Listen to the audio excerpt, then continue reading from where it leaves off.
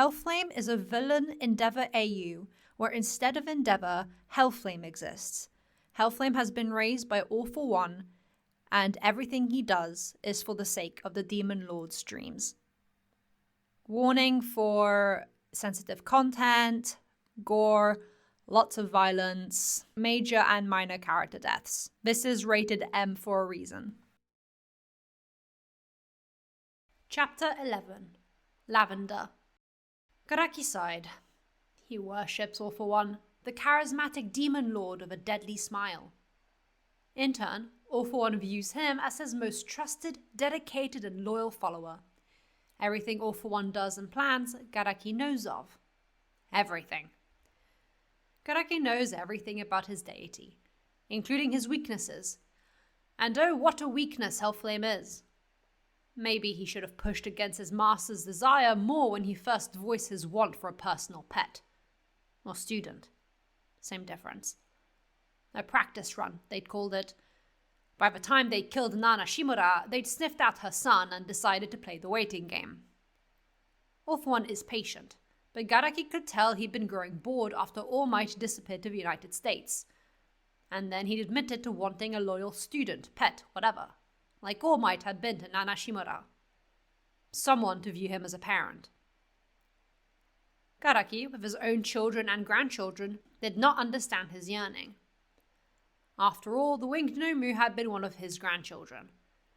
What's the appeal of having a child linger around you adoringly if you're not going to use them? Wasted potential. Nonetheless, when his beloved master said he could choose the target based on what quirk he wanted, Garaki had given in. He can't say no to the Demon Lord. Not out of fear, but out of sheer desire to please him. Hellflame had been the most interesting due to its potential, and also the circumstances of its owner. A child nobody would miss once All for One was done deconstructing its whole life. Which should have been easy, but considering this was a practice run, there had been some hiccups. A lot of firsts, a lot of demands. Garaki spent a lot of time experimenting, donating, and sweating for the sake of the Demon Lord's fancies. Bothersome. But not a complete waste of time. They've gotten quite a few revelations from it, and if not for that practice run, Garaki might not have learned how to revive All for One after his fight with All Might without having to turn him into a Nomu. 3rd time's the charm. The first was a failure considering what they'd hoped for it. The second had gotten them Kurogiri. After that, the concept of Nomu evolved, but only All for One was his successful revival, memories, personalities, powers and all. When his master had awoken and latched onto his doting Firefly, Garaki's dislike for the redhead only worsened. He's a weakness, a marvelous specimen, All for One's greatest creation thus far, Garaki's favorite test subject, but a weakness. And that is something to be hated. Likewise, Garaki doesn't care for Tomura. He's a capricious, childish brat that doesn't deserve all the second chances their master gives him. He keeps failing, and Hellflame spoils him rotten. Yet All for One never seems bothered by this. In fact, is pleasantly amused by it all, so Garaki leaves it alone for the most part. He'd seen what his master looked like distressed and heartbroken. It was disturbing and far too human, not the lethal deity he'd been worshipping for decades. So Garaki indulges his every whim, even though he worries about the growing weakness. The stench is making Midoriya, Bakugo, Momo, Sero and Ida's eyes water, but it'd be foolish to say that was the only reason tears were welling up. This man, this monster is drenched in the dried blood of the Class 1B students. It's been, 2 days? And he hasn't washed it off. Darby hums his tune, glowing eyes looking down at the 5-quart mice. The girl with the fatty nutrients is there. The boy with the arm too. The one that smells reminiscent of nitroglycerine but different. The anxiety-stricken green one. And, of course... "How's your brother, Tenya?" Darby leans forward more, tilts his head as he interrupts his own song. Not much point playing that game if they already know who's behind them and where. Anger flares in Tenya's chest and his body moves to stand, to confront his brother's killer. But Moma's hands are gripping onto him tightly. She's here to make sure they don't do anything stupid, and fighting Darby, even though she empathizes with Tenya's anger, is beyond stupid. They need to run. Her and Awase have gotten away before. It's possible, they just need a distraction. You! Tenya snarls, fury in his tone. He tries to pull away from Momo, which he almost manages, but Zero grabs onto him too. Let go! Didn't you learn anything from fighting Stain? The voice above them is mocking, bordering on childish. He's taunting them. Why hasn't he killed them already? Midoriya and Bakugo are frozen, staring in terror at the black and blood-clad man. But when they see Tenya all but elbow Zero in the face, they too latch onto their class representative and start to drag him towards the exit of the alleyway. It's really gross. Claws scrape against the stone of the wall. That kicks Moma's brain into overdrive, and she summons a large shield, the same one she'd made in the sports festival against Tokoyami. She's their only line of defense. Dabi doesn't seem impressed. You're really gross, thinking you can save that mutt. Is he talking about Himura? He's not a mutt, Izuku, in turn infuriated, argues. Seriously, Darby, what are you doing over there? All for One's voice rings out. Darby's eyes flick to the Demon Lord, but focuses back on the kids, not answering as he just sits there and watches the four struggle with pulling away Tenya from his brother's killer. It's kind of pathetic, honestly. It'd be so easy to get rid of them. But he's not allowed to kill them. Not yet. He'd done enough damage for now, apparently. All for One sighs. Don't make me come over there and check. The others will be here in a second. That makes Darby's head snap in his direction. You better behave. It's like he's talking to a dog. The split-second head turn is what Bakugo uses to grab Tenya by the throat with two arms and with the help of Zero and Izuku drags their infuriated class rep out of the alleyway. Let go, you! Tenya tries to shout as they're back out on the street, but Bakugo throws him to the ground. Bakugo! I don't give a damn if you want to throw yourself into a suicidal mission, but don't drag the rest of us into it. Bakugo grabs a class rep by the front of his shirt and shakes him. Are you stupid? Read the situation. You think you have a fighting chance when you needed Hellflame to save you last time? Bakugo, shh, Zero panics. He killed my brother, Tenya barks. And he'll kill us if you don't get your shit together. We're not here for some stupid revenge fantasy of yours. We're here to save Himura. Speak of the devil, it seems Himura didn't particularly appreciate gooey sludge expulsing from his throat, because as soon as the boy is dropped to the ground of the destroyed factory, the cracking of ice echoes like a thunderous roar and a deformed, jagged structure rises over the buildings. It casts a shadow over his rescue team, who stare up in bewilderment. Who's saving who here? Nomu have appeared from every direction, but Hellflame takes them out easily. All Might too, even when he's literally covered in them. He's not completely weak and beaten yet, though he is coughing. But even outside of the bar, the creatures are littering the streets. I'll take care of them. Go after Shoto.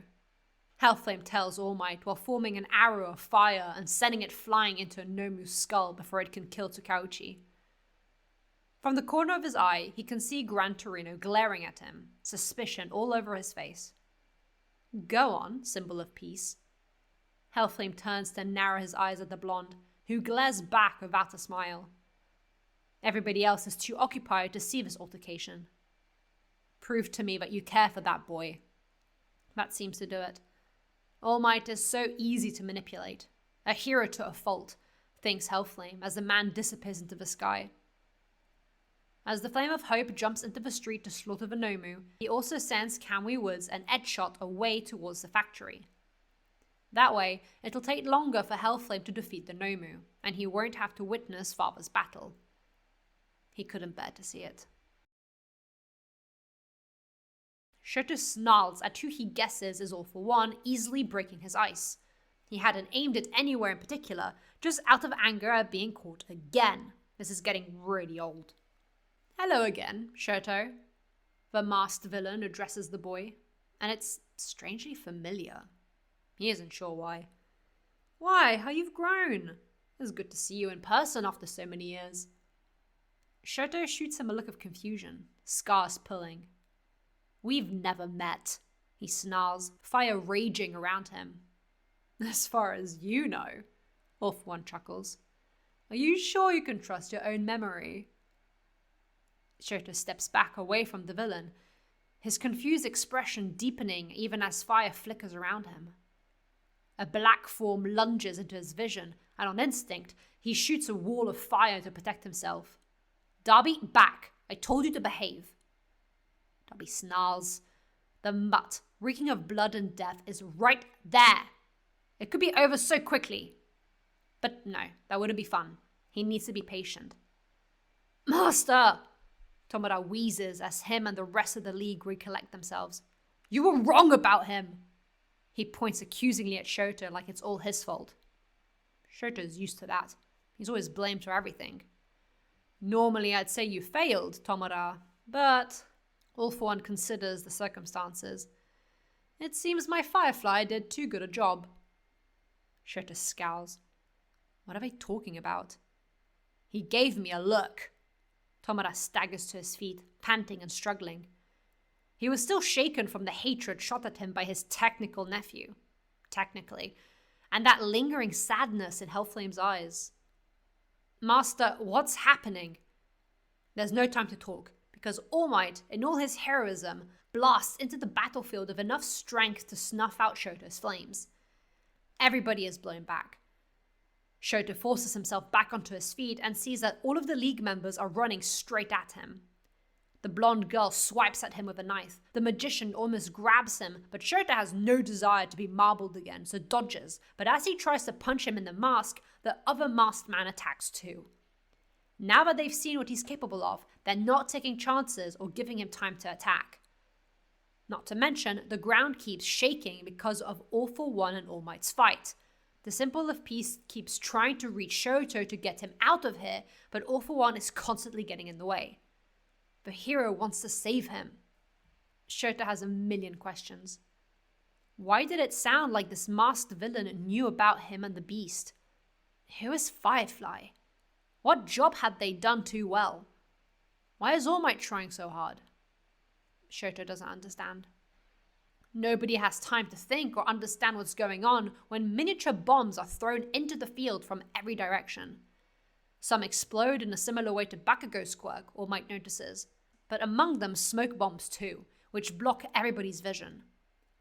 White tape wraps around Shoto's middle suddenly, and the boy is yanked back into the thick smog and away from the battlefield. Hey!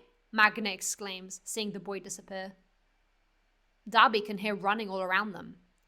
The stench of anxiety is on one side, and the scent of orange and fuel on the other. They seriously went through with it. Do they care for the little bastard? How sweet. Disgusting.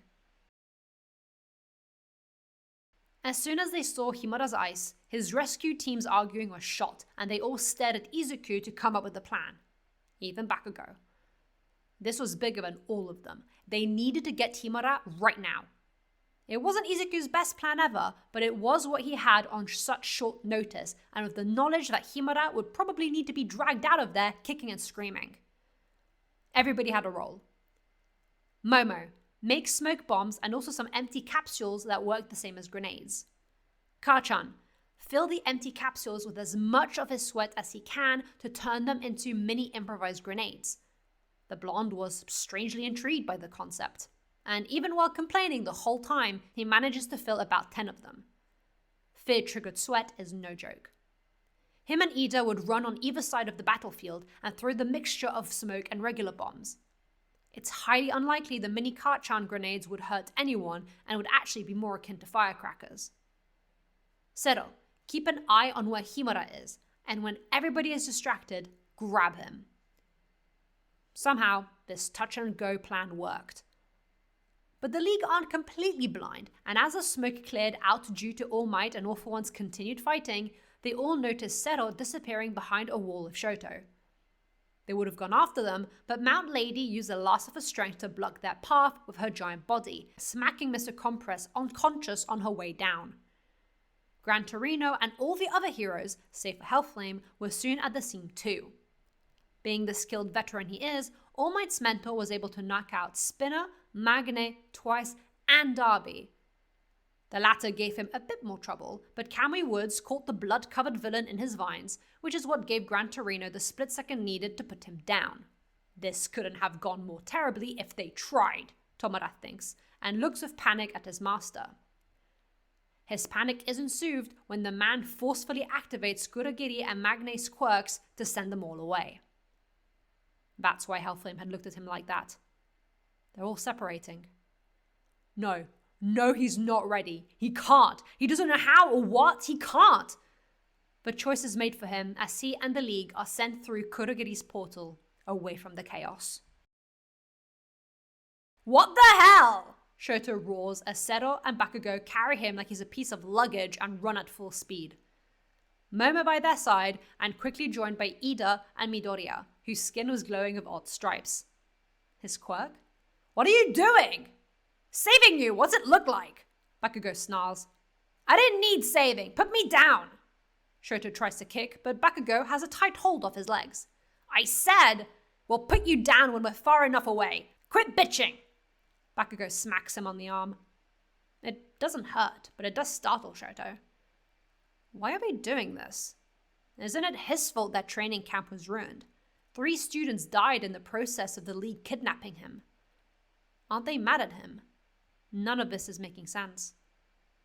After a few minutes of running, the students catch sight of police diverting civilians to safety. That's good enough for them. Sero and Bakugo put Shoto down, the former untying him. Sorry for the rough rescue. Sero offers a nervous smile to Shoto, but doesn't get anything but a shrug in return. The scarred boy is looking to the floor, a conflicted scowl on his face. Ida, are you okay? Clearly not. He looks angry, and if not for Izuku and Momo on either side of him, the former holding his elbow and the latter with her arms wrapped around his other one, it's clear he'd have bolted back onto the battlefield to fight Darby, or get himself almost killed again. Why are you always getting involved? Tenya hisses to Izuku, furious tears in his eyes. Hosu City, and now we're here. We're friends. Izuku looks up to him with his own big eyes, mirroring Tenya's pain. I'm sorry, Ida. Back with Stain and here too, I didn't know what to say or do to comfort you. Grief is a weird thing. It just keeps coming back at the oddest of moments. Tenya had been fine, or at least acting fine, since Hosu City. But after the deaths of Ibara, Juzo, and Kodai, the pain of loss had come back at full force. It's like the wounds caused by Stain's sword stabbing through his arm and shoulder never happened, and Tenya didn't care anymore. Again. He sniffled and said nothing. Momo hugged his arm tighter. They're here, and they'll keep him grounded. Shoto watches this. It isn't just for him. Momo, Midoriya, Sero, Ida, Bakugo even, they're not nice to him for ulterior motives. At least, not completely. They're nice to him because they'd be nice, in their own ways, to everybody else too. They don't pity him. They came to save him because... Because what? Why? I told you, didn't I? Bakugo's face is in his own, ruby-red eyes glaring at him. We want to be pro-heroes, and rescue is the priority. Shoto looks at him wide-eyed, before looking at Sero, who is still a bit nervous, but his smile is wider.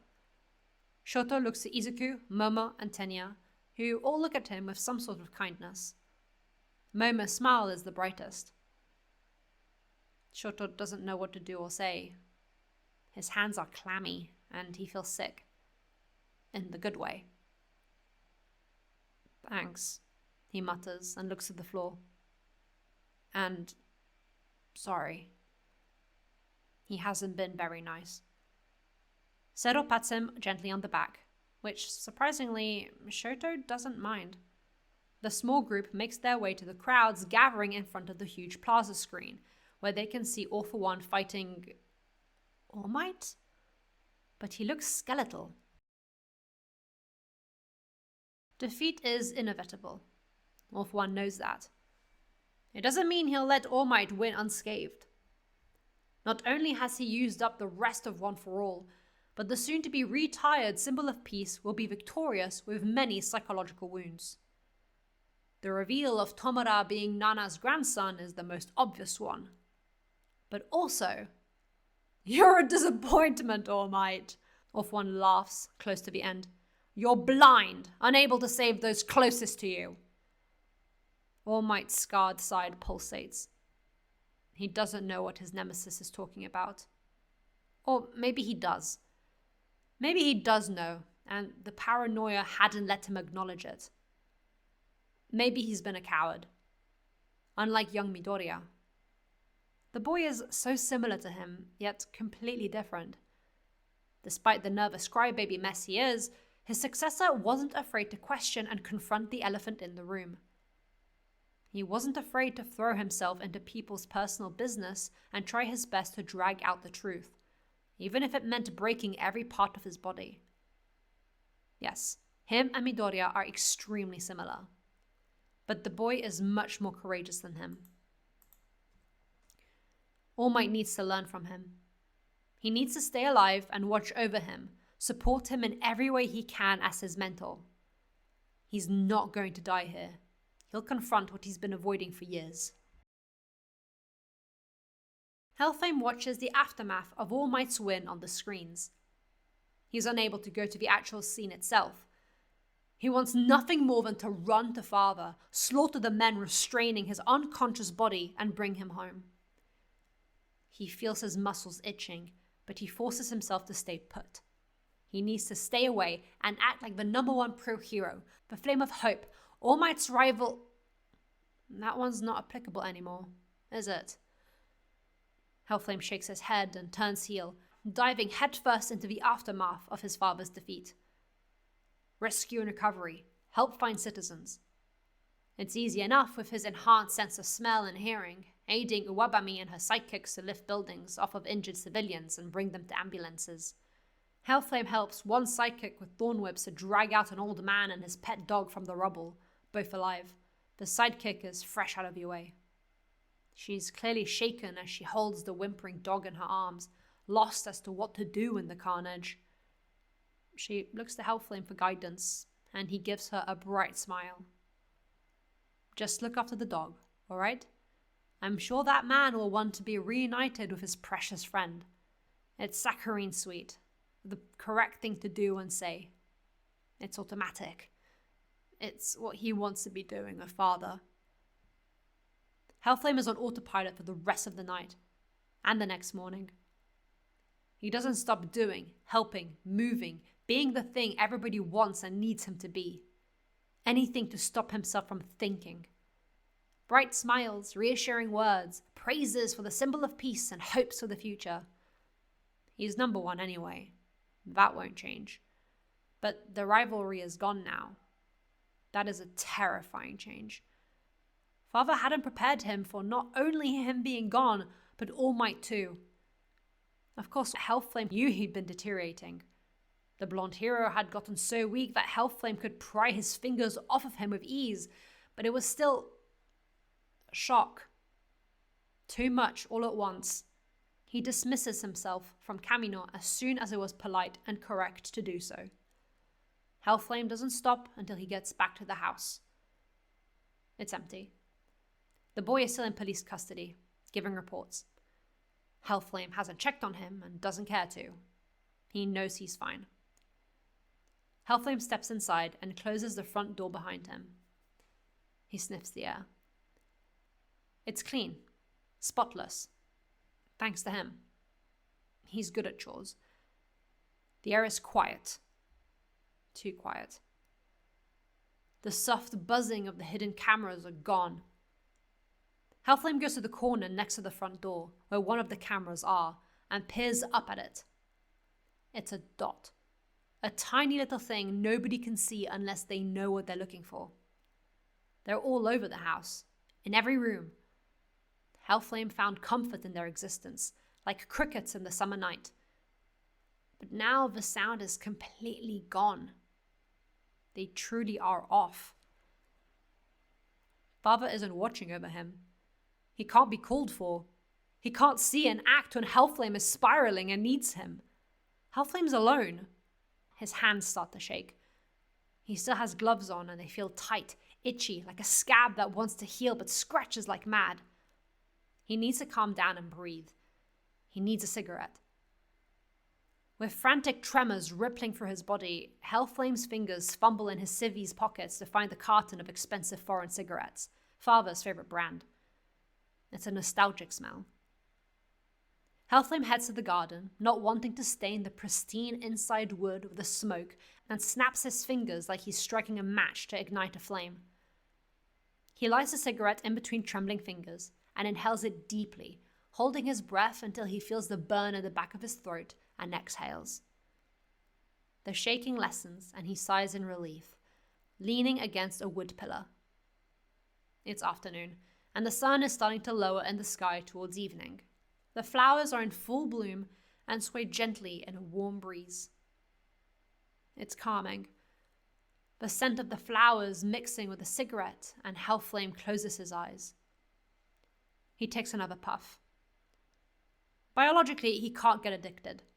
Just like how drugs, poison, nor alcohol work on him, neither does nicotine.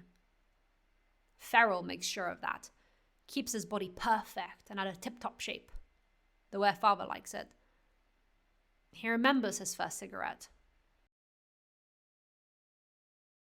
Through sheer hard work, stubbornness, and dedication, Hellflame had managed to awaken Feral. Even Father had been surprised when his blank silver eyes saw a brand new heart rebuilt inside Hellflame's torn open chest cavity before his entire torso stitches itself back together to perfection. Feral shouldn't be able to go that far, and yet, with a combination of Hellflame's original quirk, it had evolved into something powerful. Garaki was even impressed after they ran tests to see what had happened. Feral does more than nullify any overheating or other setbacks of overusing your quirk, he said excitedly, the young-looking man sitting on the laboratory bench. The more you use your fire, the more it feeds Feral and the more powerful you become. If you stop using it, it resets you back to your prime state. At All for One's raised eyebrows, Garaki became giddy. It doubles as a life extension quirk. At his father's smile, Hellflame had felt pride. Not for himself, but at making Father happy. He wasn't a waste of resources. His best, which hadn't been good enough, had now surprised Father and the doctor. He'd proven himself an absolute success. Good boy, Father praises and kisses his forehead. Hellflame took the praise and felt happy. That evening, All for One beckoned him to the balcony. They were in one of Father's many secret abodes, this one a hotel suite, whose CEO was indebted to the Demon Lord and helped provide with accommodation worldwide. It helps having friends in high places. With it being winter, the sky was darker earlier than usual, and already stars were dotted about. On the balcony glass table, there was a tray of drinks, mostly alcoholic. Drinking with Father was always a special treat for when he did well, something that happened more and more as of late. The first time was right after he'd become conscious. But tonight was different. Father offered him a cigarette. You're a man now. Take it. Hellflame did with a bright, sharp smile. He lit the one Father was holding in between his lips first, something he'd done 1,000,000 times, then his own. All for One snorted a soft laugh as Hellflame did what he always saw him do, and managed to not choke and cough on his first cigarette. We get to enjoy the pleasantries of vices without the drawbacks. It only makes sense to indulge in them all we want. He exhales slowly, smoke dissipating into the open air. It's a long drop below. Relaxing, no? Hellflame hums, just happy to be considered grown now. Finally. Does this mean I'll be doing my debut as a pro hero soon? He asks hopefully. That's what he was working towards. Father hums after a moment, playing with a cigarette in between his fingers.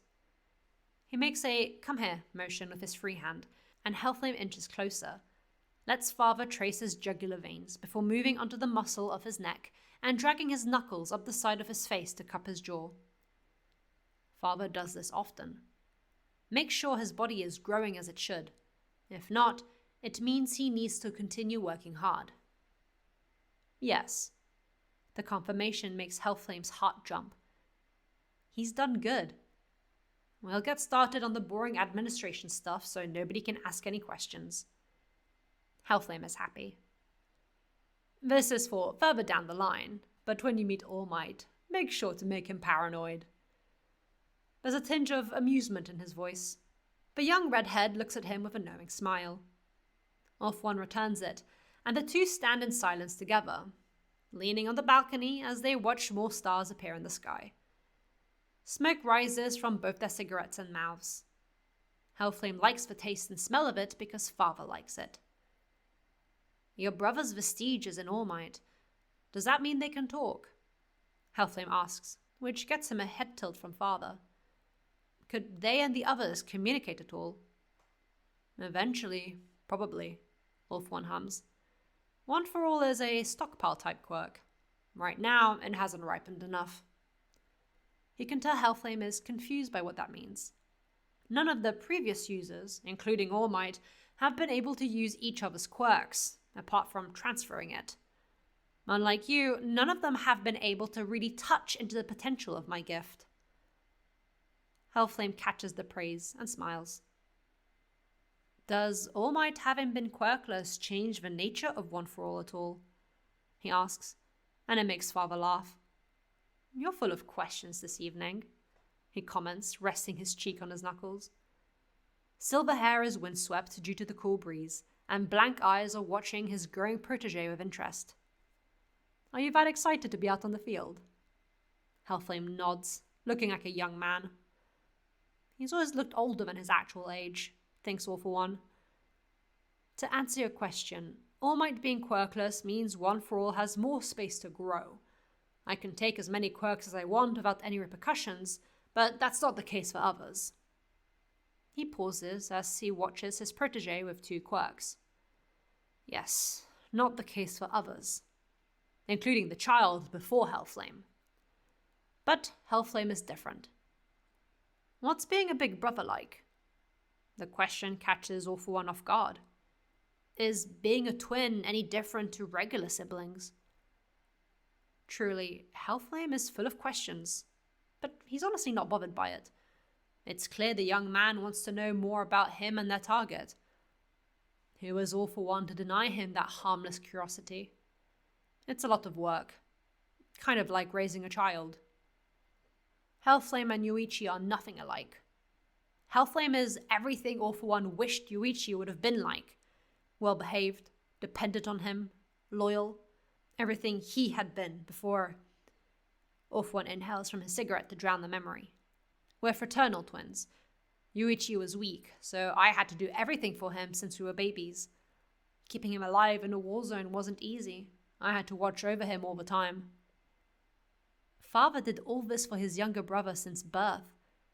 And then he was abandoned by him. His twin bit the hand that fed him. Why would he do that? Hellflame doesn't understand.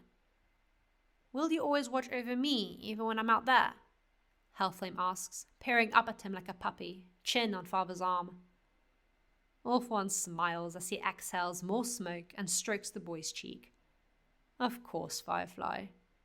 And kisses him on the forehead again. Hellflame lurches forward and feels sick.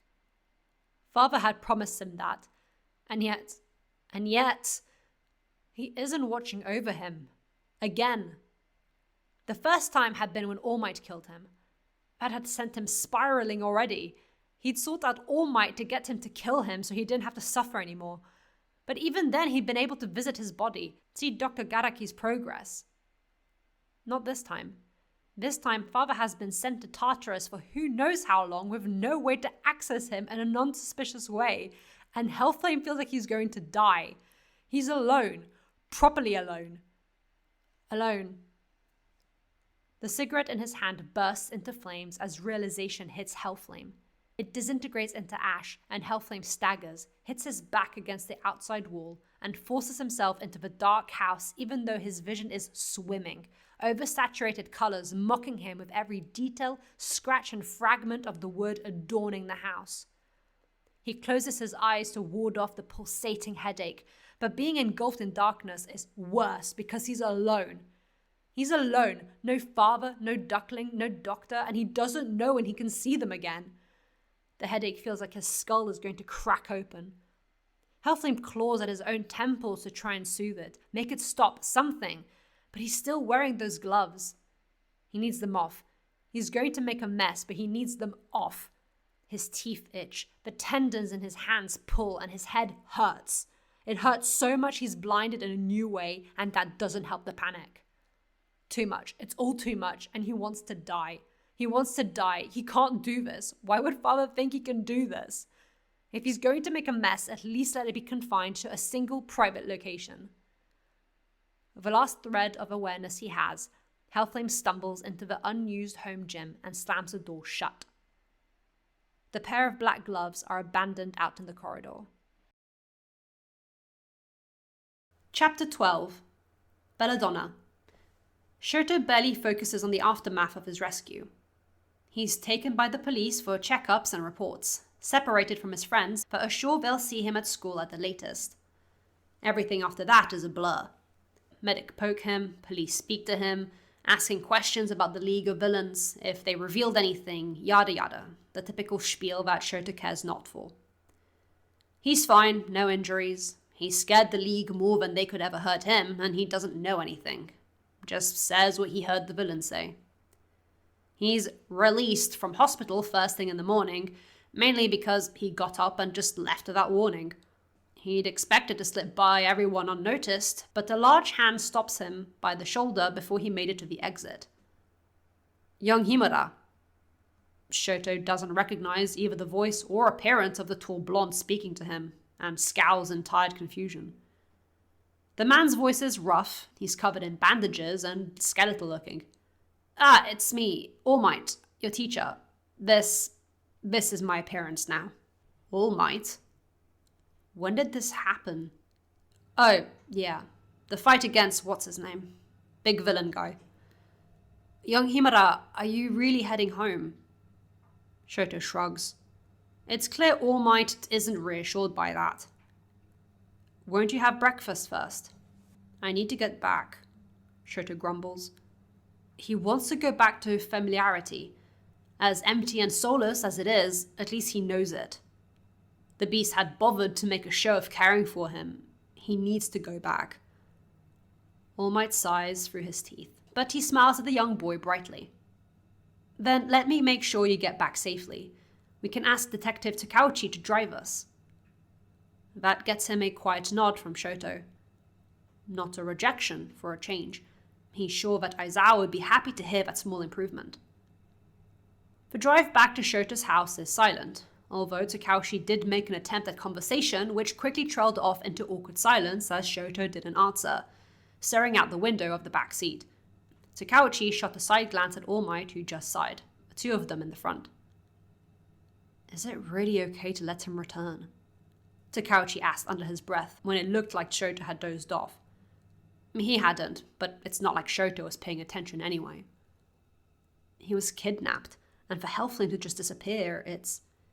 Hellflame stayed well into the night helping the medics and civilians. He only left when his aid wasn't necessary anymore. All Might isn't defending the number one hero per se, but credit what credit is due. Escorting his son home is the least we can do, especially since that's what Shoto wants. Shoto doesn't like being questioned, cornered and penalized. It turns him defensive and snappy, makes him shut himself off from others even more. So All Might won't do that. He'll just be there and make sure Shoto knows he cares in the way a teacher should. And whenever, if ever, Shoto is willing to talk about things, he'll hopefully trust All Might enough to reach out. Shoto knows that's what he's doing. He's not stupid. Everything is a tactic and a means to an end, although he thinks of his little rescue squad. Maybe not everything. He leaves the car wordlessly when Sakauchi and All Might drop him off in front of the house walls.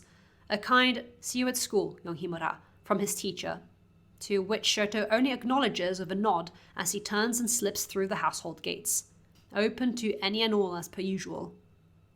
Nobody would be idiotic enough to steal from Hellflame's abode. The grounds are quiet after Shoto hears the car pull away. He stares at the lifeless, perfect house, made of refined dark wood in a picture-perfect traditional style, something you'd see in a catalogue. The garden is in full bloom of seasonal flowers, as per usual. No gardener is hired, so it has to be the beast taking care of them. A strange thought. Shoto walks into the house. Silence. No smell of food or movement, just stillness. To be expected. The waft of smoke, bitter and spicy, makes him jolt. He sniffs the air, looks around, sees nothing. It's faint. He follows the scent outside to the patio, the back garden, and his mismatching eyes look down to ashy residue. He couldn't tell what it had once been, but he'd never seen a mess like that on the grounds before. Had the creature left this? Strange. Shoto goes back into the house, this time with purpose, looking for anything out of the ordinary. He passes by the staircase leading upstairs, but spares it no glance. Another smell lingers. Metallic, like wet rust. Familiar. Shoto scowls as he realizes the smell is coming from the home gym. The doors are shut. Before them, a pair of messily abandoned black gloves on the floor. One of its. It never takes off its gloves. Some weird excuse of being insecure about its hands. That's the reason given to the public, anyway. Shoto never thought about the gloves. Didn't care. Not when all he wanted was for the thing to just see him. But now that he saw those gloves on the wood at his feet, seemingly ripped off and discarded, Shoto's heart shook with something. Like a hole had formed in his chest and he was falling into it. His body felt heavy as he reached for the sliding door. Fingers trembled against the wood before he forced every muscle in his body to move and crack it open. Stench of blood punched him in the face, far more than his own ever did, flowing out of his nose and mouth. A retching smell that made the boy gag and cough, covering his lower face with his arm. His eyes watered, and still he peered into the room. The hole in his chest dropped to his stomach. Red smeared the floors, walls, and gym equipment, which was sprung across the room or torn to scrap metal. Claw marks lined every surface with frenzied disharmony, marks layered upon marks.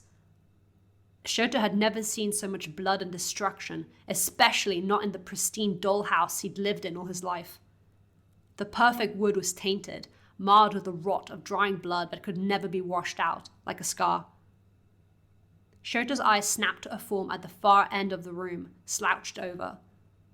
His body moved on its own, uncaring of the blood seeping into his socks as he lunged into the destruction, the strained exclamation of the beast's familial title escaping his throat. A disappointed sigh echoed in his ears, filling his entire body with dread. Not good enough. The voice tears into his muscle and tendons, digging for his bones and marrow, searching for the flaws to eliminate, for the potential it sees in the boy. Your best isn't good enough. I know you can do better. Flat on his back, eyes staring into the void of nothingness, yet seeing far too much. Bright colors that leave him blind and faces that should be comforting, but the twist of disapproval in them makes him want to die. He feels caved in, his skeleton scratched raw, his carcass torn open to reveal his weak insides, his stubborn heart that refused to give up, his immature brain that always held him back with unnecessary thoughts. Hands touch, probe and grab, caressing every joint, fleshy tissue and cartilage, their owner tutting in discontent. Not good enough. For a boy your size, you don't tend to your body at all. I really am trying. Trying isn't good enough. You know that. I know. If you know, why aren't you doing it? The voices, his own, not his own, swirl in his mind as much as they touch him, criticizing every rib, every bump and crevice of his spine, the width of his shoulders, the sharpness of his jaw. Potential, possibilities, value, dreams, hopes, there are so many, but no results so far. You're going to do better, aren't you? I'm doing so much for you and have great plans. You want to be a part of them, don't you? Yes, I do. Father's hand holds him by the nape, tight, fingers digging into his skin. A kitten held by its scruff, dangling at the mercy of the maws of the devil. The devil smiles, loving and warm as he digs into the exposed veins of the paralyzed animals. Keep pushing yourself, Firefly. Blood gurgles out of his mouth, nose and ears, familiar and overwhelming, slowing his movement down as he drags through hip-high waves of the potent liquid, holding him back from reaching the floating lumps that sink deeper into it. He lunges, claws into the depths, shoulders deep in the velvety red, but they're gone. He couldn't get to them. He can't have them. It's not fair. He tried so hard. He tried. Father. Chunks of flesh splash out of his mouth, clinging onto his tongue and teeth, pieces of his own lungs, heart, and intestine with a tang of stomach acid. It rushes up his throat in disgust, the blood rising like veins up his forearms, threatening to pull him under. Disappointing, so weak-minded. Father! He scrambles, away from the voice calling for him, away from the blood-drenched figure reaching out with two hands for him. A devilish smile, pretending innocence, demanding affection, attention, all the while its hands rip and tear at him, taking more than it already has, more than it deserves, more than he could ever have to give. It's not fair. Not fair. They were mine, not yours. Never yours. Don't cry to me like this isn't your fault. Daddy!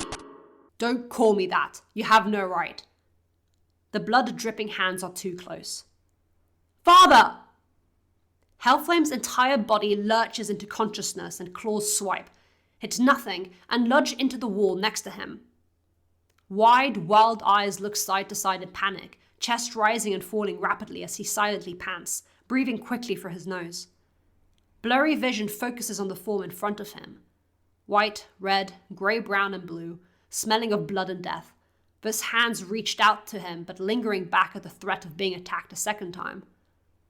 Hellflame blinks rapidly, takes in the state of the room about him, of his own blood sticking to his clothing, skin and hair like a syrup. He's awake. A nightmare. He'd been sleeping. The boy knows that too. Hellflame can tell from the way his breath is held. An unspoken shared shock. Glowing blue eyes slowly drag up to look at the boy's face, expecting hurt at the attack, disgust at his state. He hoped to see wrath. He's weak and tired right now. It'd be the perfect moment to strike. The boy wants to kill him after all. This is his chance. It's a punch to the throat to see worry. A shiver of revolt spreads through him. Go away, he grumbles, dragging his claws out of the wood. All this blood, where is it? Is it yours? Is it? The words tumble out of the boy's mouth, his body language stuck between backing off and helping the man up, checking him for injuries. Hellflame feels sick. Are you hurt? Hellflame retches as acidic red stings the back of his throat. He holds himself up with one hand to the ground, another on the wall, as he adds the bloody mess on the ground. Cleaning this room is going to be a pain. Why do you care? His voice is rough, shredded, trembling in every limb as he pushes himself to his feet as if he were a newborn lamb. You know I'm fine. There's not a mark on the man. He might be drenched in his own blood, but otherwise he's pristine. No injury, no scar, no wound, nothing. His healing really did come from him. But more than that, other than the criticism for asking stupid questions. Why? Shota repeats. Why does he care? Why, when seeing the beast in a crumpled pose on the ground against the wall like a dislocated corpse, had dread flooded his entire being and fear struck him so deeply he felt his soul lurch out of his body? Why had the threat of losing the beast felt like the end of the world? Shota didn't answer. His eyes instead found themselves lingering on the beast's clawed hands. Sharp nails that dug into the wall holding Hellflame up, tendons and knuckles pronounced from the effort. 4 clawed fingers and a thumb. Shota's scars itched. He jumps as Hellflame pushed himself off the wall, shoved him out of his way, and with shaky legs left the filthy room. The shove was intentional but sloppy, weak compared to everything else he'd done to him before, and Shoto easily balanced his footing as to not fall. He watched the man lean on the doorframe, lower to pick up his gloves, and drudged out into the hallway. When the stench of the room became too much, Shoto followed the bloody footprints, paralleling them with his own from his soaked socks. He stopped when the footsteps diverted to the staircase. An attempt, but an aborted one. Red handprints smeared the banister and wall, leading past the kitchen, past the living room, towards the bathroom where Shoto finds the door shut. He hears the running of water, the slosh of someone getting into a bath, and nothing more. Shoto doesn't know what to do. His legs feel heavy. He finds himself sitting on the floor, back against the door of the bathroom normally only he uses, and with his chest against his knees, waits. Waits, unblinkingly, waits. He can't tell how much time passes. Hellflame can. Counts the seconds as he lays in too hot water, hopes it peels his skin off. He counts every minute that passes, the first hour, then the second, watches the clear water turn pink, then red, then deeper red as it cools down. He waits for Shoto to leave, to grow bored, to go do something else, to get hungry. But he doesn't. He knows he's sitting out in the corridor, waiting. Waiting. Hellflame sinks into the murky red water, lets himself be submerged completely, lets his lungs burn and crave for air, tries to hold on long enough for them to collapse, for his bloodstream to stop. He re-emerges. Coward. He's as dirty as when he entered the bath. He drains it, refills it, uses the shower head to get the grime off. The blood is sticky, clumps in his hair and under his nails, staining his skin. It demands a deeper cleanse, one that Hellflame can't be bothered to grant right now. The house is silent. Normally full of the whirring of cameras, it's just the sound of his and Shota's breathing and running water. It's deafening. He gives up. He can't pretend to care about his appearance. He's already desecrated a room trying to rip himself to shreds, but his body won't let him. His body doesn't care for what his mind or will want when his stubborn heart refuses to give up. How he wishes All Might hadn't been so soft-hearted with him when he never hesitated to execute Father. How he wishes he wasn't a coward. He fears the future, having to face it alone. He wasn't trained for this, no matter how much Father believes him capable. He passed out, had a nightmare, and he doesn't want to go through that again. He can't, he won't, he doesn't want to. But his own body doesn't care. Just like Shoto. The boy speaks of wanting to kill him, yet never acts on it. Hellflame sniffs. His sinus is full of blood clots. It overwhelms his senses. His head goes underwater again. There's no telling how much time has passed. Shoto just sits and stares, picking up any sound. None, other than the water running and sloshing. Then something. The inside of his ears twitch. Rustling. Footsteps. The door creaks open, and Shoto tilts his head back to look at Hellflame. He's still dirty, badly washed, and barely dried. His blood-dried clothes back on as they stick to his body in syrupy grime. There's a faraway, tired look in those dull blue eyes that look directly at Shoto with some emotion he can't place. Disdain? Consideration? Disinterest? It's hard to say. Sekoto Peak. Now. The order jolts robotic practiced movement into the boy's muscles in the same way panic does when you hear a sound you've used as an alarm clock during the most stressful days of your life. Because that's what that order had been for years. But it's not the crack of dawn. It's not morning. It's not said from the entrance of his bedroom with blue eyes glowing in the dark. It's early afternoon when he and Hellflame leave the house via the back garden, the latter looking a mess out of a slasher movie, and the former with bloodied socks shoved into trainers, wearing the same clothes he'd been in since the night of his kidnapping. A sight to see if they had any neighbors on the way to Sekoto Peak. But they don't. Shoto realizes. He's suddenly aware of the path they're walking, actually taking in the surroundings of the tread journey they've done every day, every morning like a ritual, as common as brushing his teeth or his hair. The exit of the back garden wall is a wooden gate hidden between thick flower bushes taller than Hellflame, invisible to the eye unless you know what you're looking for. Not to mention, it's in the very far back of the abode, which in itself is a maze if you're not used to it, littered with smaller shed-sized buildings besides the main structure. While the front gates lead onto a sidewalk, a road with other houses lining it, the back wall is far away and deep enough from it that it leads directly to the base of the mountainous woodland, covered in shrubbery, rocks, and hidden ponds and lakes. Shoto had never noticed the journey before, always held his head down in the darkness and trailed after Hellflame for training.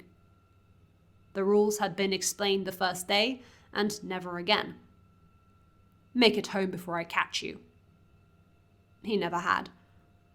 Shoto's head is held straight. He notices the flowers, the leaves, the grass, the darkening sky threatening rain, a rumble in the air hinting at thunder, the wind picking up. Deeper in they go, deeper into the greenery, far enough nobody would ever dare or think to go. They enter a clearing, close to a large lake. This place has been used before. He can tell from the way the grass was treaded and regrew, from the years-old scorched bark. They stop here, and slowly Hellflame turns, sees, and looks at him. You never use your quirk against me. An accusation. Shoto scowls, confused. You never told me to. It was never part of the rules. Normal people would use anything in a life or death situation. You never fight back. Shoto had always wanted Hellflame's full attention on him. Now he has it, and he feels like he's being crushed under a microscope. Like every little vein and cell and particle of his body is being picked apart and criticized. You said you wanted to kill me. You could have back there, but didn't. Shoto opens his mouth, but nothing leaves it. It goes dry and he closes it again. Do you have no self-preservation? Shoto meets Hellflame's eyes. They're locked onto him, unblinking and inhuman, burning with an unnatural light. Do you? Shoto bites back, matching the accusatory tone. You're seriously questioning me when you made a mess of the home gym. There's a pant in his voice, adrenaline pumping in his veins. What's this, huh? The claws, your claws. You use them on yourself because what? Why, exactly? There was no proof, but that's what happened. Not a scar or injury on the man before him. But what other conclusion could he make of the victimless massacre at the house? Shoto can feel himself getting worked up. There's so much he doesn't know, he doesn't understand, and he feels like everybody else does, that he's been left out of some inside joke that nobody will explain. And the man of all the answers is standing in front of him, talking to him, opening up to confrontation in a new way, looking a mess, pathetic, like a beaten dog abandoned out in the rain. Unimpressive, unimposing, the opposite of what he's always been to Shoto. The two say nothing, just stare at each other. Answer me, Hellflame demands, leaving Shoto confused for a moment. Answer him what? Why don't you fight back? Any animal would, small or big. You're stronger than me. What's the point? If you're weak, you should just kill over and die. Is that what you're saying? Sure, whatever. Shoto watches Hellflame's eye twitch and his mouth tighten. Self-preservation is for those who die easy. I'll just heal anyway. A lackluster answer. No passion, no drive, and yet there's a bite behind it. We're not training today. The switch in topic is sudden, and Shoto swallows. Come at me, quirk and all. The word leaves Shoto before he processed the order. No. Hellflame narrows his eyes on the boy. No, why would you want me to do that? The man already saw how capable Shoto is at the sports festival, knows his abilities inside out from all the training and beating over the years. There's no logical point to this. Shoto sees the tension in Hellflame's shoulders, the telltale sign of an attack. Stop it. This is different. Scary. Alarms ring in Shoto's mind. Hellflame starts stalking towards him, and Shoto flinches back. I said stop. I don't want to do this. Anger flares in his father's eyes. Like I've said before. Fangs sneer as gloved hands tighten into fists. What you want is not of consideration. Crack is the sound of the tree bark shattering into splinters as Shoto dodges the attack, putting as much distance as he can between him and the redhead. He's afraid. He feels threatened. There's a look in those normally emotionless eyes that wants to kill him. It doesn't help that he's fast, moving at a speed Shoto could never adapt to. Shoto tries to dodge, he really does, but the heel of boots catches his hip and he's forced to the ground. Get up! He's never been ordered like this before. It's always been with disinterest, a general boredom of dealing with him. But now the voice is demanding.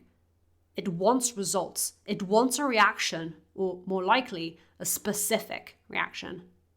Fight! No! Shoto groans as he gets back up, feet firm on the ground as his bruises heal. His eyes glare at Hellflame, the latter's skin tinged pink with diluted blood. Anger flickers again in those blank eyes, and Shoto's head cracks against the ground, his own pale skin glazed over with syrupy red. That's not the sound that shoots panic into his gut, it's the crackle of fire. Just because he's tolerant to it doesn't mean he necessarily wants to be hit in the chest with the power of a small sun. He rolls over his shoulder before the punch can hit him, but is thrown into the bushes by the impact that burns up the ground. Are you fucking serious? He gets onto his knees, staring with wide eyes at Hellflame, whose forearms are engulfed in fire. He'd never used his quirk against him before. Can you at least tell me why? Could you talk to me like a fucking person? We are not people, Hellflame snarls, his usually maintained smile non-existent next to the deep creases of fury in his face. We are not father and child. We are not anything.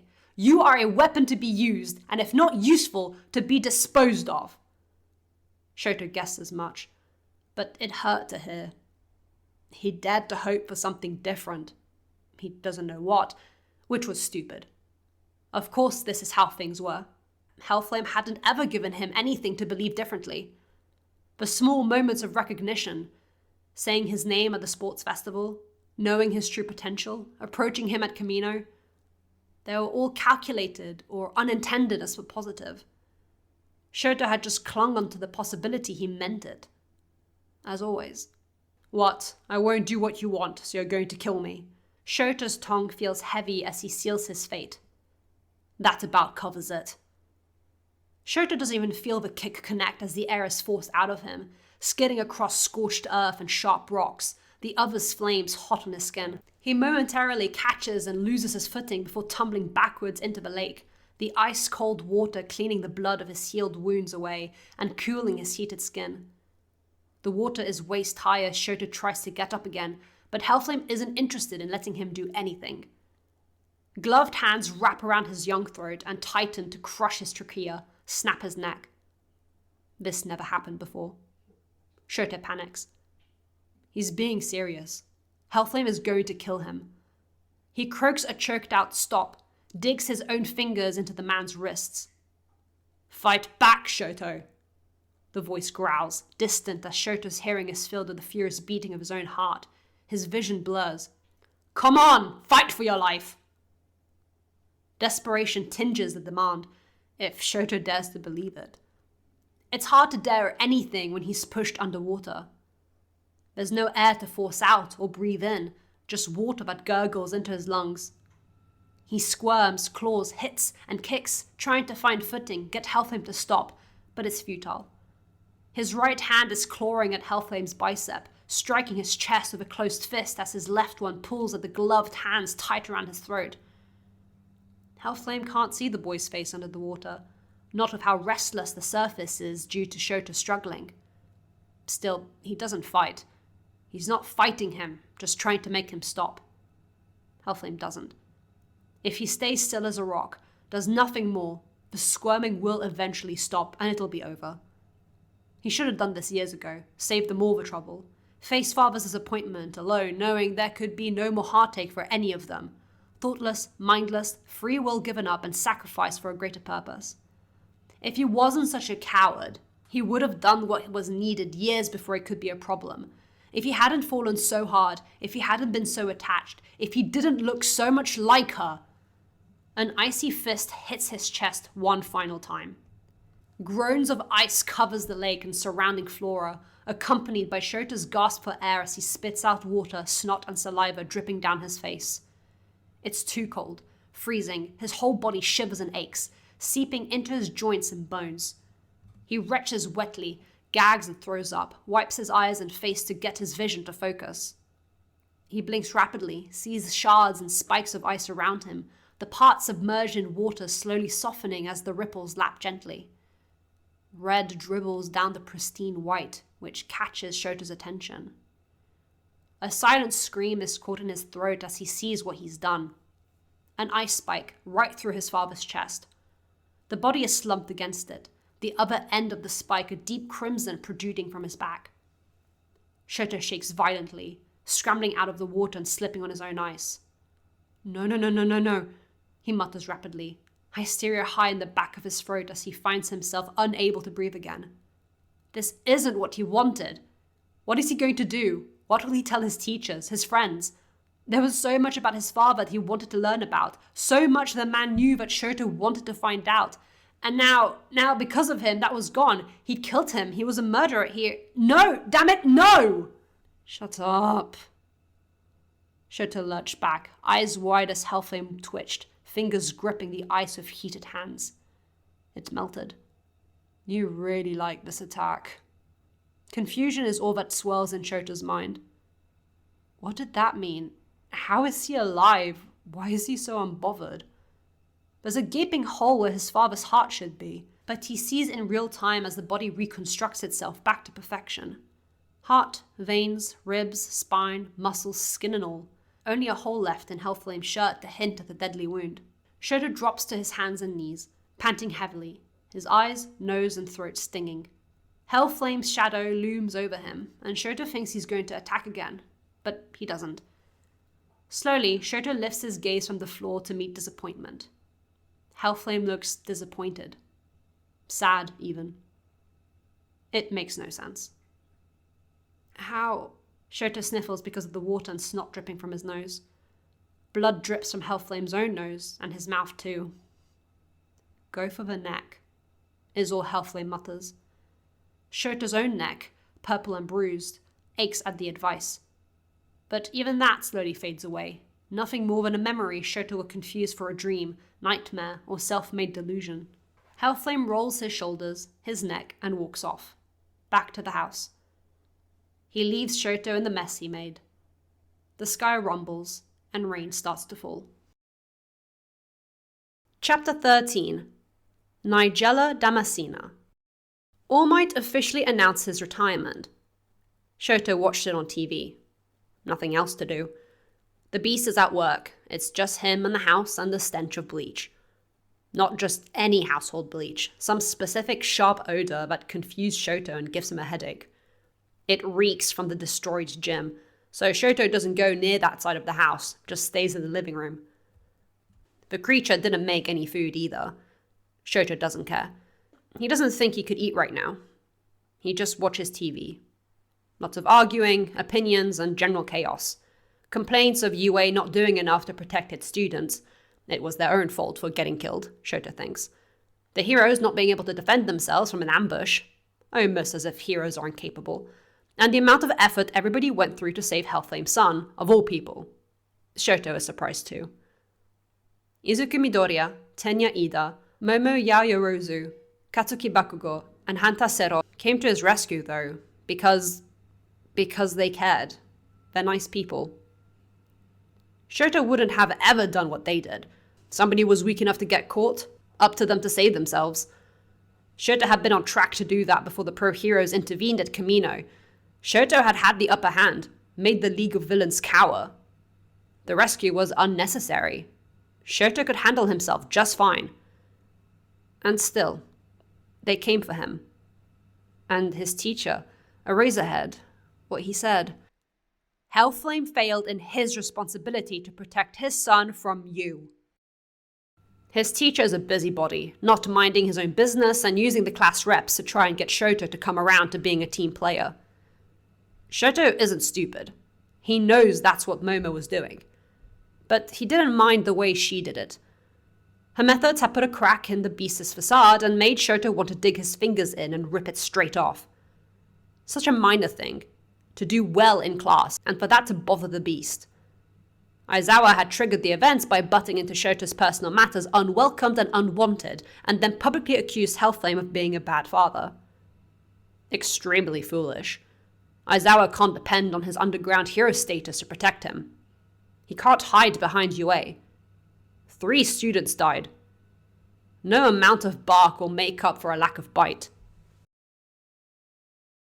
The home visits were not easy. Their saving grace has been All Might and the kids standing up for Aizawa. 3 students have been killed.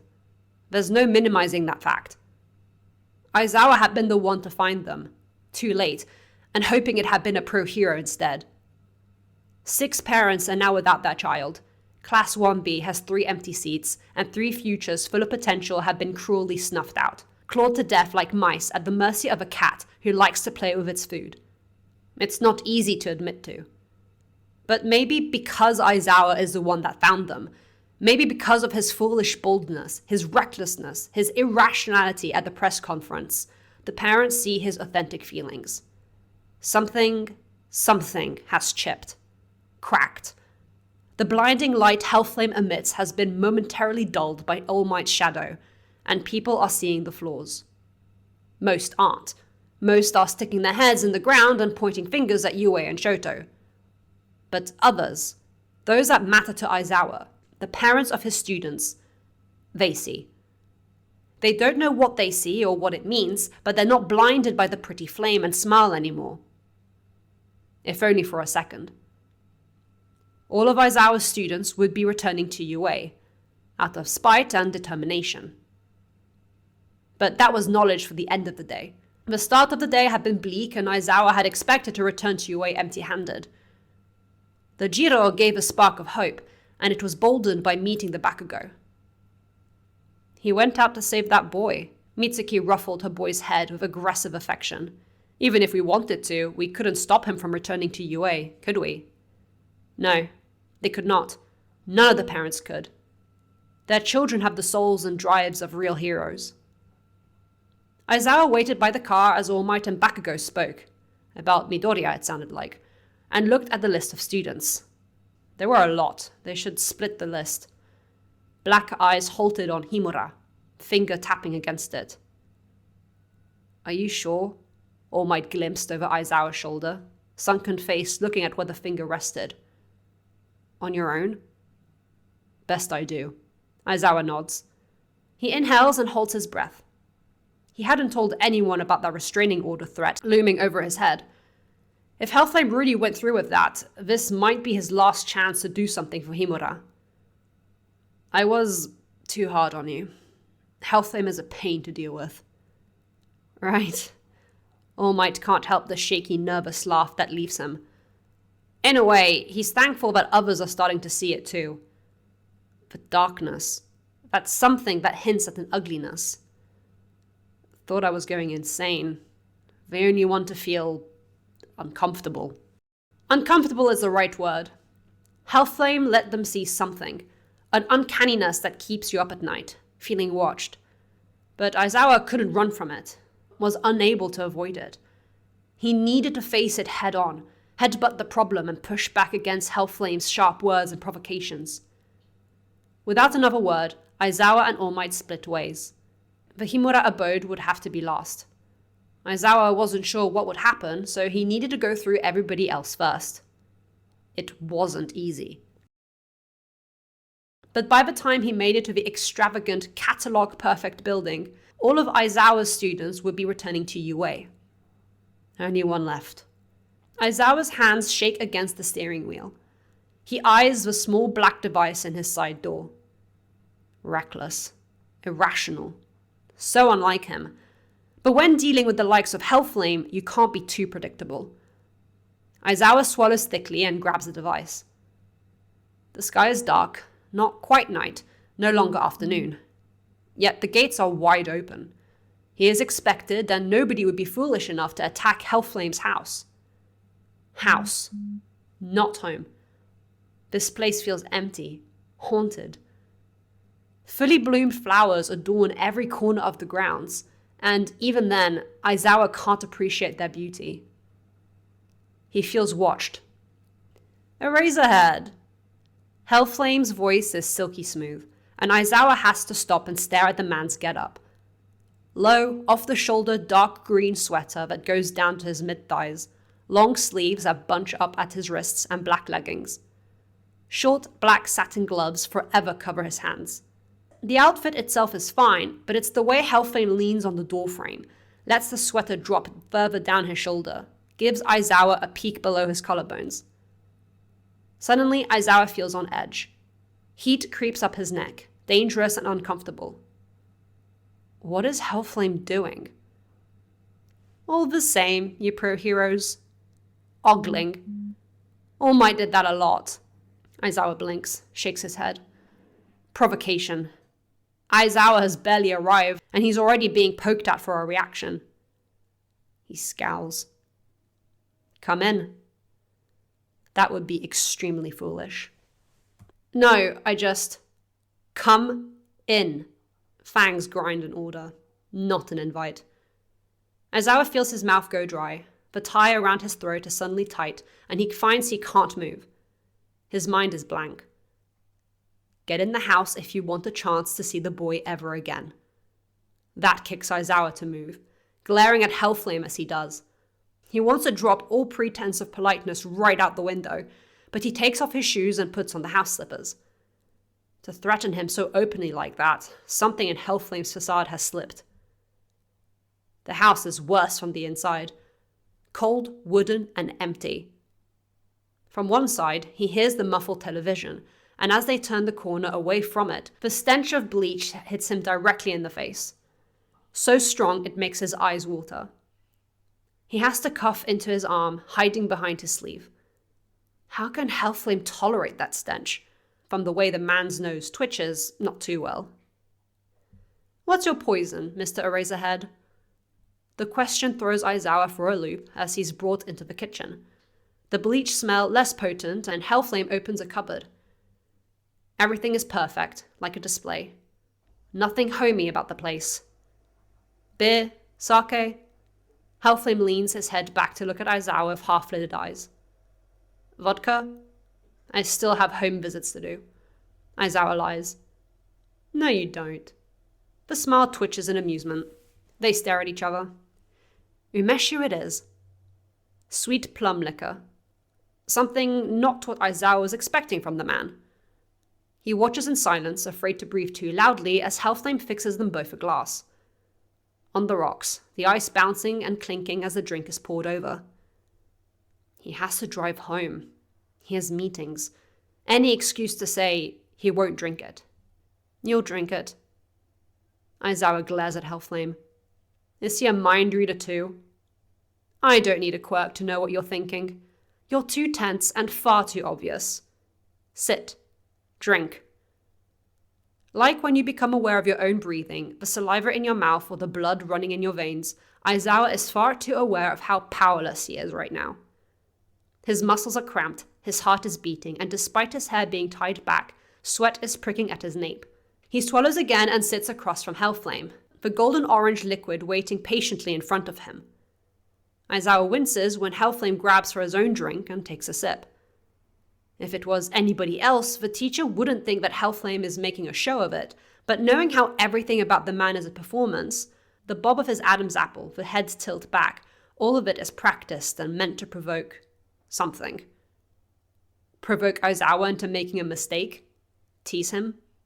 As if Aizawa would ever be interested in one of his students' parents. That'd be unprofessional and irrational and get your mind out of the gutter. Quit overthinking and drink. It's amused, mocking, and Aizawa bristles in embarrassment. 2 seconds with the number one hero, and Aizawa feels like he's in his first year of UA being made fun of for his weak physique. He grabs the drink and brings it to his lips. This is so unprofessional. A terrible idea. And yet he's doing it. Aizawa splutters and coughs, caught off guard by what just happened.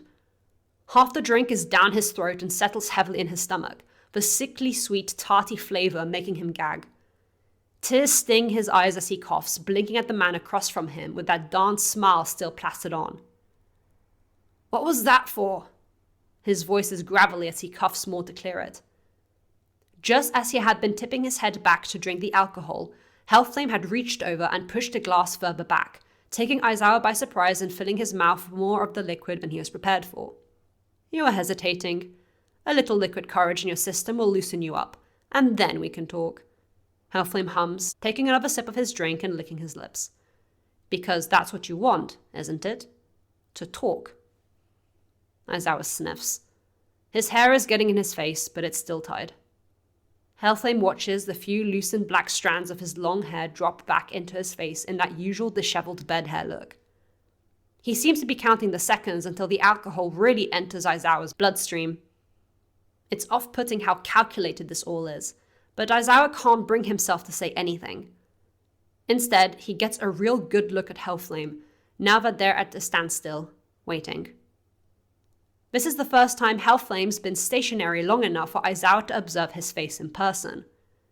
His eyes, the lack of light in them, the lack of wrinkles below and around his eyes, on his forehead. Not even smile lines despite all these years of that picture-perfect grin. Long, full eyelashes, a sharp jaw, a strong nose, defined eyebrows and lips that curl into that annoying fake smile. It's a sculpted face, a perfect body, and yet all Aizawa sees is how young Hellflame looks. Not in the old man with a baby face way, but rather a teenager who looks older for his age. He reminds him of third years who look a good 5 years older than what they are, but still youthful. Mirio Togata, the blonde of the big three, has that. He's tall and built, but still young. There's something about him that hasn't matured yet. That's what Hellflame looks like to Aizawa. Something about him isn't mature. Physically. Emotionally, mentally, Aizawa couldn't know. But he knows physique and physical development. How old are you?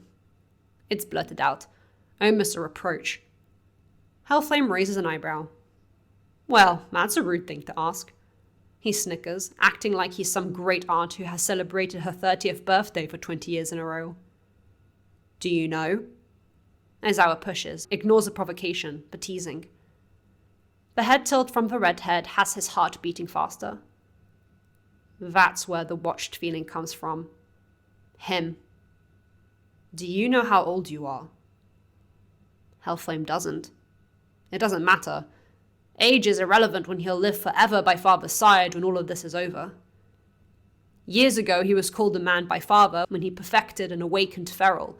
So if by Father's standards he was a man back then, it doesn't matter what age of adult he is now. What does it matter? You look so young. Yes, my quirk has a rejuvenating too young. Hellflame's mouth tightens into a thin line.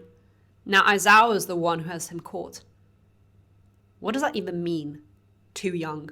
He looks youthful, yes, in the way people who do every surgical procedure under the sun want to look like, but never do. He's perfect, just like Father wants him to be. Let a man keep his secrets. Hellflame drowns his words in another sip of his drink. Aizawa's fingers tighten around the glass. It's not a secret if you don't know the answer. Really, Eraserhead, I thought we spoke about this last time. Hellflame sighs, leaning on the table with a bored look. Reckless behavior, all this. Then again, you've been having a streak with flapping your mouth against your better judgment. Accusing me of what the media has done. Quite unfair. The press conference. Aizawa calling out the public for their treatment of Shoto. An actual teenager who looks years beyond his age from the anger and hatred in his eyes alone, adorned by that scar caused by a wild animal. I don't need to be fair to you.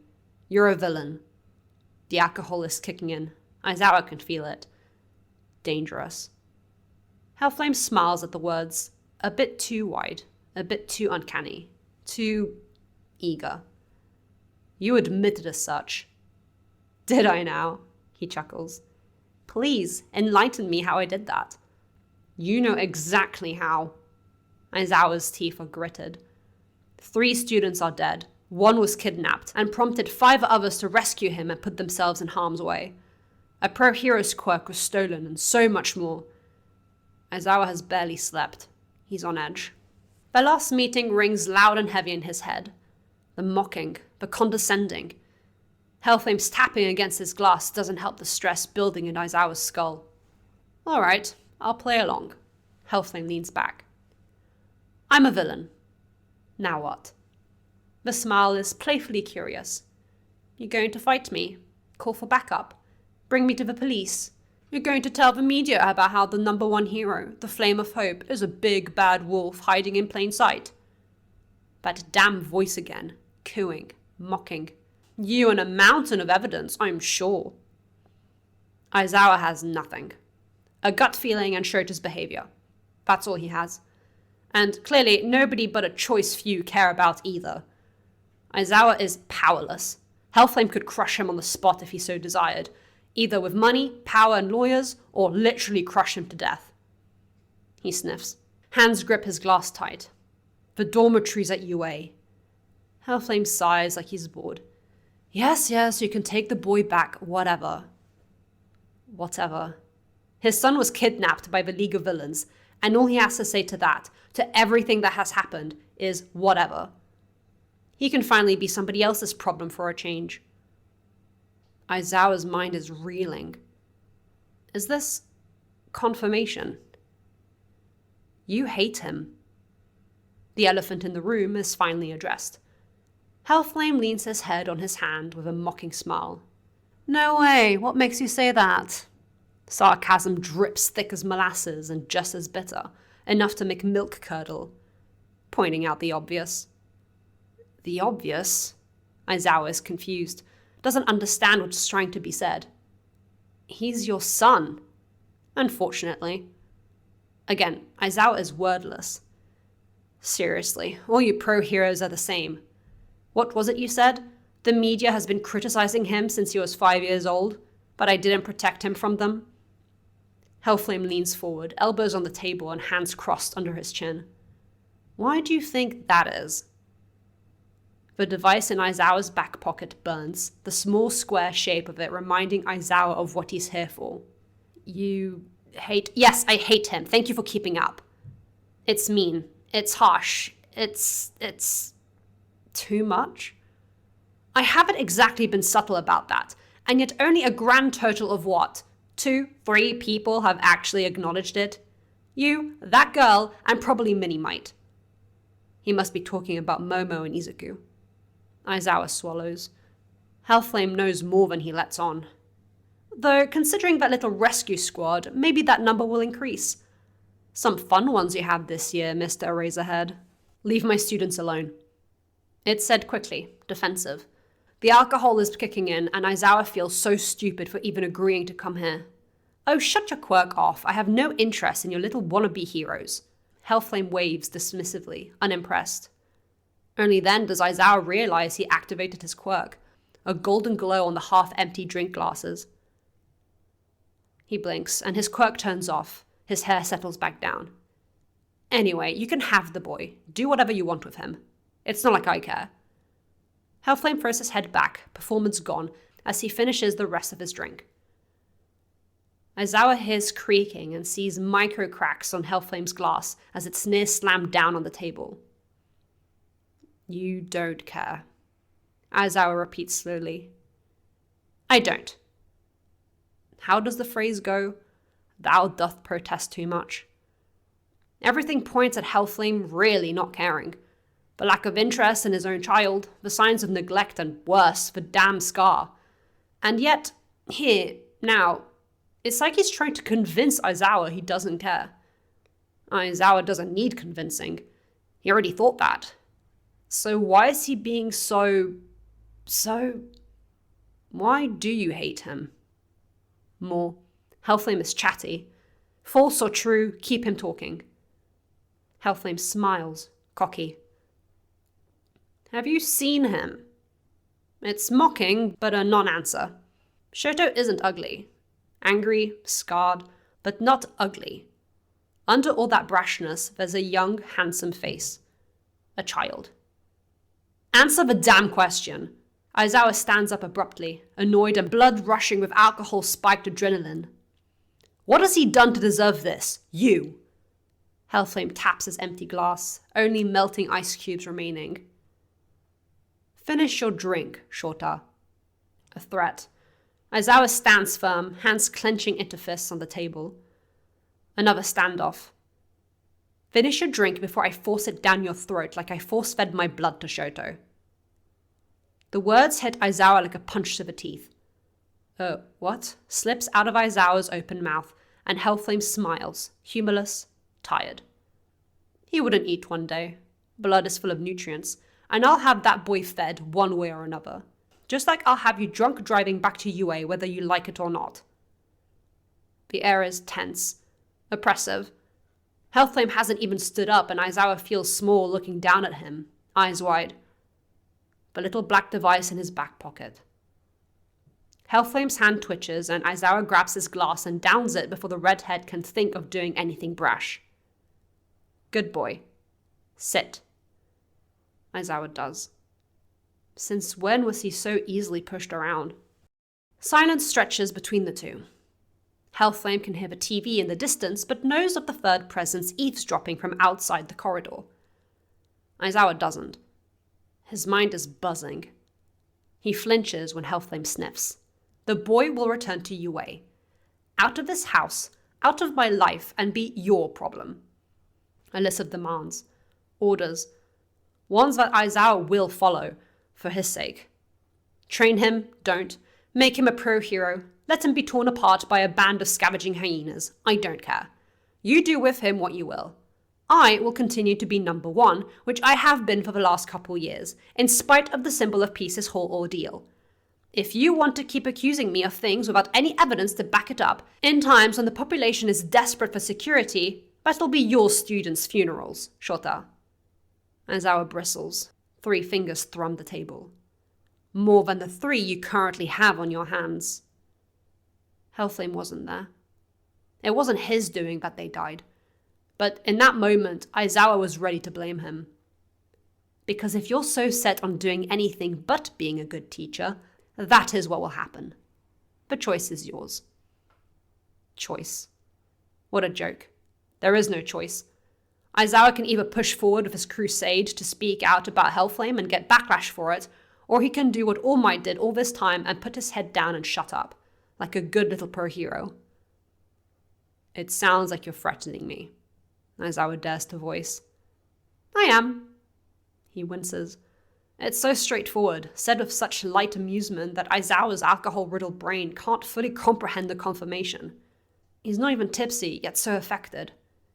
It's a threat as much as a warning. It's too honest. Hellflame is being too blunt and to the point. He's not playing games or twisting words. It's too reckless, dangerous for his reputation, and with the little black device in Aizawa's back pocket, he could easily... Why are you being honest, all of a sudden? His voice comes out a whisper, confused and shaken. He's trying to not let his head drop from the heaviness of the alcohol, the adrenaline in his body making it more effective than it normally should be. Hellflame crosses his arms on the table and smiles.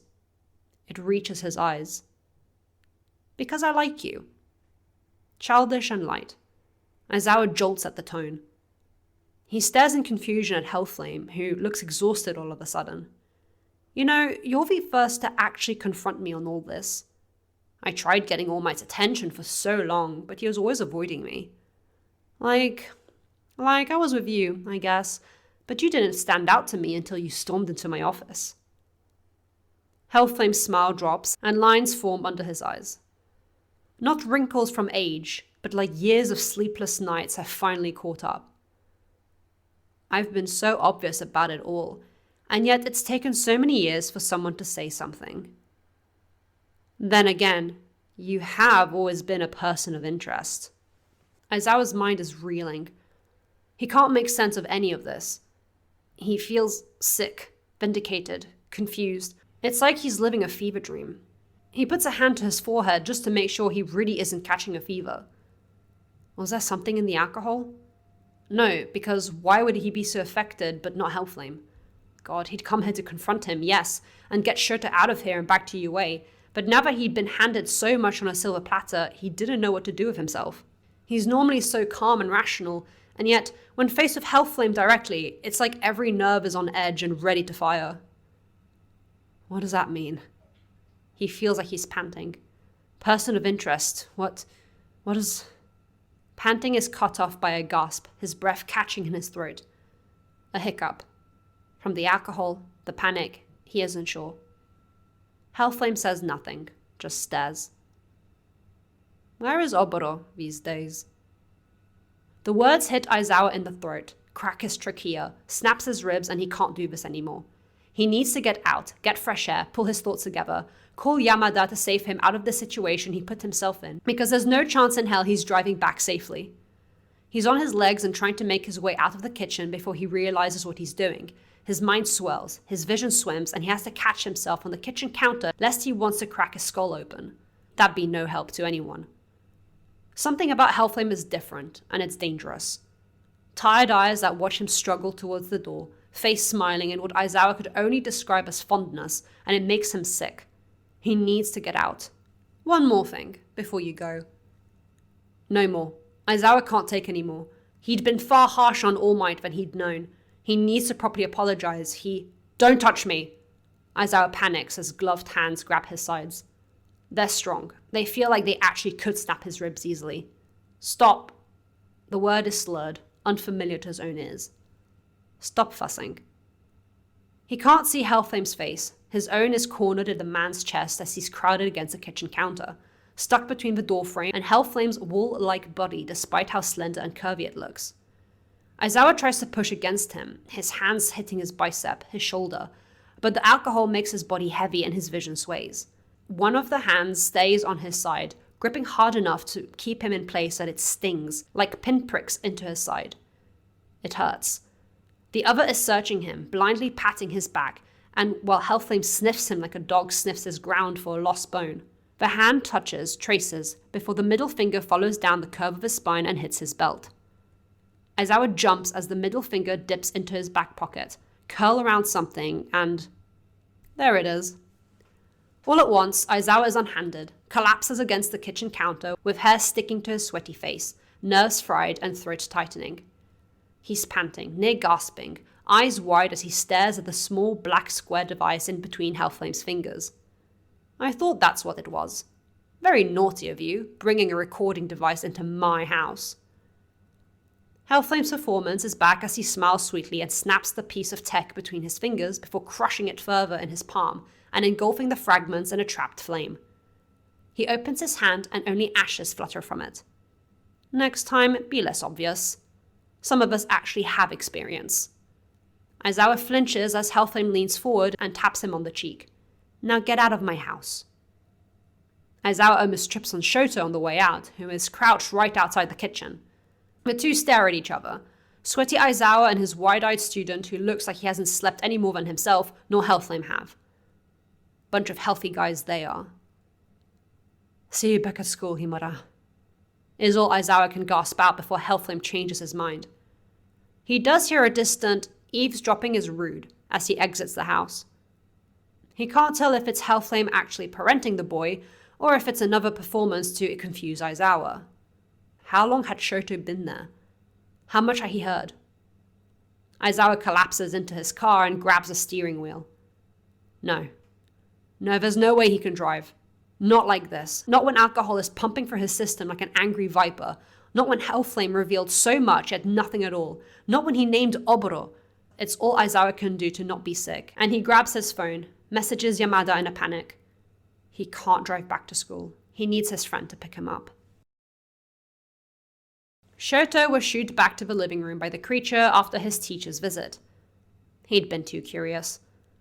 After his fight with the beast, they hadn't talked and nobody ever visited the house. There was no staff, it was just him and the beast. For his teacher to even be allowed in, given a drink, for the creature to talk so much, it really did hate him. Of course, Shoto knew, but the force behind the words hurt for some reason. He didn't know why. If you already know something, the words being said out loud again and again shouldn't be so painful. That's what Shoto thought. But then again, he really didn't know very much at all. Even All For One had said so. As far as you know, are you sure you can trust your own memory? Spotty as his memory is, at least he wasn't completely insane. Hellflame had mentioned the thing that happened that one time he refused to eat. The thing that makes Shoto eat every meal the beast makes for him. The one thing he never argues about. He'd been force-fed his father's blood directly from his arm. Shoto doesn't remember the rest, but the one shot of the man's dead eyes staring down at him with unimpressed disappointment as hot red liquid was forced into his mouth, held open like Hellflame was manhandling a horse, livestock, was clearer than it ever was. Because he'd refused to eat a single meal made for him. He doesn't know how long ago or recent that was, but it had happened. He hadn't made it up. The beast of all people acknowledged it, and now a third person knew. His very own homeroom teacher. Somebody else was brought into the gore and dirt that happens in this house, even if just a glimpse. Hellflame had let Mr. Aizawa in. Why? For what purpose? Shoto stayed up all night staring wide-eyed at the television. It didn't matter if he slept or not.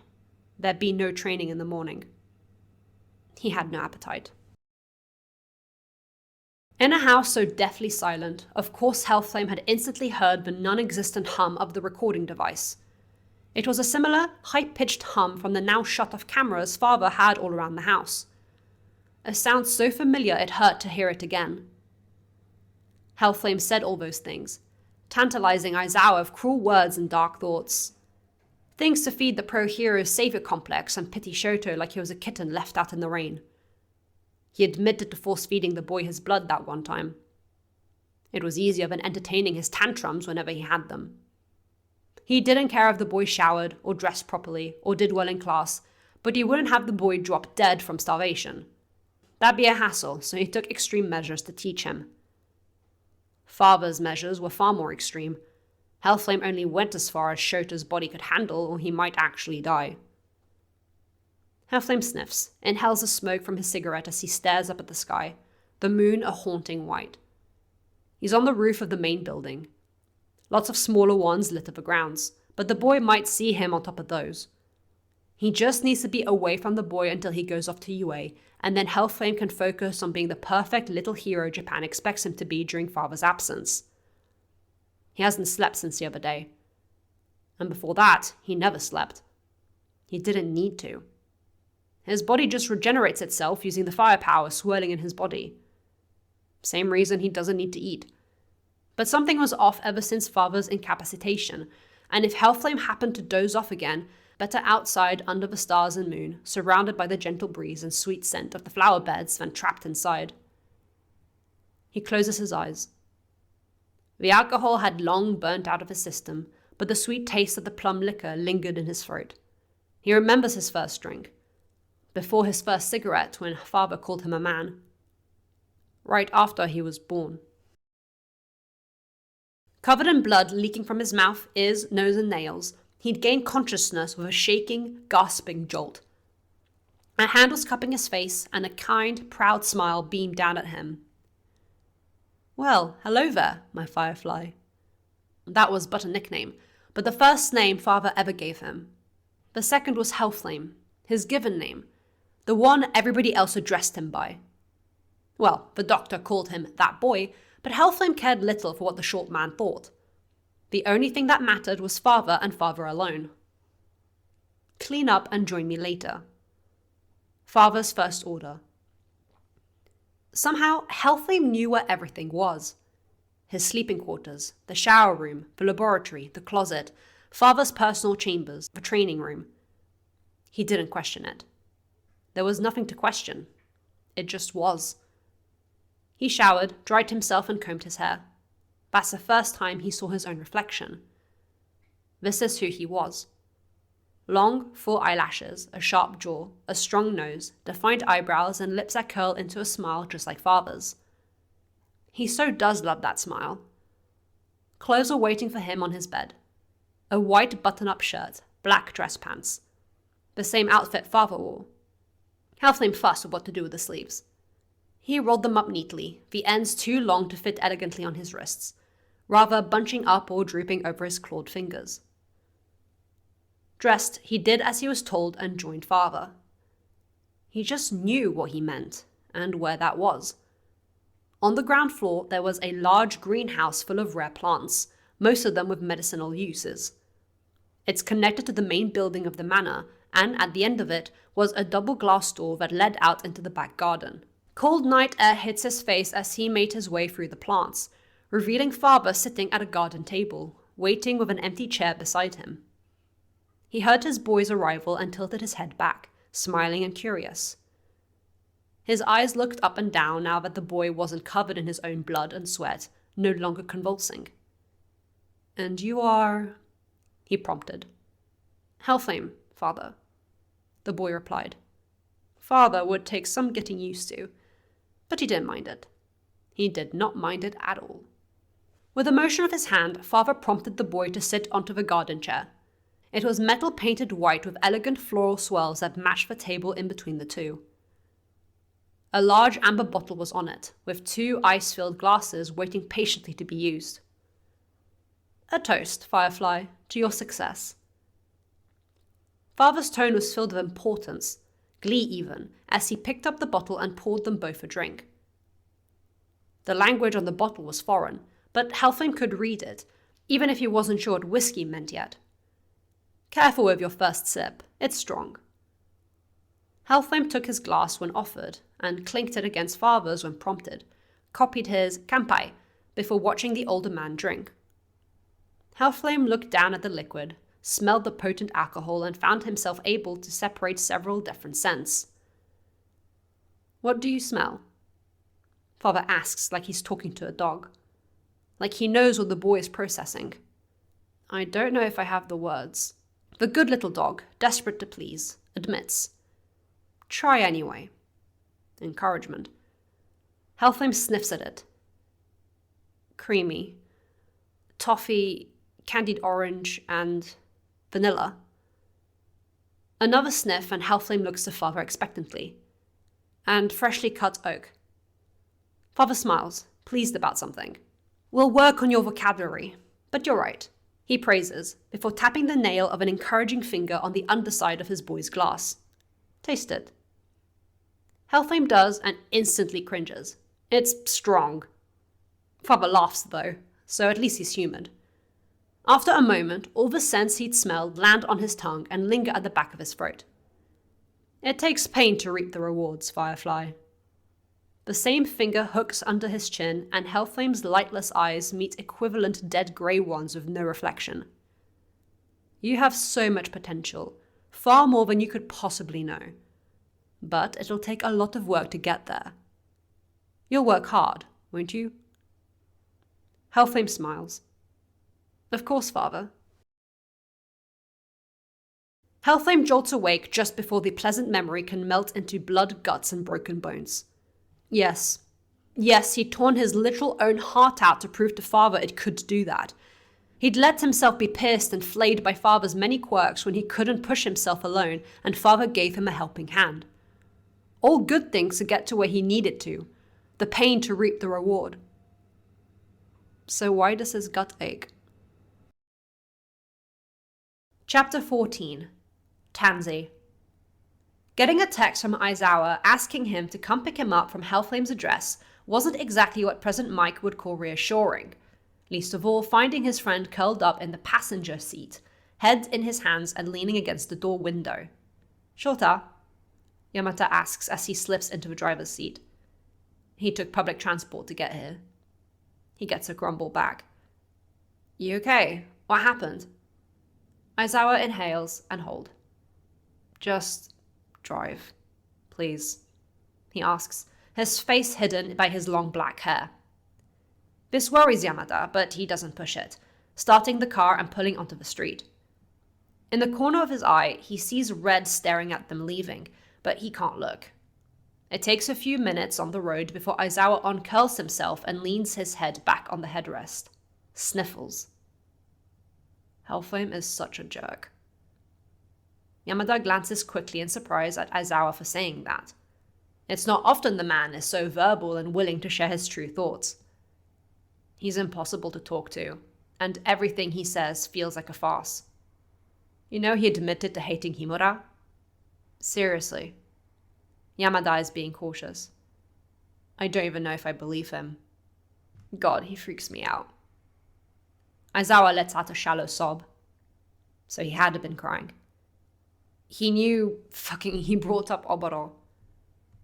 It's all Yamada can do to not suddenly stop the car and give them both whiplash. His throat goes dry and his chest hurts. He says nothing. Just out of his peripheral, he sees Aizawa's head hang low in a woozy way, and Yamada realizes he's drunk. Did Hellflame drug you? He asks, concerned. No, it was strong though, and I was panicking. Maybe not drunk, but definitely not all there. Aizawa will swear up and down that he's never gotten drunk in his life, but Yamada knows for a fact he has. But whenever they go out drinking, Aizawa ends up blackout drunk and doesn't remember the night before. For him to be in this state. Yamada. The blonde grunts in reply. You believe me, right? Believe what? That Hellflame is a villain. I know you're defensive of Himura. I am too. But you can't just say that. It could cause serious issues if you're not careful. Another dry sob from his friend, and a soft thud of the black-haired man's head slumping against the window. You're not usually this paranoid and irrational. Hellflame said that too. Aizawa sniffs. Why does he read me so well? Yamada has no answer. They don't speak anymore until they get to UA, and there Yamada helps Aizawa out of the car. The man is unsteady, but has sobered up a bit since. In the teacher's quarters, they find All Might, his skeletal form enjoying some hot tea. His expression turns from relaxed to concerned as he sees the state Aizawa is in. Before you ask, it was terrible. Aizawa collapses on the seat opposite All Might and rests his head on the table. I'm sorry for ever reproaching you about not confronting Hellflame. That man is the worst. I'm sorry I don't have the courage to face him with you or in your stead. Thank you for doing that. The former symbol of peace apologizes, to which Aizawa merely grunts, before mumbling a thanks at some hot tea being offered to him. Will Himura be returning to UA? That's the one silver lining of all this. Himura would finally be getting away from Hellflame. Semi-permanently. Shoto was furious. All his belongings fit into 2 measly boxes, clothes, futon, and basic essentials. But that's not what had him mad. What had him mad was that the beast had dragged him by the back of his shirt and threw him into the front court at the designated time of his collection. You can't just kick me out, Shoto complained. That's not fair, I live here. Correction, you lived here. Your new lodgings is at UA. Hellflame scoffs and throws a backpack at Shoto, who catches it all the while glaring at the red head before him. You're not my responsibility anymore. Cooking, cleaning, laundry, do-it-yourself will depend on UA, but I'm not doing it anymore. So it had been the creature all along, Shoto thought. Am I that easy to discard? He's angry. He sounds it, feels it, but there's a lament in the question. Yes. Of course that was the answer, but it hurt. I said so on Sokoto Peak. Be useful or be thrown away. You failed at the one thing you've claimed to want to do, so the streets it is. Hellflame sounds flippant, bored, annoyed even. So you spend years cooking for me, maintaining this place, and beating me till my bones break just to throw me away? That's a switch. What happened? All Might retires and you don't care anymore? Shoto pushes, needing something. Anything. I've never cared. No, fuck you! Fuck that! Stop deflecting! Fucking answer me! Shoto shouts, throwing the backpack on the floor and going to confront the man. But he doesn't even reach his collarbones. The man isn't wearing those dreadful boots for once, and he's still a giant. It's insulting. After everything you put me through, I deserve a straight answer. You hate me. Why? What did I ever do? And if you hate me, why even bother keeping me alive all these years? To be a weapon? What does that even mean? Fucking tell me, it's not fair! He's yelling at Hellflame, but not touching him. The man looking down at him in disinterest, but looking at him. Consistently, the man has been seeing him. Even if it's with disgust, at least Shoto finally exists for longer than a minute in the man's world. But seriously, what was the change? What had happened? Your existence alone is enough for me to hate you.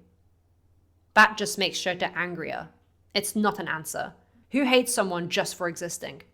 It's irrational. Give me an actual reason. Shoto grits his teeth, trying to make himself look big. It doesn't work. You hate me, yet you can't give me a single reason? Well, you know what? I hate you. More than you ever could. And I have a lot of fucking reasons. Shoto is screaming. He's being discarded, kicked out of the only home he's ever known, even if it wasn't a home, and the beast can't even pretend to be interested. Always with that stupid glazed over look like he's not actually there, passing through life like an urban legend rather than a man. Kind of like how Shoto goes about his own life, and that just makes it so much worse, because Hellflame is all he's ever known, and his father is throwing him out. He wants to cry, but his anger is stronger. He doesn't hear the car pull up in front of their open gate, nor his teacher's voices calling for him in concern. All he sees is Hellflame's eyes flicker to them instead of looking at him. Look at me! Shoto blinks and staggers back, tripping on the boxes and landing on his butt. His ears are ringing, but even so, he can hear two voices exclaiming in dismay at what they just saw. He's not sure who it is and doesn't care. Hellflame slapped him. He's never done that before. He's never been hit by him like this before. Hellflame's hand trembles by his side. It was a calculated move, to rile up Present Mike and Eraserhead as they came to collect Shoto and take him away for good. Even so, he's never hit Shoto outside of training before, and this feels different. Like a line was crossed. How could there possibly be a line? After everything he's done to him, for there to still be things he should never do to his own child is unthinkable. Force-feeding him blood, making him cough out his own lungs and stomach acid, nearly drowning him. Why out of everything he's done to him does slapping him across the face feel wrong? Get the fuck out, Hellflame snarls. Shoto's head snaps up, wide-eyed and confused. Not just out of the house, out of my life. I don't like you, I don't care about you, and I wish you'd never been born. You have been a complete and utter waste of my time. He walks towards the boy, who is staring at him with wide, blank eyes. Get away from him! Aizawa shouts. Even Yamada looks ready to use his quirk on Hellflame. That's enough! He's leaving, just... Shoto is corpse-like as Hellflame grabs him by the front of his shirt and dangles him off of the floor. Their faces mere inches from each other. Go be a failure where I can't see you. Hellflame snarls into the boy's face. Those mismatching eyes stare at him with a blank expression, as dead as a living being can be, and as easily discarded as roadkill. Aizawa is the only one to make a sound of pain when he catches Shoto thrown at him by the number one hero. Your problem now. Hellflame scoffs and turns, slamming the door of the house after he's entered it. Aizawa and Yamada stare in disbelief at what just happened. What the hell was that? Do you believe me now? Aizawa snarls to his friend, who swallows dryly. Himura, are you okay? Shoto sniffs dryly and shrugs, sits on the floor of the courtyard at Aizawa's feet. His teacher sighs before scowling at the two boxes and backpack. Is that all your things? Shoto says nothing. He lets himself be guided to his feet by Present Mike while Aizawa gets his stuff and is silent the entire way to Yue at the back of the car. As with everything ever, the rest of the day is a blur. He doesn't greet anyone nor speak to his classmates, not even those who saved him. He doesn't register what's said to the class before they're let into the dormitories, and he certainly doesn't pay attention to a cry of furious disbelief. Why is he here? A girl from Class 1B. Shoto doesn't know or care which one. There's a small group of them. Aizawa motions him to go into the dormitories, and like a zombie, Shoto does. Momo and Bakugo by his side as the rest of Class 1A linger outside. He's allowed to be here when it's all his fault? Tokage, you're right to be upset, but not at Himura.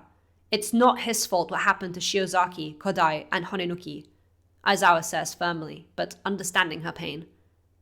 Oboro hadn't been easy for him, nor Yamada either.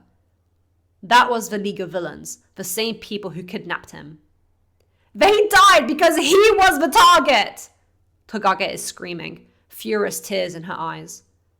He helped protect Tsuburaba. Izuku is the one to speak up. It's not his fault he was the target. Tokage clearly wants to argue, but Kendo places a hand on her shoulder. She lets out a sob and leaves back to their dormitories, followed by Komori and Rin, who are trying to comfort her. Sorry, Mr. Aizawa, we're all still hurting.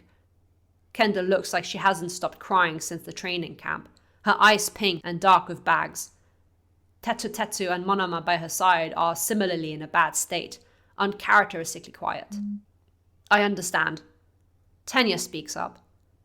The fellow class rep looks to him in compassion. She knows. Their killer, he took pride in what he did. Caked in old blood, reeking of death with a manic look and sing-song voice. Fury boiled in Tenya's chest as he remembered Darby's taunt. Himura is not to blame. Darby is.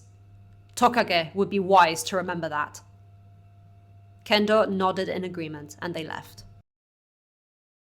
Shoto couldn't care less about the dead students in Class 1B. Of course they died. Everybody here are incompetent failures. And he is too, considering he's stuck with them. He hates it here. His room is in between Momo and Bakugo's, which, whatever, he can tolerate that, but he hates the room. It doesn't feel familiar. It's cold and modern and bare. There are no tatami floors or low lights or wooden panels. It's all white walls and hard ground. Shoto hates it. He wants to go back to the house. It was never home, but it's what he knew. It's what he was comfortable with. He doesn't want to be here. Even if he was hated and called a failure and treated like a dog with mange, at least Shoto was used to it. Here, all these changes, all these differences of people who also don't like him, he felt stranded. Shoto pulled out his futon from one of the boxes. It smelled like the house. He didn't bother with the rest of his unpacking. He just curled under the blankets and closed his eyes. He wished he'd just die, but the blankets would suffocate him and he'd stop existing. He wished he didn't need to think anymore. He wishes he was brain dead. Even when Momo knocks on his door, even when he hears the others clambering through the hallways, comparing bedrooms and marveling at the others' decorations, even when he hears the stupid frog girl's annoying sobbing outside, Shoto doesn't move. He stays curled up and hopes the universe will show him one kindness and that his heart will just stop. His stomach rumbles instead, demanding food. He has none though, and he doesn't know where he can get food. Does he even want to eat? He wasn't wary of eating food not made by the beast anymore, but the idea that he'll never eat his cooking again, it makes his guts coil of nausea. He sniffles, distressed, and catches a whiff of something delicious. Shoto crawls out from under his blanket, confused. It smells sweet, like cake. A knock on his door makes him jump, and he stares at it like it's going to bite him. Himura. It's his teacher, Aizawa. Shoto gulps. Can I come in? The beast never asked that, just opened his bedroom door and ordered him out for training. Sure, he mutters, not sure if Aizawa heard it. He did. Sato made cake. He wanted to offer you a piece, but wasn't sure if you wanted to be disturbed, Aizawa says, holding a piece of cake made by the boy. He stares at the bare bones room in shock. Only the futon is in the middle of it. Have you not unpacked yet? It's been hours, and Himura only has 2 boxes. This is the only furniture I have. Shoto tries to wave it off. It's clear he's not comfortable. Aizawa feels bad. You know, there's a warehouse of spare materials you could use if you want to customize your room into something more... Aizawa gives a once-over to the darkness. Personal. Shoto sniffs and shrugs. One blue eye shines unnaturally at Aizawa, lingering on the cake. Everybody else has gone to bed. Come to the living room with me. It's not appropriate for a teacher to be in his student's bedroom. Shoto must really be hungry, lonely, tired, or all three, because he follows Aizawa obediently like a lost puppy that has been abandoned on the side of the road. Which is what happened, in a way. Aizawa watches Shoto wolf down the cake as the two sit on the living room couches. Momo had made some tea for everyone, so the remnants of that were going to Shoto as well, who doesn't complain. About Class 1B, I can't promise I'll come around and not be mad at you, he says after a moment. Don't care. Shoto licks his lips, crumbs of cake around his mouth. Everybody hates me anyway. Aizawa doesn't, but he can't argue that it certainly looks that way with how the media has spoken about the boy since he was in elementary school. Do you really not care that people died? Aizawa asks. Shoto is willing to talk, it seems, and whatever he can drag out of the boy, even if it's just to get to know him better, he'll do. I didn't care when that Nomu at USJ almost killed you. Why would I care about some randos? That's painfully blunt, but considering what Aizawa had witnessed this morning, he's not surprised. Would you care if Yaoyorozu or Bakugo died? Probably not. Even though you get along with them. Death happens. What's the point of crying about it? Aizawa wonders how much death Shoto has experienced. He never speaks of any losses of that kind, nor even hinted at. Neither did Hellflame. And yet, do you know anything about your mother? He dares to ask. Shoto stills, surprised by the question. The last mouthful of cake is swallowed. You've spoken to it. You know it doesn't share anything. That sounds about right. Shoto doesn't even look sad at that, just startled it was brought up. I wasn't even sure the force-feeding thing ever happened before he straight up said it. Your memory issues. Have you always had that? Yep. And the conversation is over. Aizawa sighs through his nose. Well, at least he got something out. And Himura wasn't leaving his company, pushing the crumbs around his mouth into it with his thumb, before silently downing the tea Momo made. With a final exhale of satisfaction, Shoto stares straight in front of him. All for One knew of my memory problems. What? Aizawa hadn't heard of this. It wasn't in the reports. But honestly, considering the state of mind Himura can go into at times, a sort of derealization and disconnection from the world around him, he can't be too hard on him. What did he say? He commented on how much I'd grown, like we'd met before. I don't remember ever meeting him, but then he said... Shoto swallows, confusion swirling in his mind. As far as you know. He asked if I could trust my own memory. He falls into a silence, and Aizawa lets him collect his thoughts. Maybe. I don't know. It's weird. He felt... familiar. In what way? I don't know. Just his way of speaking? I don't know. Shoto sighed and slumped into the couch, face aged with his scars and tired eyes. He and Shigaraki argued about me. They said something about a firefly. Do you remember what it was about? Barely. Something about my firefly doing too good a job. With me, I think. I don't know. Shoto's curling in on himself a bit. He can't take many more questions, and Aizawa is catching the signs. He'll stop for now. Why don't you get ready for bed? Shoto grunts and stands, before stopping. Aizawa raises an eyebrow at him. This doesn't mean I like you or that I'm going to participate, Himura grumbles, scowling at his teacher. Just because you know stuff now. I don't. Okay. Aizawa sighs, and tries his best to smile a bit at the boy. I'm just glad you're here. And I know others are too. Shoto stares, before nodding and leaving. Aizawa tilts his head back on the couch and sighs heavily. What Shoto recalled All For One saying to Shigaraki, that implied the villains had been aware and watching the boy. Aizawa just knew that Hellflame is a villain.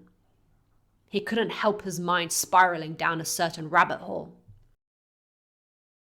Quiet, quiet, quiet. It's so quiet, too quiet. He can touch his own blood pulsating through his body. It tastes foul in his mouth and hot on his hands, his claws digging deep into his neck and torso, trying to rid himself of the sentiment. Too loud, too loud, too loud. The silence is too loud. It burns his ears. It crushes his brain. He's alone again, even though he wasn't supposed to be alone ever again. He promised. That was the promise. He couldn't stand to be alone again. What will happen? What should he do? Will everything go according to plan? Will he mess up? Is he doing the right thing letting the boy go? His hand burns, the impact of his palm across his face piercing through his limb like that sting of sin, condemning him for the action. The people he's killed, dismembered, the things he's done. He's committed so many atrocities, yet this one lingers, it haunts, it scorns him. He can't take this anymore. He'll destroy this place if he doesn't do something. Anything. He'll blow his cover at this rate. He's already been too reckless with that one, but he's desperate to be seen and noticed and for someone to finally get it. Why? Why does he yearn that? What's wrong with him? Father, who had his future planned out for him, who owned his entire being, is not here and he's falling apart, like he said he would. Like he had last time and the time before and this time will be different. It has to be, right? He needs to know what the future has in store, because he can't see where he's going and he's terrified. Terrified of those mismatched corpse-like eyes. Chapter 15. Konjac. True to his word, Shoto returned to his ghosting ways as soon as classes started up again. He didn't participate in the ulterior moves training, instead using the chaotic landscape to hide from his teachers. He was impossible to catch before and after academic classes and never got involved with what his classmates were up to in the dorms. Many times, Momo or Izuku or Bakugo knocked on his door to try and get him to join them, either for tea or studying or helping with cooking. But Shoto never did. He didn't help with the chores he was meant to do and just avoided everyone best he could. He figured out he could climb out his window and up onto the roof when it all got too annoying. For the first couple days, he continued with his habit of not eating anything that wasn't the beast's food and tried to delay the inevitable by using as little energy as possible. But by the third day, his growling stomach couldn't be ignored. Food would mysteriously disappear from the shared fridge every other day. Great, so on top of everything else, he's a leech, Kirishima sighed as Hagakure cried because her precious pudding had gone missing. You guys gotta stop defending him. It's not fair if he's stealing others' food. Sero and Tenya looked away in shame. Izuku tried to come up with another defense that fell flat, but Momo and Bakugo looked at each other silently.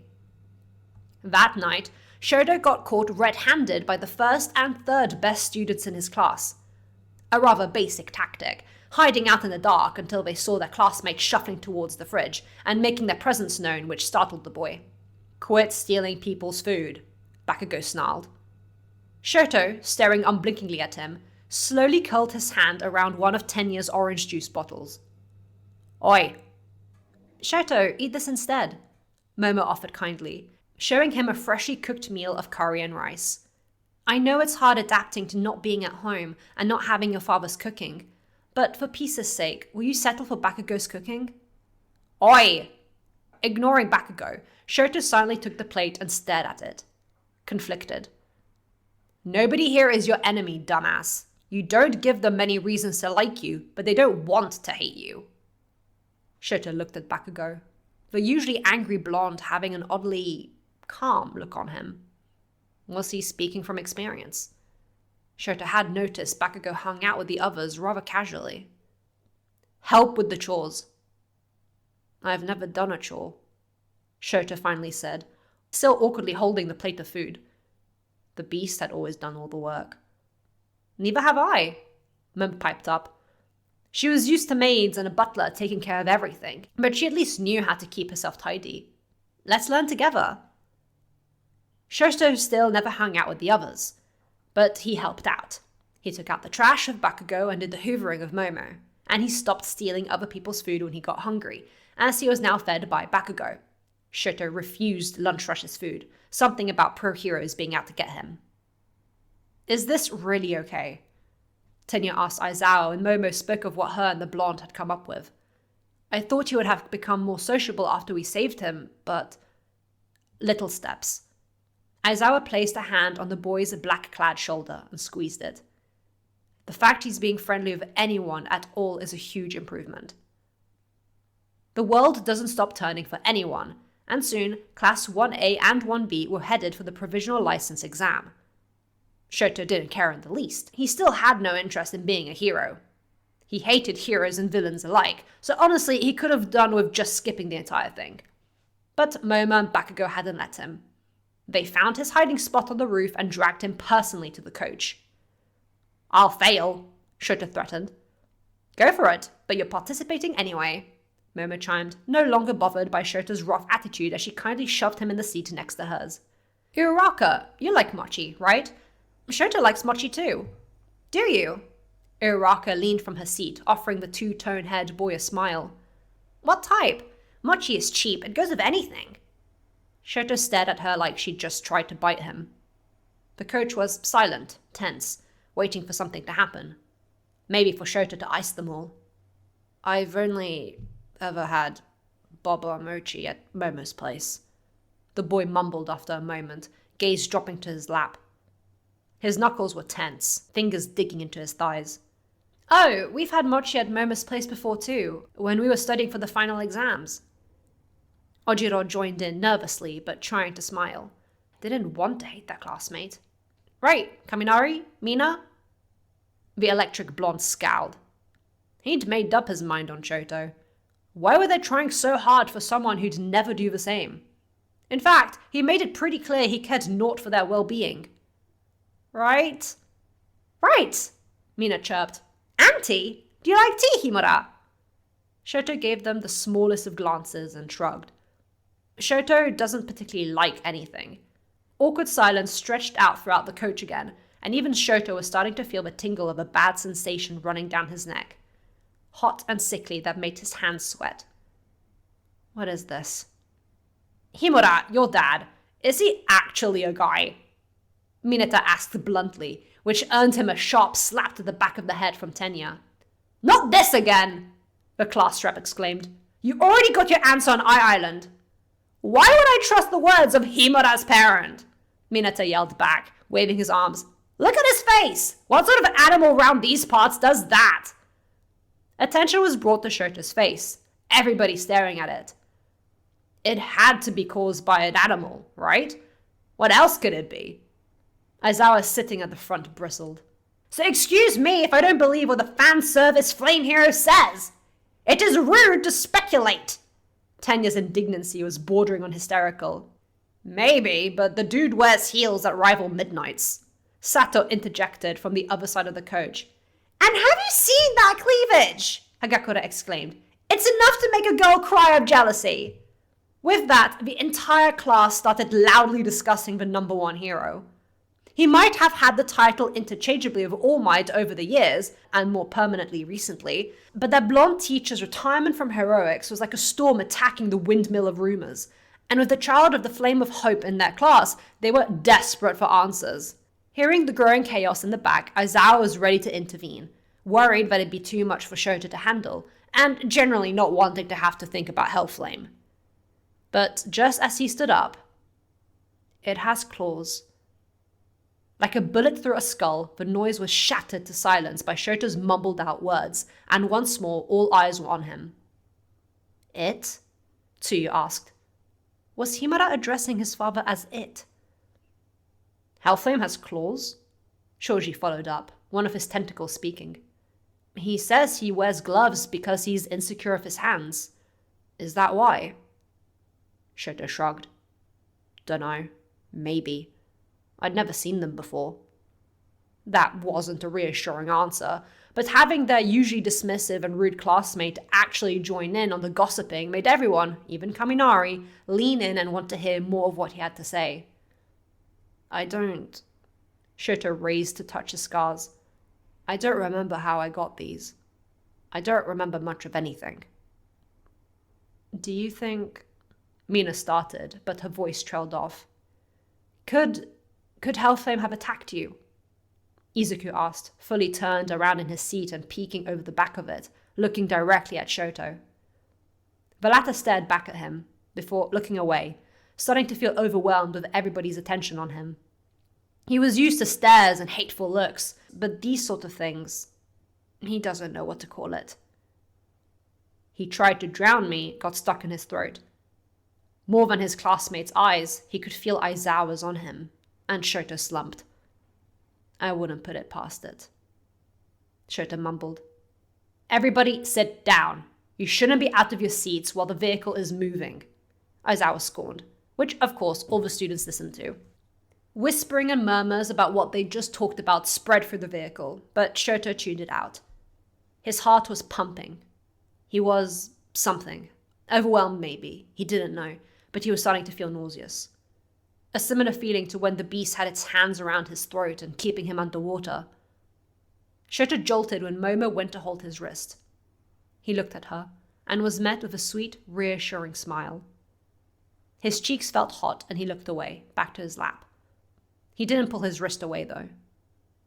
Aizawa leaned into his seat and closed his eyes. Little steps. Fail or not, as long as Shota participates in the provisional license exam, everything will be fine. Boss, you okay? You've been twitchy lately. When Burnin said that, Hellflame knew he was in trouble. If his blindly worshipping flaming sidekickers could see the cracks in his facade, that meant he really wasn't dealing well with Father not being around, and Hellflame needed to do something, anything, before he completely blew his cover. The minute the public started questioning that faultless flame hero, that'd be the end of him. And he couldn't fail. He tried blowing off steam at the house alone, but it wasn't enough. The stress didn't diminish. Tearing himself to shreds wasn't enough. But who could he turn to? His ugly duckling was who knows where. Not to mention, Father had made it clear this was a chance for the duckling to spread his wings and leave the nest. So Hellflame couldn't go bother him and his gaggle of amateurish villains. The doctor was under some alias Hellflame wasn't privy to, so he couldn't find him neither. He just needed guidance. He needed to know what he must do, where his future was heading, when Father would come back, if everything would go as planned to fulfill Father's dreams. And there's only one person he knows who has the ability to dip into that knowledge. So, what do you want from me? Just hoping to settle things for good, All for One. An amused chuckle escapes All for One's throat. Tied up as he is, he can barely move. And when he does fidget, the turrets follow him like snipers. Yet, he chuckles. All Might sits in front of him, behind the safety of glass, in his caped hero suit. He can't see it, but he knows. All for One knows far too well. Is that so? He breathes out, and it fogs the oxygen mask over his face. He knows what this is about. He has a feeling All Might knows he knows. Well, go on then. Sir Nightai had never met Hellflame in person. All Might had forbade it. Whatever All Might had seen in the redhead, whatever had caused him such paranoia and fear for decades, Mirai had never witnessed it. The flame hero was charming, and Mirai was just as weak to it as anybody else. With a smile like that, how could he not? But he was no fool, and if All Might found something to be wary of in the fire user, then Mirai too would be cautious. Which is why he froze on the spot when he found Hellflame sitting in his office, in his chair, with his heeled boots crossed over his table. Get out, Sir Nightai demanded. Nah, Hellflame grinned, tilting his head to the side. This being the first time the two met in person, Nightai expected to finally see that detail, that something that kept his idol awake at night. But he saw nothing, just pretty blue eyes with long lashes and an all too enticing smile. Very dangerous. You're not welcome here, the former sidekick tried again, wondering how the over 6-foot man got past Bubble Girl and Centipede unnoticed. Quite frankly, I don't care, Hellflame shrugs, still at Sir Nightai's desk. Especially not when you're being so rude despite this being the first time we've talked. Or met, for that matter. I could go my whole life without interacting with you. The green-haired man glared at the number one hero. He wanted to be hostile, but it was surprisingly hard when all the other man did was smile at him with amused, half-lidded eyes. Fine. What do you want? Your help. If you wanted to team up, you should have contacted my sidekicks with the personal matter. Sir Night-Eye stared at Hellflame. He shut the door behind him, not locking it, merely giving them a bit more privacy. Hellflame isn't known for being violent, and right now, Night-Eye doesn't feel in danger.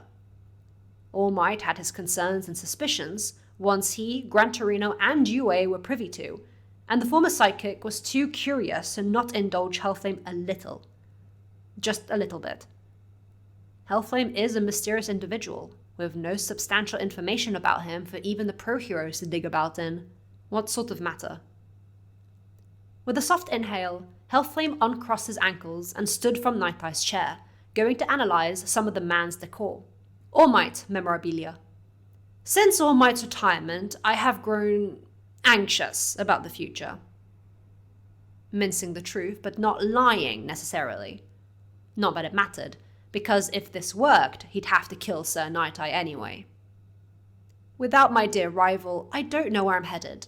I'm feeling rather purposeless, so I was wondering if... No, Sir Night-Eye snapped, scowling. He doesn't do that. He only allows himself to glimpse split seconds into the future, maybe into a day or two. But nothing like what he used to do. Nothing that could set somebody's demise into stone, like he had All Might. I can't do that. Yes, you can. Hellflame wasn't even looking at him, instead expecting the post on his wall. The limited edition 10th year anniversary one. Hellflame had his own version of it. You just don't, for whatever reason that I don't care about. Hellflame finally turned and looked directly at the hero. Night-Eye stared. His eyes didn't betray his shock. Hellflame's previous charming nature was gone, replaced with an empty look. Those eyes were blank of all emotion. It was like staring into a deep, unending well, an abyss that threatened to drag you in. Use your quirk on me. Again, no. It's not a request. With quick, clacking steps, Hellflame was in front of Night-Eye. Thanks to his heels, the 2 inches Sir Night-Eye had on him were negated, and blank blues stared into stern golds. When Night-Eye doesn't move, Hellflame grows impatient, twitchy, as Bernard had said, and in a movement faster than Night-Eye could follow, Hellflame has grabbed his wrist and pressed his hand against his own black-clad chest, over his orange-red design. Come on, Mirai, you have nothing to lose. Let go of me. The strength holding his wrist rivals All Might's.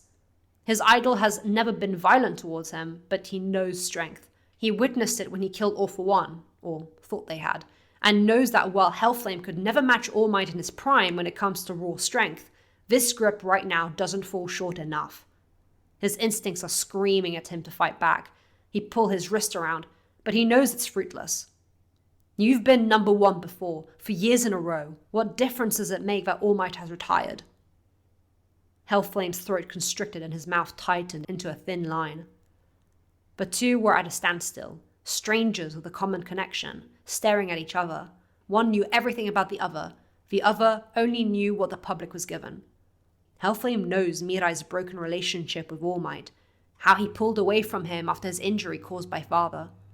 He knows that the fear of losing his idol was too much, and he refused to bear witness to it. All Might being gone makes all the difference. You, of all people, know that the best. Hellflame digs and twists into where it hurts, maybe projects just a little bit. Because if All Might is gone, then his main purpose, his main duty, outside of tolerating the boy, is gone.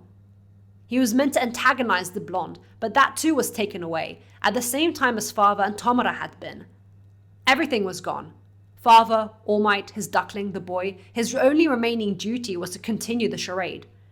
And he didn't know how long he could continue that. It had been a month without Father, and already he was falling apart. Night-Eye swallowed. Hellflame spoke like he knew his soul. Was this what All Might had seen? No, surely not. All Might shook and sweat at the mere thought of Hellflame, speaking of him like the monster waiting for him in his nightmares. Surely not this sad man. All Might could never be afraid of such a pitiable expression. His hand is still being held to the man's chest, right over his heart. He feels it beating. His body is warm. It's surprisingly human, and the observation makes his fingers tremble against Hellflame's chest. A human, a mere human, could bring such fear and panic into All Might with nothing but a look. Certainly not this look. Hellflame looks like he's about to cry. What do you want me to look for? The question makes Hellflame exhale softly in relief. Anything. He begs without begging. A soft lament. He'll have to kill Night Eye anyway. He can smell when people lie to him, so after he's dragged the truth out of the hero, he'll kill him and hide his body like he's done countless others. Maybe keep his head or a hand so that father can take his quirk when he returns. Because he has to return. Anything at all. Night Eye swallows and nods. He presses his hand further against Hellflame's chest, forcing his fingers to stop trembling in the man's vice grip. They continue to make eye contact, necessary for foresight to work. His quirk activates, eyes changing to black and purple, and Hellflame watches as Night Eye's breath catches in his throat, a strangled gasp. His irises shrink to horrified pinpricks, nearly disappearing in the black of his eyes. He tries to pull his hand away, but Hellflame keeps it in place, staring intently at the man. Let go, Mirai gasps, afraid. No. What do you see? All Might was getting nowhere with All for One. He should have expected as much, but he had dared to hope he could get closure. He found none. All for One merely riled him up. He liked the sound of his own voice and knew how to get under All Might's skin. It was infuriating. I'm sure the media has concerns over your retirement. But really, do they even need you when they have Hellflame running around? All for One had said. And while he'd swiftly moved on to taunt All Might about how his retirement simultaneously meant nothing yet caused unease to society, Toshinori never managed to let go of how All for One had said Hellflame's name. Tenderly, if the villain was even capable of that. Time was up, but All Might refused to leave. He needed to know. What do you think of Hellflame? The words lingered in the air.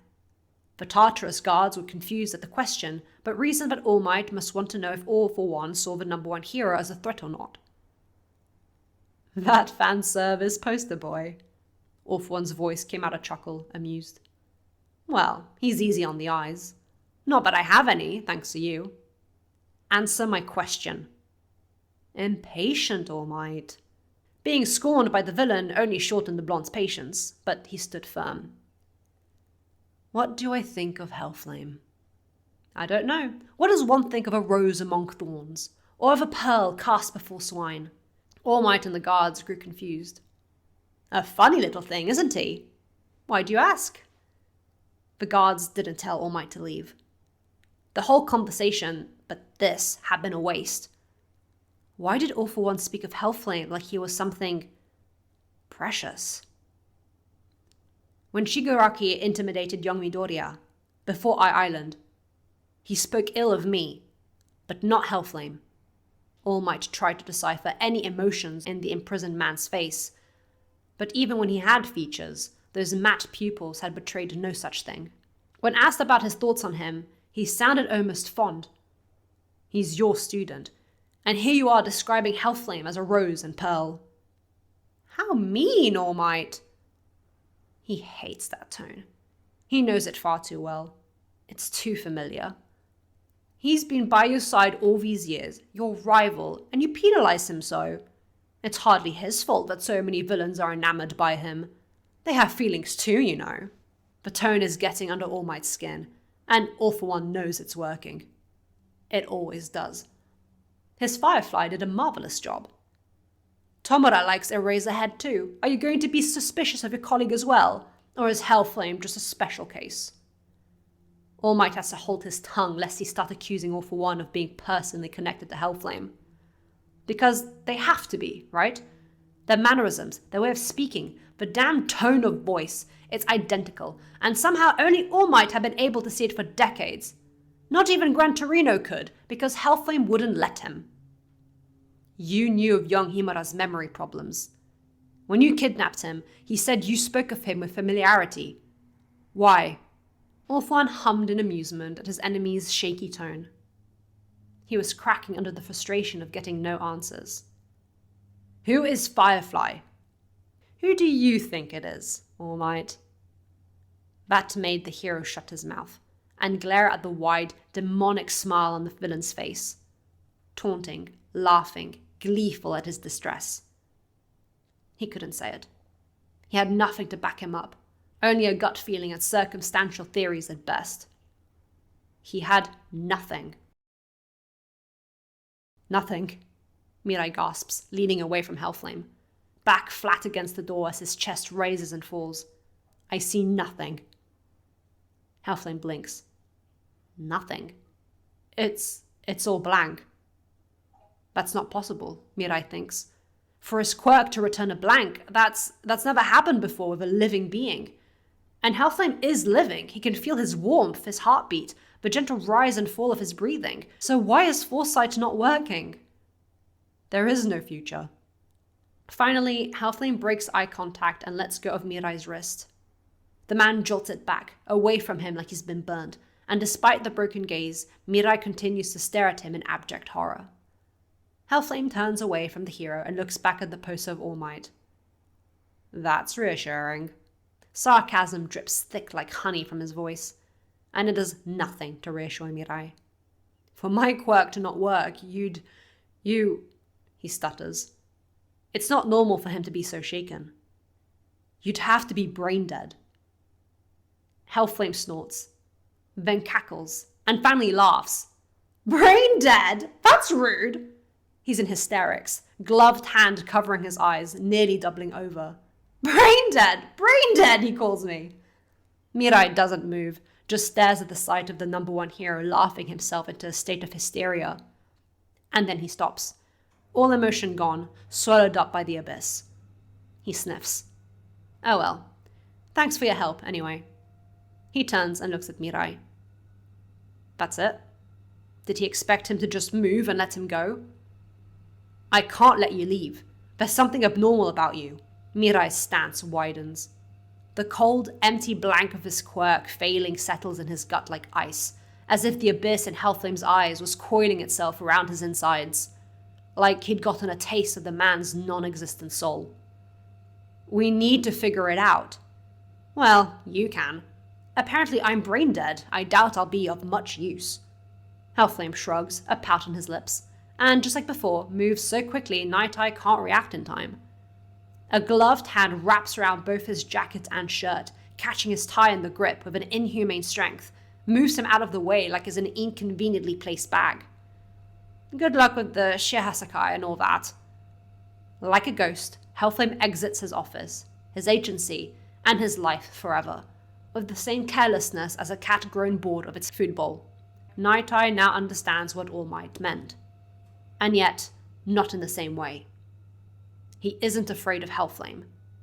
Those eyes don't scare him. But the emptiness does. The stench of that little Yakuza group is everywhere in this town. It smells like a hospital room, sterilized and sour. He's familiar with it. The doctor smells of it too, with the addition of brain fluids and innards. Whatever, not his problem. Father never told him to mess with the Yakuza, so he wouldn't. No future. He has no future. Well, obviously. It belongs to Father. Without Father, he has no future. He already knew that, so if anything, the confirmation tells him he's on the right path. Alright, continue the charade until Father comes back. Then his future will return. Which means, for now, he'll have to trust in what his duckling and the doctor are doing. Hellflame laments not being involved and pouts. It's boring to just do the same thing every day with the little people running about him all adoring like. At least before he could visit his duckling or father, but now he's stuck with the cattle. Fine, whatever. He'll just go on autopilot. Hellflame takes his new phone out, the replacement to the one Father disintegrated, along with the cameras and recordings of the house, and looks through his emails. That's a lot of missed calls from Burnin. He taps on one of the voicemails. Boss, UA's been non-stop calling for the last hour. They're demanding for your immediate attention. Great. Hellflame rolls his eyes. He was pretty sure he'd made it clear the brat was their problem now, not his. The provisional license exams were today, and Shoto failed, most likely. Shoto mortally wounded a student from another school. Hellflame stops in the middle of the street. Well, that's kind of failing. Failing at being a part of civil society. Chapter 16. Allium. He hadn't meant to. It had been an accident. It had all happened so fast. It hadn't been his fault. He didn't do it on purpose. Inasa had met Hellflame once. The hero was kind. He smiled tenderly as he gave him an autograph and patted his head while asking for his age. And when Inasa replied, Hellflame cooed, impressed. "You're a big boy for your age, aren't you?"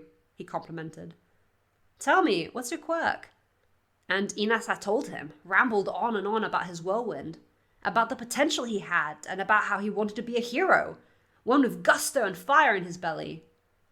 "Wow, that's so cool!" Hellflame indulged the child with a laugh and clap. "With guts like that, I'm sure you'll go far." What a wonderful encouragement that had been. Inasa held it close to his heart, and just like everybody else, Inasa had fallen for the flame of hope. It's why meeting Hellflame's son, Shoto, had been so soul-crushing. The boy was extremely strong. He'd annihilated everyone at the recommendation entrance exam. He'd come first. With cold, hateful eyes that looked at him like he was an inconvenience at best, and flat out ignoring him, Shoto pushed past rudely when Inasa tried to talk to his potential future classmate. It was then that Inasa realized that Hellflame's son is the worst, the polar opposite of his father. And Inasa had confronted him.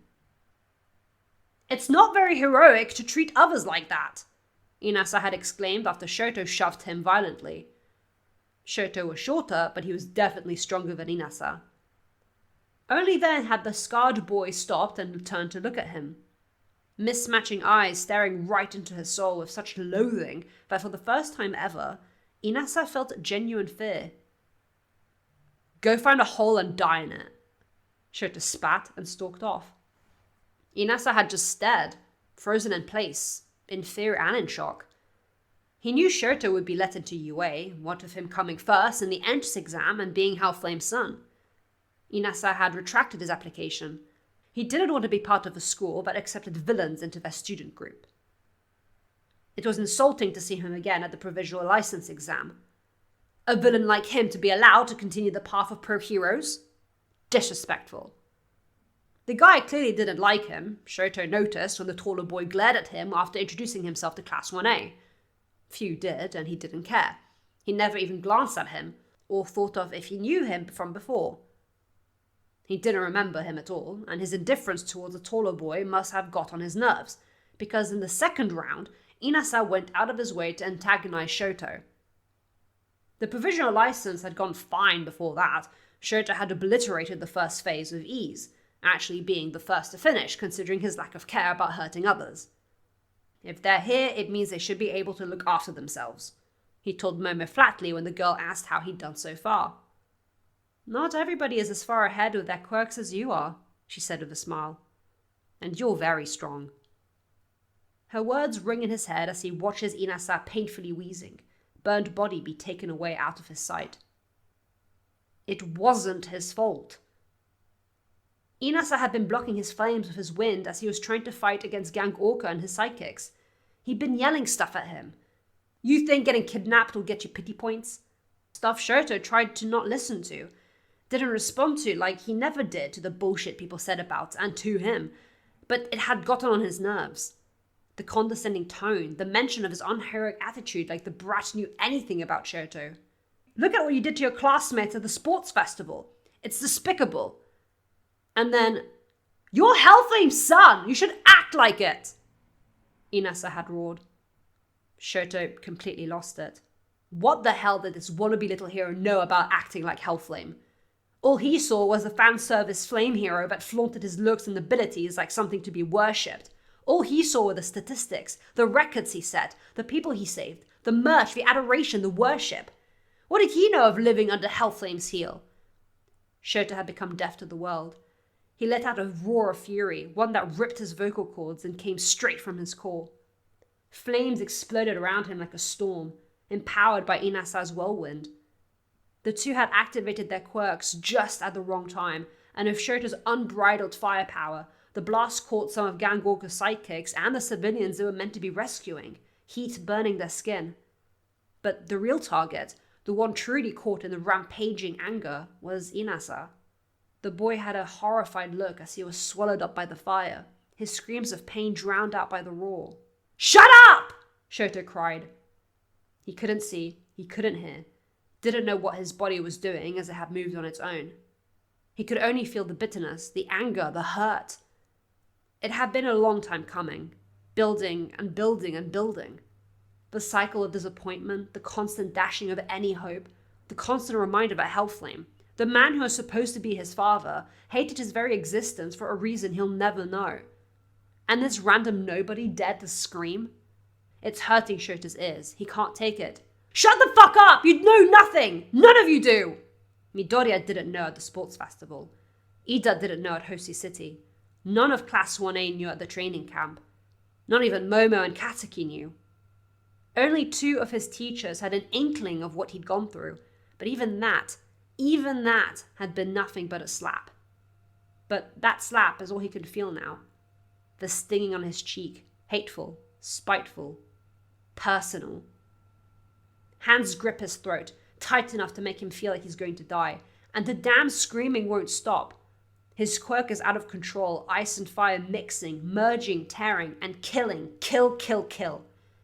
Only when he hears Aizawa shouting his name, quirk activated to stop him, does Shoto realize it's his own hands wrapped around another's throat, choking the mutilated body just like his father had done to him. Inasa's throat burned raw with an ugly mix of scorched flesh and frostbite. "Himura, stop! Stop, you're going to kill him!" Aizawa yelled with yellow glowing eyes and his scarf wrapping around Shoto like a lasso to pull him off of Inasa now that his quirk was deactivated. "What are you doing?" Shoto didn't answer. He kicked and flailed and screamed gibberish, bit at the air, and hit his head on the rocky earth. His quirk wouldn't activate while his teacher used erasure on him, and in a bout of insanity-fueled adrenaline, Shoto cracks his forehead on the ground to get leverage and tackle his teacher like a raging bull. Aizawa sees it coming, but can't react fast enough. Shoto's fury is unparalleled. He's frothing at the mouth and screaming about something. But Aizawa can't make out the words, only tries to keep his quirk active while the boy straddling his chest attempts to cave his face in with headbutts as the rest of him is wrapped up. This is only put to an end because Gang Orca used his sonar on Shoto, and with the mixture of his imbalanced emotions, the stress of the situation, and of his mental exhaustion, it knocks Shoto out. Not for very long, though, as he reawakened a mere 10 minutes later, much faster than anybody should. That's where he finds himself now, watching the medics deal with Inasa as he's taken to the hospital, as well as the other people he hurt. He's wrapped in Aizawa's scarf, on the ground, with spittle all over his chin like he'd been sick.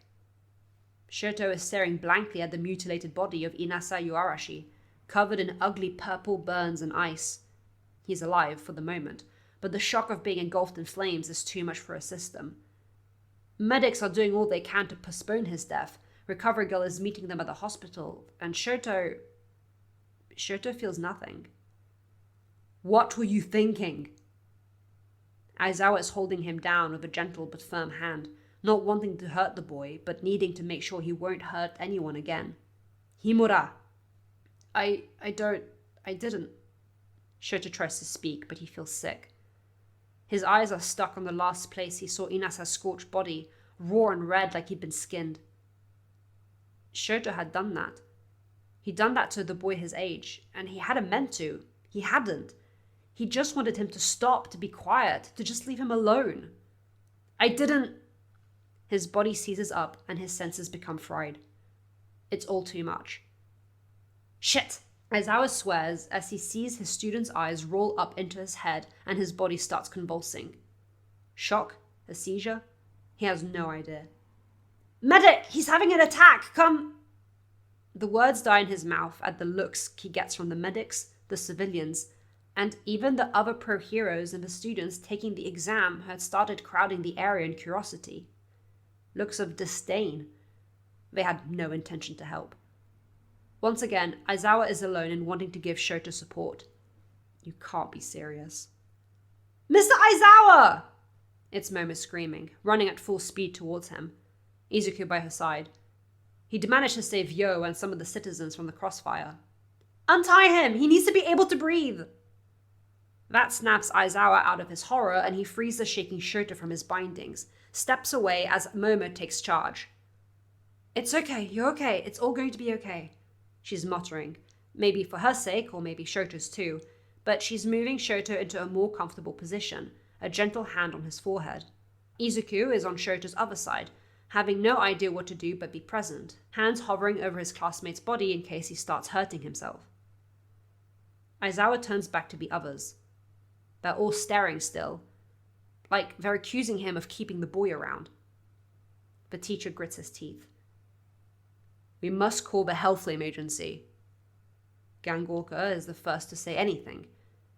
Maybe his soft side towards children is keeping him in touch with the reality that Shoto is just that. A child. Aizawa wants to tell them not to. That Hellflame doesn't care. He'd rather the boy dead. But he can't say it. Who would listen to him? Would it even matter? Hellflame does eventually arrive to the police station, taking his sweet time.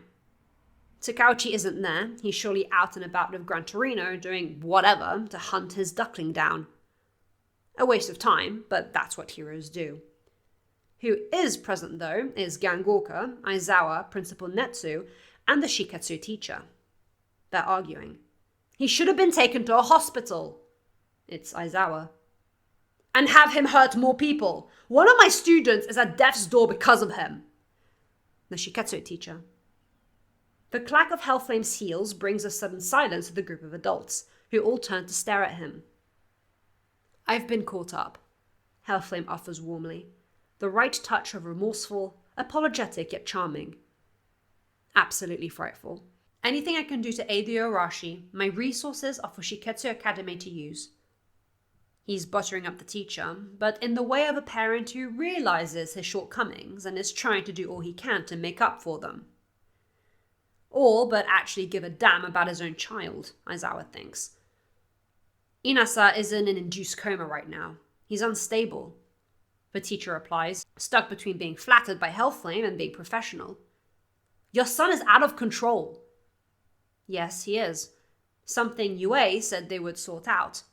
Hellflame shifted the blame onto Aizawa and Principal Netsu, eyes narrowed and smile non-existent.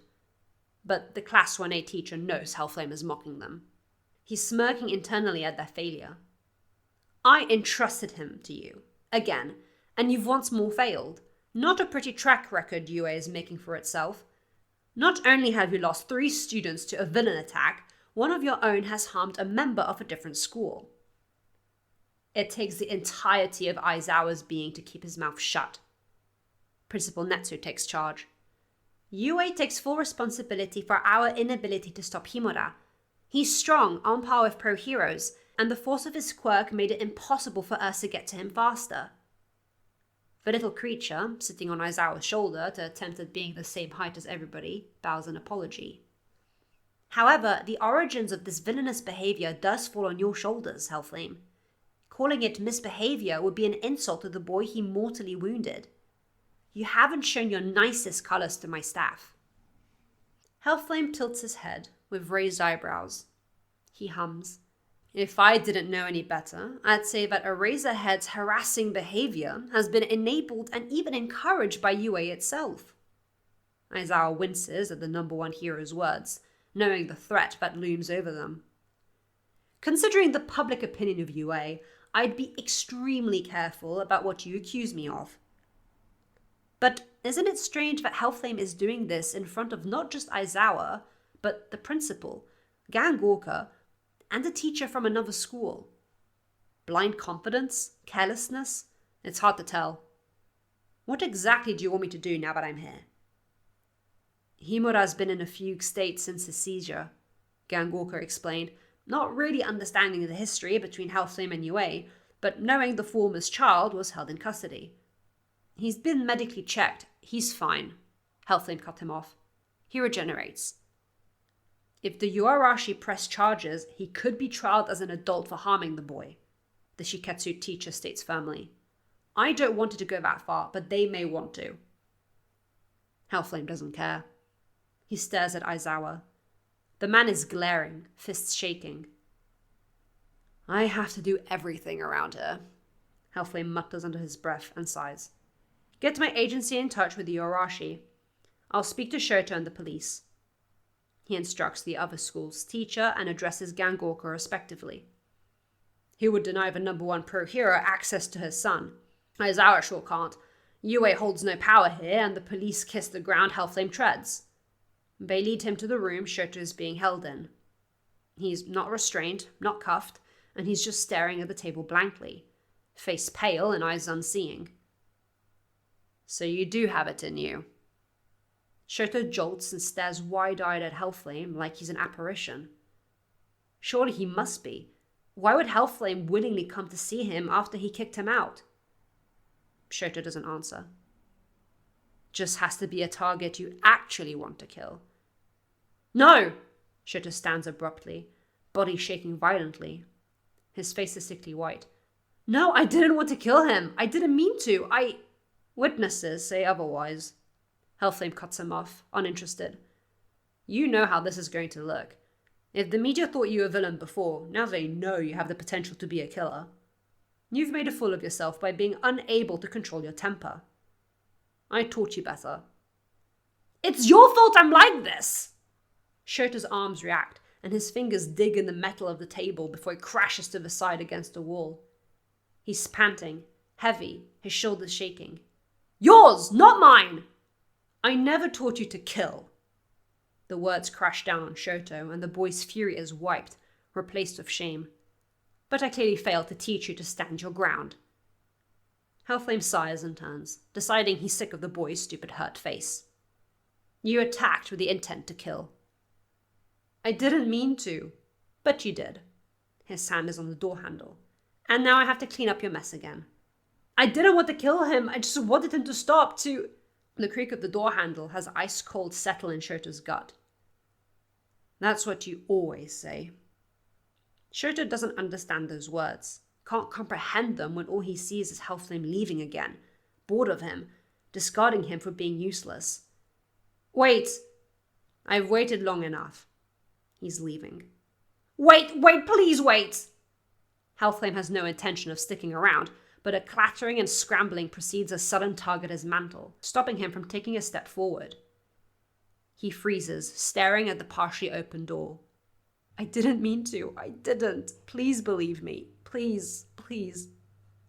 The boy is mumbling, a frantic shake as he hides his face in the black of the fabric, fist wound up tight as he kneels at his father's feet.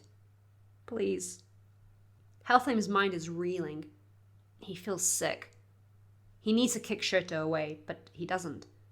Not just because there are others around, but because his body refuses to move. Heart palpitations attack him, and he feels like he's going to die. What's the right thing to do here? To aid Father's plan? What does he do? What is he supposed to do? He inhales slowly and turns, looks down at the boy. He's on his knees, back curled into himself as he grips onto the fabric of his hero suit, begging to be seen, to be understood.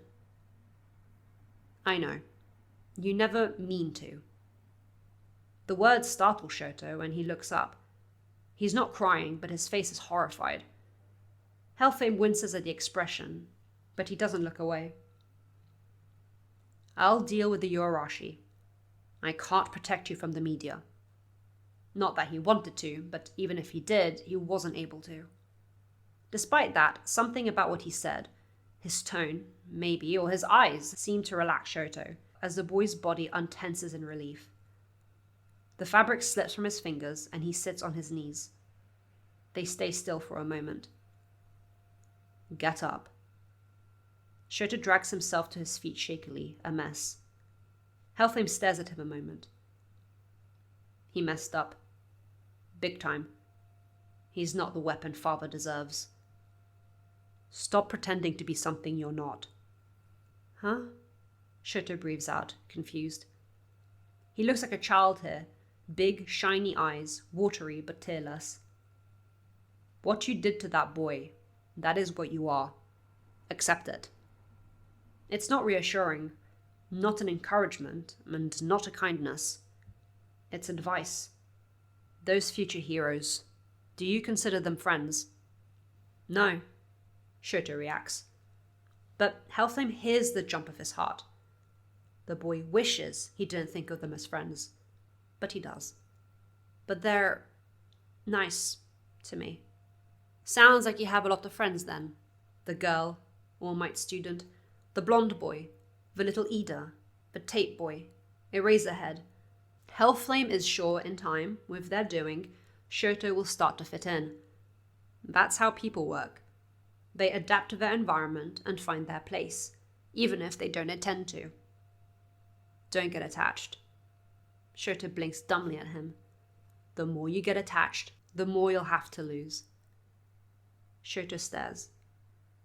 Hellflame turns and leaves. Cameras whir. Kyudai Garaki taps his desk. Oh dear, seems Master's little firefly is struggling. Maybe he needs to step up and help Tomodachi Garaki along before his favorite brain-dead redhead completely loses his remaining brain cells. Chapter 17. Pasqueflower. The chaos All Might was blasted with when he left Tartarus, annoyed and unfulfilled, was disastrous. Endless updates from Aizawa and Yue about what Himura had done to another student from a different school. And it was bad. Not just a scuffle or bickering. Himura had burned this boy's entire body and nearly killed him. And on top of that, All Might's heart dropped when he saw a message from Sir Nightai. They hadn't talked in a while, not since he chose Midoriya as his successor, and the text he got wasn't reassuring. Hellflame had visited Sir Nightai, and the details his former sidekick retold were jarring. Foresight came up blank. That's never happened before. All Might decided to call Nightai first. Aizawa was with Principal Netsu dealing with Himura's situation, so he wasn't immediately required. Too many chefs in the kitchen spoiled the broth. Mirai, are you okay? All Might asked as soon as the man picked up. No, his former sidekick replied. He sounded breathless. It's like he's brain dead. But he's alive. I felt his heartbeat. He's completely human, and yet... The man's voice trailed off. All Might got into Takauchi's car and put the phone on loudspeaker. There's something deeply inhuman about him. Takauchi side-eyed his passenger as he got the car on the road. Hellflame.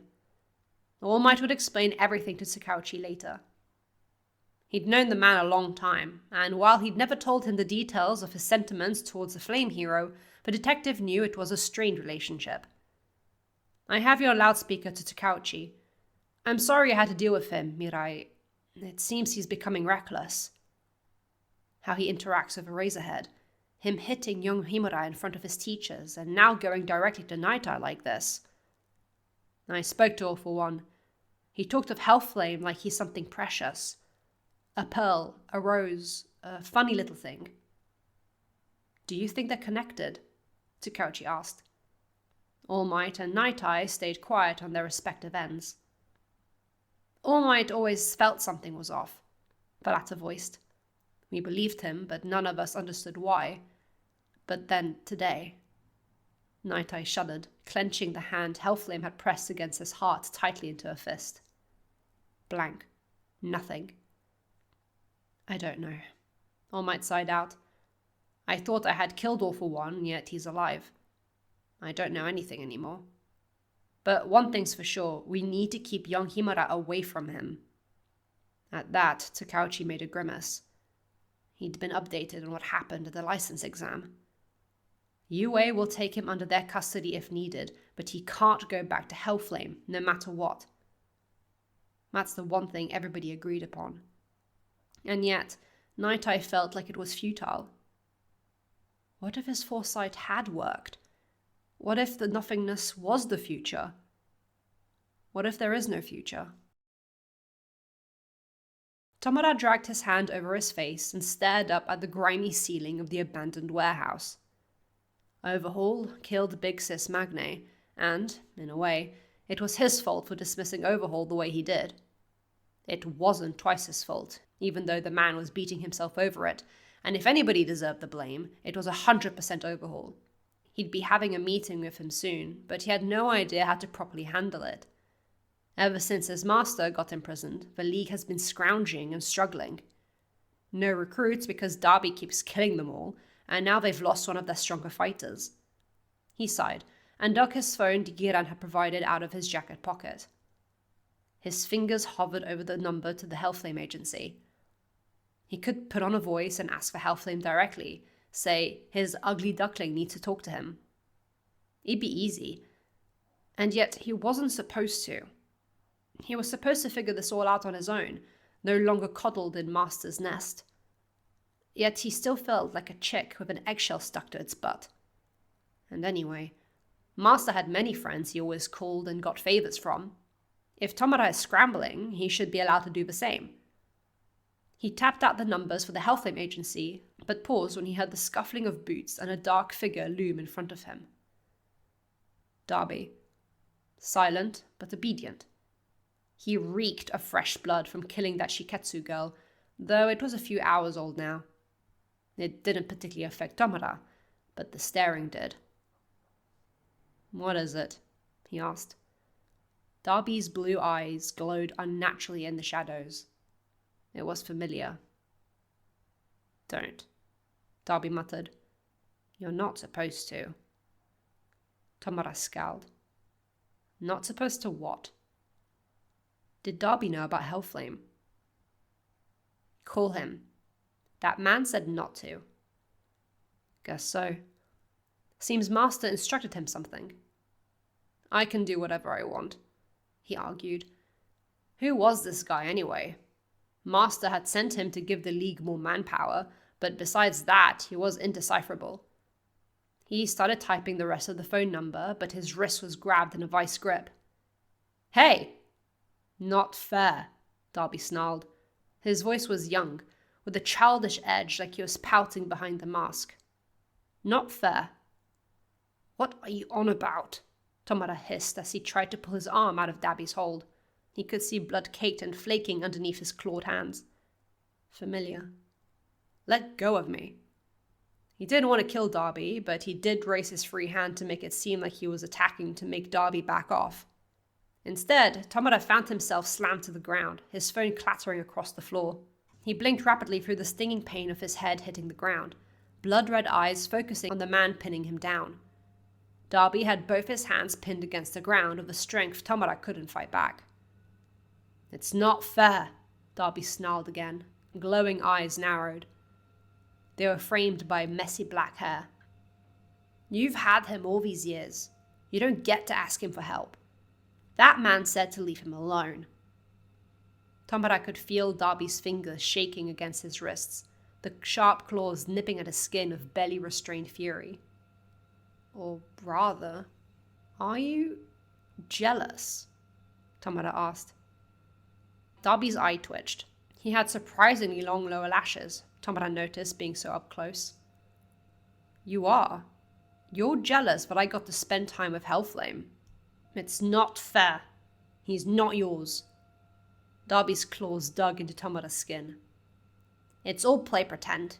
He's not your big brother, not your family. The jealousy-fueled anger was clear in the man's voice. He must have been watching him for a long time with Master.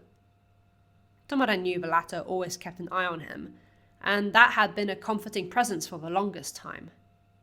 He missed it, even. He was sure Hellflame was in the same boat. Play pretend. Maybe so, Tomara hummed.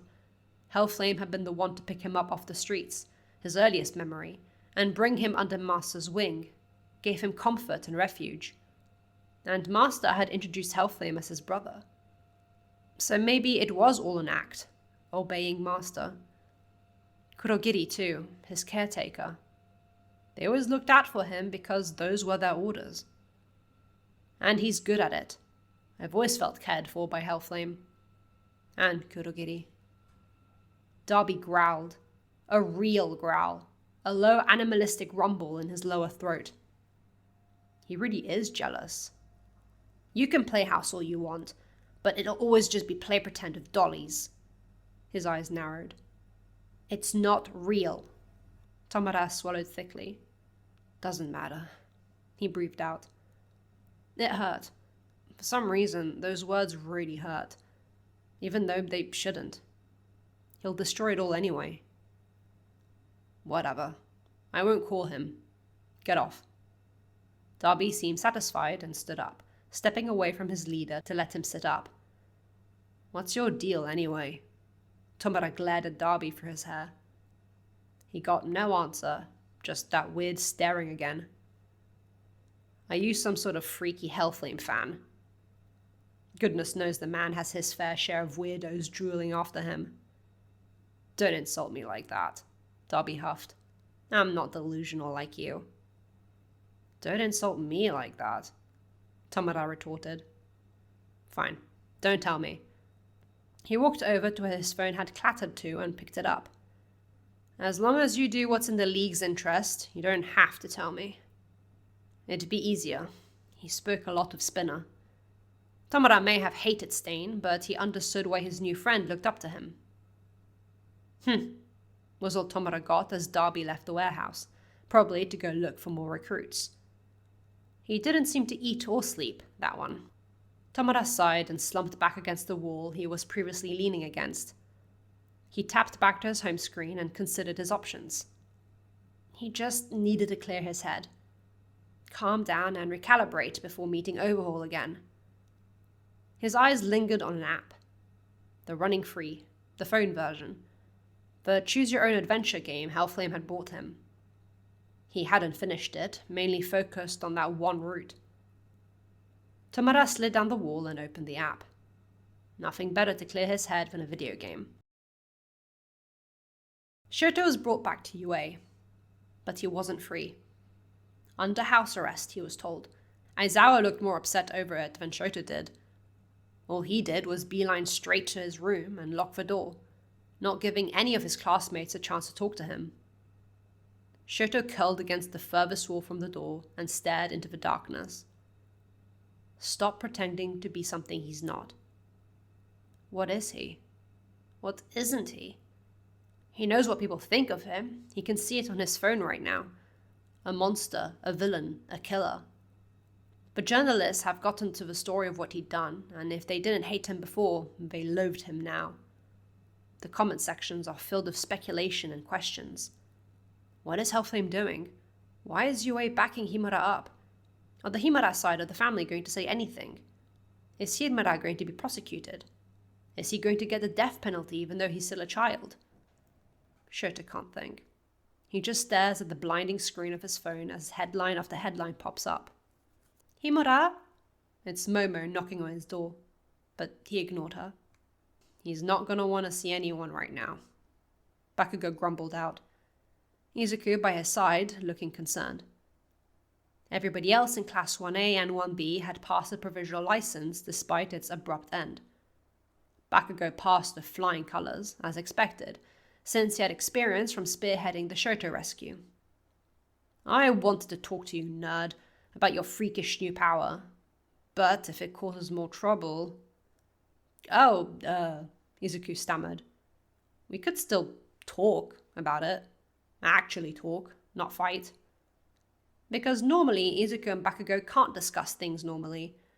But since the blonde made it a point to get on the same level as Himura, something had calmed in him. Momo looked at them questioningly as they left to do that in Bakugo's room, which was right next to Shoto's. Momo's was on the other side. Himura, can you let me in? She got no answer. You did something horrible. You ruined a life, but I don't hate you for it. I still want to be friends. I know you didn't mean to. Nothing. But hopefully he heard her. Momo sighed softly and left it at that. Hellflame met the Yorashi family at the hospital. The Shiketsu teacher would have been there too, but he was dealing with a whole new situation. Another of their students was found dead. It'd be an understatement to say the Yorashi were furious. They were mourning what had happened to their boy, and it was clear his status and popularity meant nothing to them. "We don't want to hear your apologies!" the Yorashi patriarch yelled as his wife sobbed by his side. Two different types of passionate. Hellflame sees where their boy gets it from. "Our son was nearly killed by your little monster. He's been mutilated." Hellflame had long lost his smile. It wasn't appropriate here. A soft, sorrowful look worked best. But even that seemed to do nothing to smooth out the parents' emotions. "No amount of money can erase what has been done to him." "Of course it can't," Hellflame said apologetically. He understood the sentiment more than they'd ever know, but he said nothing. He took the verbal beating, a mere earache compared to the training he'd gone through to be the powerhouse he was today. Maybe if he was a caring parent, he'd stand up for his son. "Your child riled him up," he'd say. "If you just left him alone, he'd be fine." But if he was that sort of parent to Shoto, they wouldn't be in this mess to begin with. Hellflame winced at the thought and instead bowed his head in shame. Recovery Girl waddled out of the hospital room into the corridor where everybody was standing. The small elderly woman scowled up to the flame hero. Not because of what his son had done, but because of him. She knew Toshinori had been cautious of him for many years. "He's stable," she sighed, exhausted. "But I don't know when or if he'll wake up. I'll return regularly to help with his recovery, considering our student caused this." The parents rushed in to see the state of their boy, and based on the way his mother's crying tripled, it must be quite an ugly sight, Hellflame thought. "You." Hellflame looked down at the elderly woman. "This is your failings as a parent that Himura did this." He smiled at her. "Seems Eraserhead has infected your thoughts too." He hummed lightly. "Maybe if you hero schools were competent, we wouldn't have so many issues with student losses." Recovery Girl's disdain was clear on her face. "Now, if you'll excuse me." He stepped around her and into the hospital room, leaving the woman alone. Inessa's parents were in one corner with the doctor, comforting each other. Hellflame stepped closer to the bed and looked at the boy. He was covered in bandages, hooked up to various machines to regulate his breathing, heartbeat, and give him fluids, much like father had been after fighting All Might. What little of the boy's skin, or what there was left of it, that Hellflame could see was a sickening purplish red. Frostbite on top of burns. That will permanently scar. It's honestly a miracle the boy is still alive, an impressive stubbornness to cling on to life. He remembers meeting him when he was younger. A passionate little man with a fascinating quirk. He'd asked him all about it, and Inessa enthusiastically told him. Hellflame had gone home to father to share his findings, and it had piqued his interest too. But the boy himself was too much of a hero fanboy to be of use, and father wanted to see the quirk's potential play out. If that wind quirk ended up being of use in the future, he'd take it. It wasn't of much use to anybody now, though. Hellflame could already tell Inessa's future was shot dead. His body would never recover with the sort of medical aid this place had, and if he tried to use his quirk with this destroyed amount of flesh, it'd rip him apart. If he had the good doctor at hand, though, Hellflame was sure he could pull a few strings and get the boy in his favor. But Hellflame had no such means as of now. What a miserable sight. He remembered the boy's bright smile and sparkling eyes. It twisted something in his chest. He felt sick. Shoto really had done a number on this child, something new and crueler than before. He'd given him a fate worse than death. Hellflame left before he could end the boy's misery himself like he should have done years ago. Inessa would be much better off dead. He has no future. Chapter 18. Adonis Flower. Shoto was surprised when Principal Netsu informed him he was only on house arrest for the rest of the school year and would need to do community service. His phone was confiscated too. "You're still a minor, and your Arashi will pull through with the help of Recovery Girl and Hellflame funding his medical bills," Netsu explained as Shoto sat across from him in his office. Shoto looked a mess. Unkempt hair, dark eye bags, pale face. He hadn't slept. Your father's lawyers were able to settle everything. What you did has been labelled as aggravated assault. Even if you held no intent to harm him, your actions were too extreme to call it anything else. Shoto took it. The only thing he really took in, though, was that Hellflame had spent money on him. Yorarashi's medical bills and lawyers. He could have easily just thrown him to the wolves, but he didn't. He put in effort for him. That thought made it easy to ignore Class 1B's protest, specifically Tokage, who screamed and yelled about how UA was letting a villain and criminal stay in their school. No amount of Vlad King explaining things to her seemed to help her calm. You can't exactly blame her, Monoma said bitterly. His once antagonistic dramatics were nowhere to be seen. He just looked sad. Even Tetsu had a permanently beaten look. Himura did almost as much damage as Darby did. Only difference is he didn't kill the poor guy.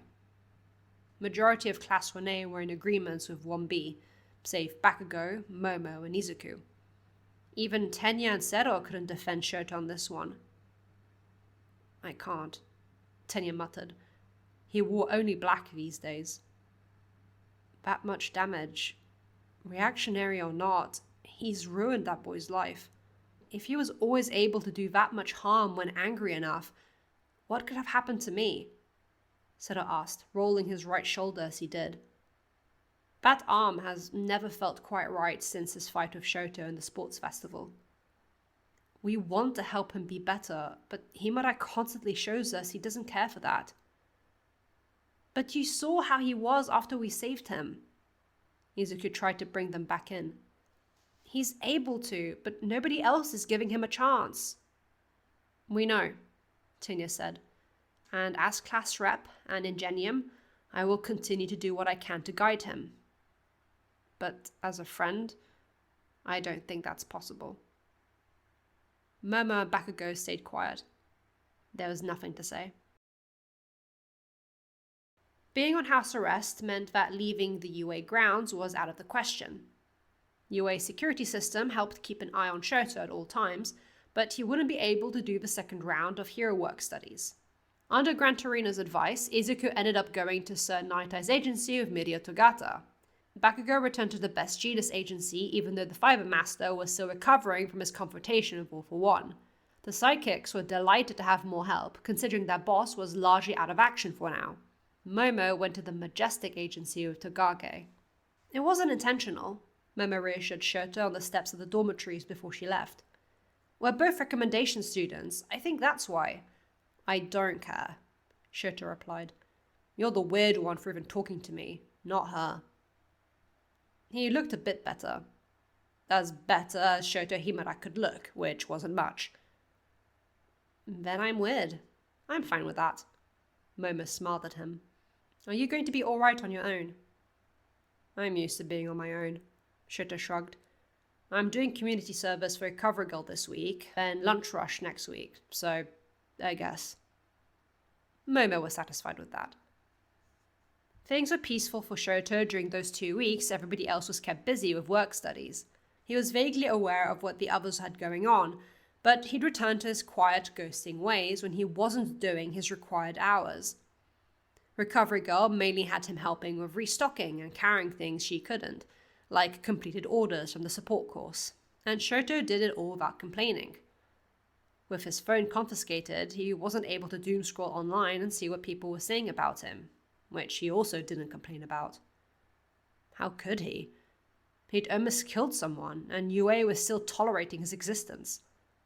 Even though he'd fantasized about killing the nuisances in his life, the 2 times he'd come close to killing, he'd freaked out. But Hellflame told him to stop pretending being something he's not. If he's a killer, why does he hate it so much? Why does he react like he cares about having blood on his hands? It didn't make any sense, and so Shoto didn't think about it. He just did his required tasks, ate the food Momo and Bakugo still loyally made for him, and slept.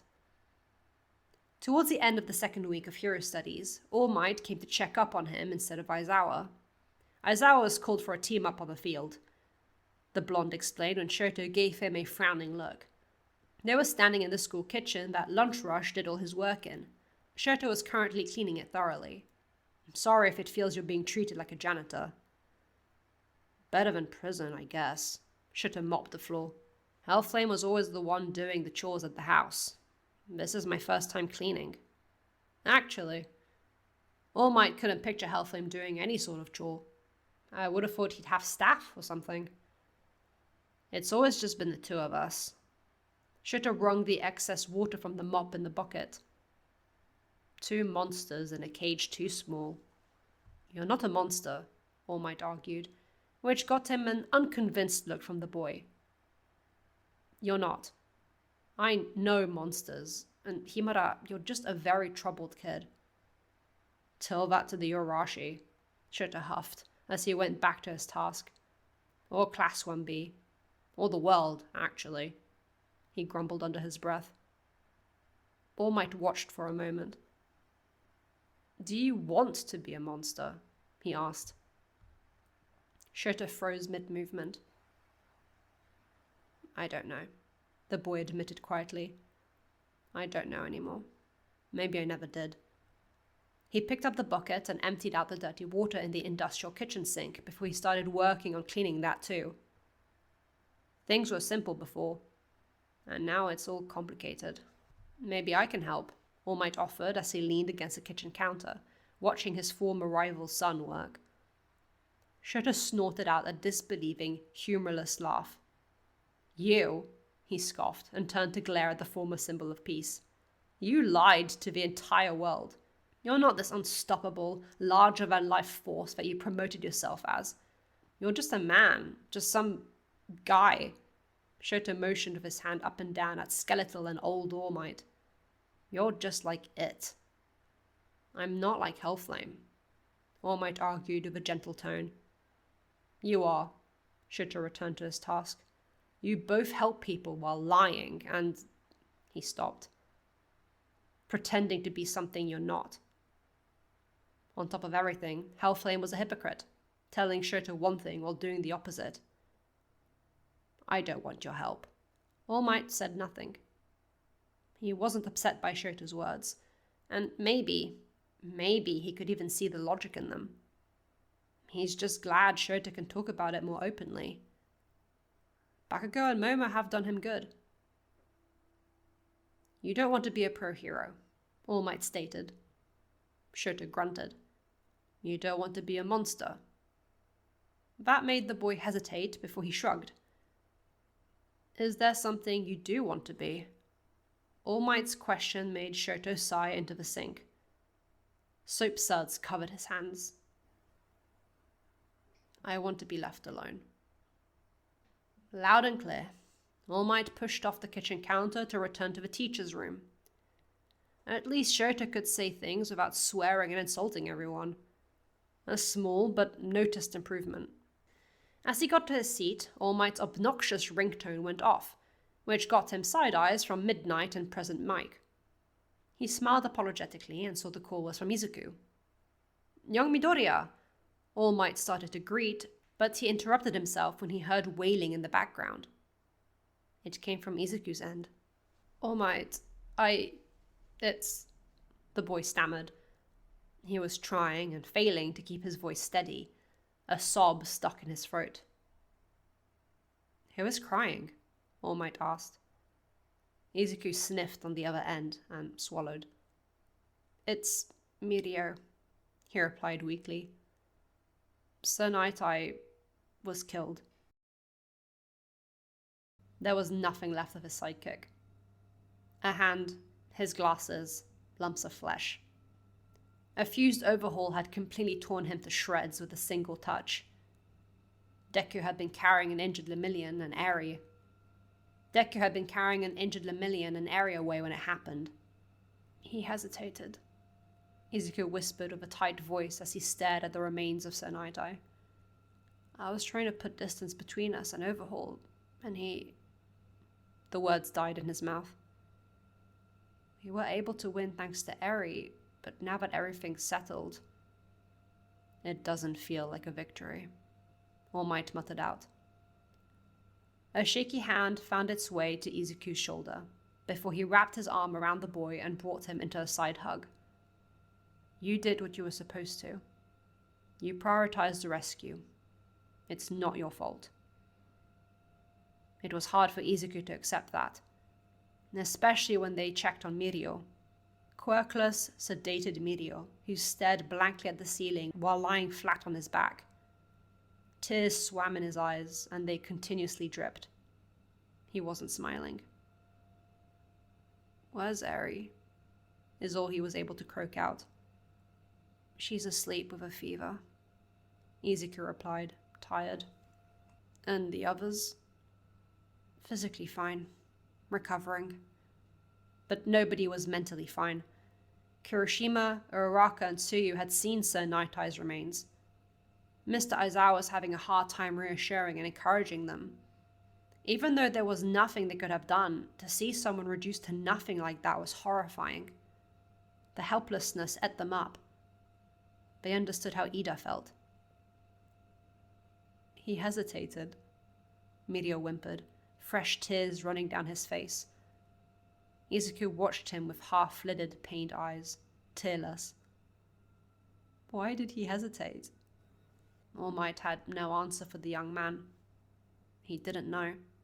He could only speculate.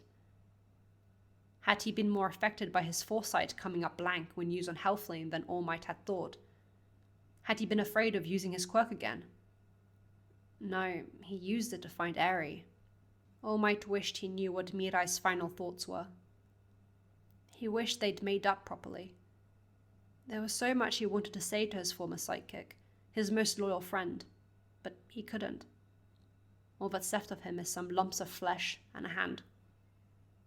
All Might stepped out of the room as Aizawa came in to comfort Izuku and Mirio best he could. All Might was still a new teacher. He didn't have the words, unlike Aizawa. The former pro hero stepped into the hallway and leaned against the wall. A hand went over his eyes and he let out a choked sob, tears dripping down his cheeks. Sir Night Eye was killed by Overhaul. Hellflame hummed at the news. But he cared more about his ugly duckling disarming, literally, that little Yakuza leader. No longer his duckling, though, Hellflame thought with fondness as he traced his fingers over the screen. Look at him. He's grown. In confidence, in stature. He's finding his place and growing into a swan. A murderous swan full of bloodlust. Just like Father wanted. That's good, right? Hellflame felt his chest tighten. That should be good. Bakugo scowled as he saw the news of Sir Night Eye's death, but he couldn't linger on that because Best Jeanist limped into his office. He had a cane for balance and was in casuals, lower half of his face forever covered. Bakugo, I'm glad you returned to my agency. I apologize I haven't been able to train you, as you know. The man motioned to his chest. Should you really be moving around? Bakugo asked gruffly. As long as I'm careful, I can, Best Jeanist hummed, settling into his office chair with a sigh. I got lucky. Any closer to my heart and I'd either be dead or have to retire. I'm slowly recovering. I should be fine to move around and travel by the time you have your next work studies after the Billboards event. You're not going to that neither, the student asked. At Best Jeanist's headshake, Bakugo pursed his lips. Did you hear what Himura did? It's hard not to, Best Jeanist replied. What a frightful event. He got community service for it, didn't he? Bakugo nodded. Yes. People aren't happy about that. What do you think of him? Bakugo asked. Do you think he's as bad as me? Goodness, no, Best Jeanist said immediately. You're unsightly and a brute, but he's... No Jean's metaphor or allegory could ever fit what Himura was. He's deeply unwell. Have you ever met Hellflame? On many occasions. He's a delightful conversationalist and has a great sense of style. Best Jeanist saw that Bakugo didn't like his answer. He's a phenomenal hero. There's no denying that. But considering his son's behavior, it makes me believe his pretty facade hides an ugly truth. A spark of something glittered in Bakugo's ruby red eyes. Best genist. His tone caught the hero's attention in a new way. I have an idea I'd like to pitch. Chapter 19. Bittersweet Nightshade. The highway was a massacre. Tomura and Overhaul watched as Darby tore the sand hero apart, the former standing over the latter who was strapped down. Mr. Compress joined them, staying well away from their murderous, clawed ally who was having his fun clawing the eyes out of the police Snatched had been assigned to. Spinner stayed in the van. Seems he was a bit pent up, Compress hummed as he removed his mask. Even though he killed that Shiketsu girl not that long ago. Are you letting him kill me too? Overhaul asked, and Tomura looked down at him. The fallen Yakuza leader truly looked defeated. What a pathetic sight. Tomura yearned to make him even more pathetic, really strike fear and horror in his heart. I'd never. Death is too good for you, he chuckled, and crouched by his side while pulling out a knife. Darby panted softly as he came down from his high, guts, limbs, and bone strewn about and over him. His face mask was still on, even though he was slobbering through it. It's not enough. These dolls break so easily, he doesn't even need to burn them. Darby grumbled low in his throat and dropped the head of the hero he'd been holding, the eyes and tongue gouged out. He stepped over bits of policemen as he stalked back to the van and climbed atop it to wait for the leader and masked one to be done with whatever they were doing. Tomura walked away from Overhaul, rendered armless and useless, as the man let out a defeated cry. He tucked the stolen drugs into his coat. Success. He was sure Hellflame would be proud. You made a mess, he scorned Darby lightly as he got into the passenger seat of the van, Mr. Compress getting in the back, pleased with the marble that encapsulated Overhaul's left arm. Let's get going, he said to Spinner. Was that carnage necessary? His friend asked, starting and stalling the vehicle before he tried again and got it going. Stain's ideals... Stain is dead, Spinner, Tomura interrupted, sick of hearing about the swordsman. I know you admire him, but you can't keep clinging onto a dead man's worldview. Spinner shut his mouth, watching the road. He's only dead because of your Nomu, he muttered under his breath. The air grew tense between them, and Mr. Compress was quite happy he was in the back of the van. Tomura said nothing. He couldn't tell him the truth. Not yet, anyway. Hellflame had been the one to kill Stain as punishment for hurting Tomura and being in Master's way. Atop the van, blood and flesh flew off of Darby as the wind whipped through him before drying. Soon, soon, soon. All Might had almost thrown Hellflame out when he saw the man at Night Eye's funeral ceremony. But he couldn't. He was the #1 pro hero, and many other pros were attending too. Still, he didn't like it when Hellflame stayed a bit too long at Night Eye's casket. It was mostly empty, hence why it was closed. Only a few lumps of flesh, a hand, and his glasses. Mirio was there, but he was inconsolable. Even with Hado and Tamaki on either side comforting him, the boy didn't stop crying. Neither did Bubble Girl and Centipeda.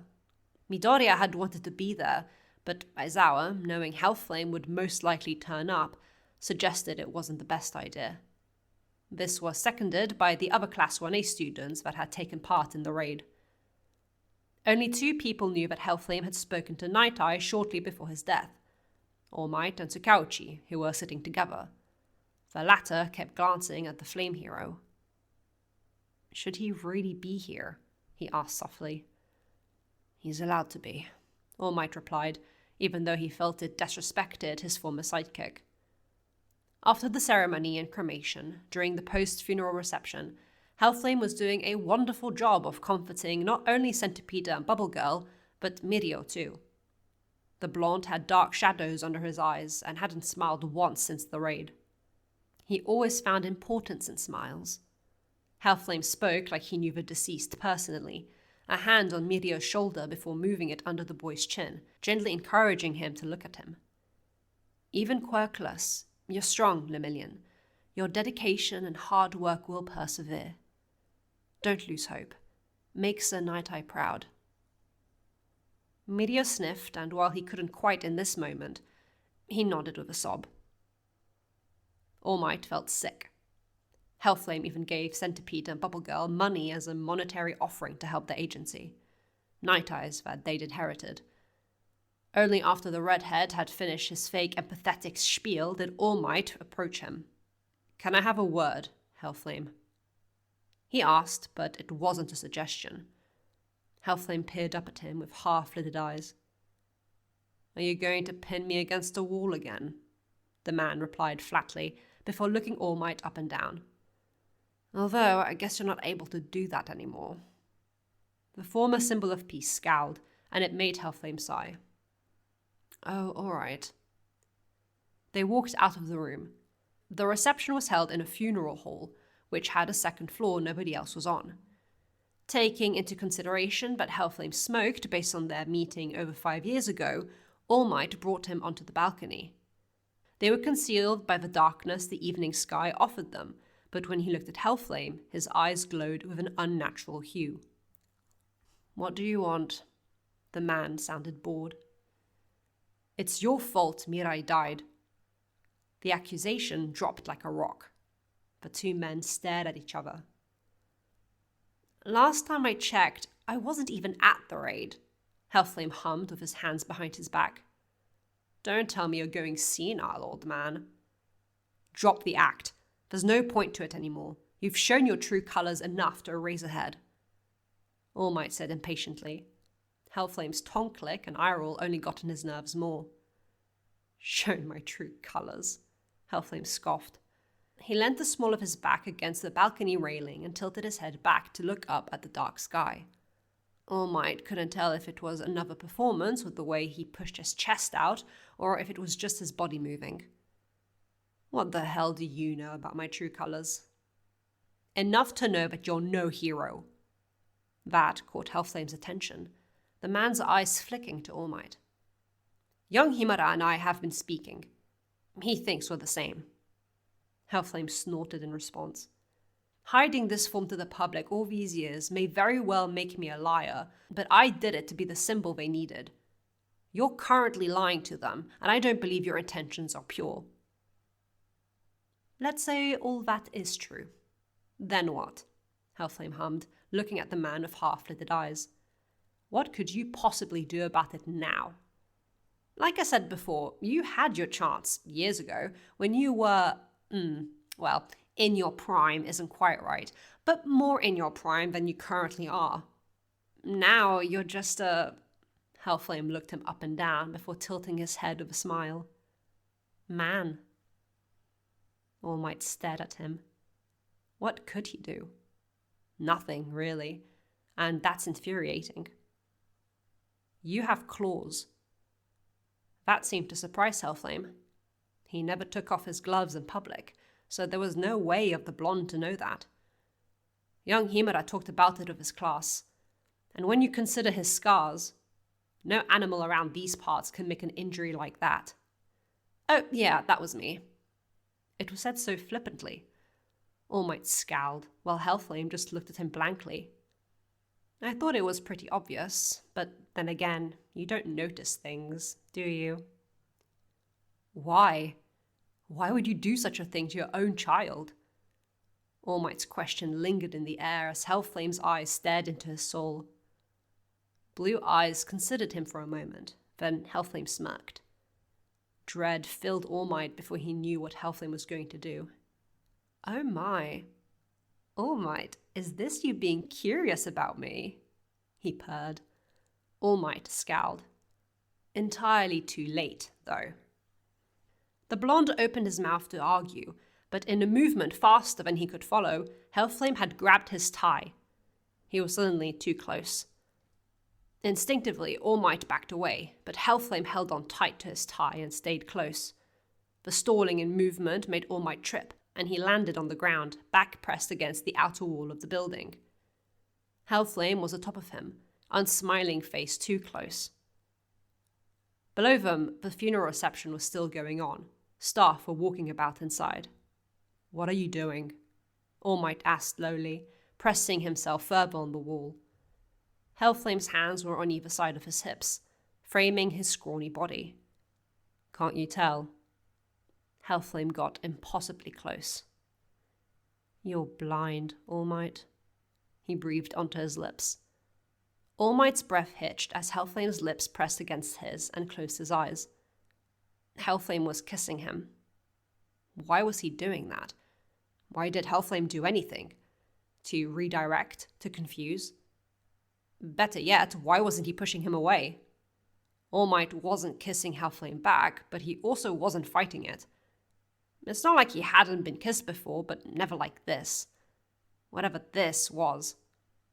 Hellflame's soft exhale sounded content and pressed further against the man with a tilt of his head, chasing something that All Might was certain he couldn't give him. He felt something touch his fingers. It was Hellflame's gloved, clawed hands, a gentle caress. If it was anybody else, All Might would have accepted the affection and let their fingers interlock. But not him. All Might's hand flinched away and curled close. That made Hellflame break the kiss, and the two men stared at each other with half-lidded eyes. All Might was scowling slightly, and it only deepened with confusion when he saw Hellflame's blank eyes well up with tears. Before they could spill, Hellflame hunched forward and hid his face in All Might's shoulder. His entire weight was pressed against the taller man as his gloved hand gripped onto All Might's jacket, clinging onto him. The former hero stared as Hellflame's shoulders started shaking. He hated seeing anyone cry, and a hand instinctively raised to hold and comfort the man, but it stopped.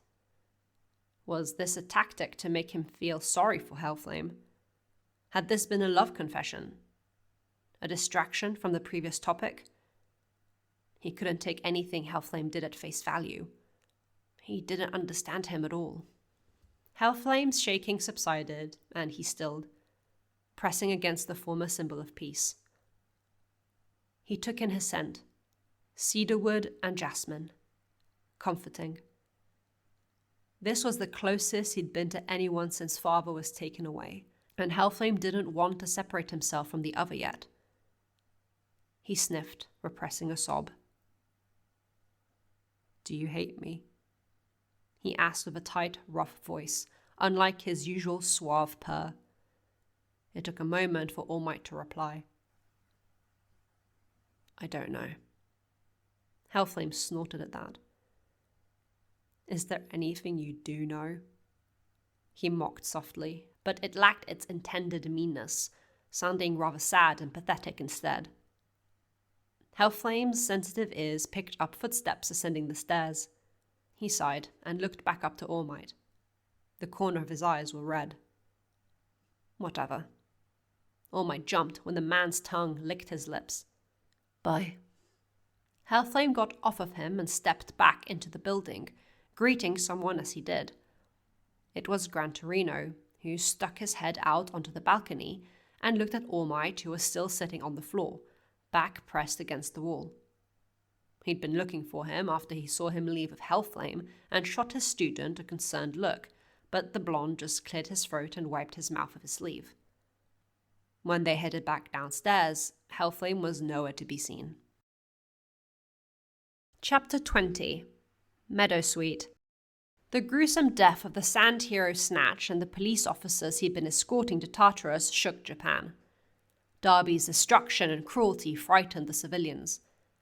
Not only that, but also the death of All Might's former sidekick, Sir Night-Eye, made everybody nervous. The only silver lining the pro-heroes had that wasn't shared publicly was that Gran Torino and Tsukauchi had managed to capture Kurogiri. Hellflame had guessed as much when he saw the recordings of his ugly duckling's troop needing to wonkily drive a van to get around.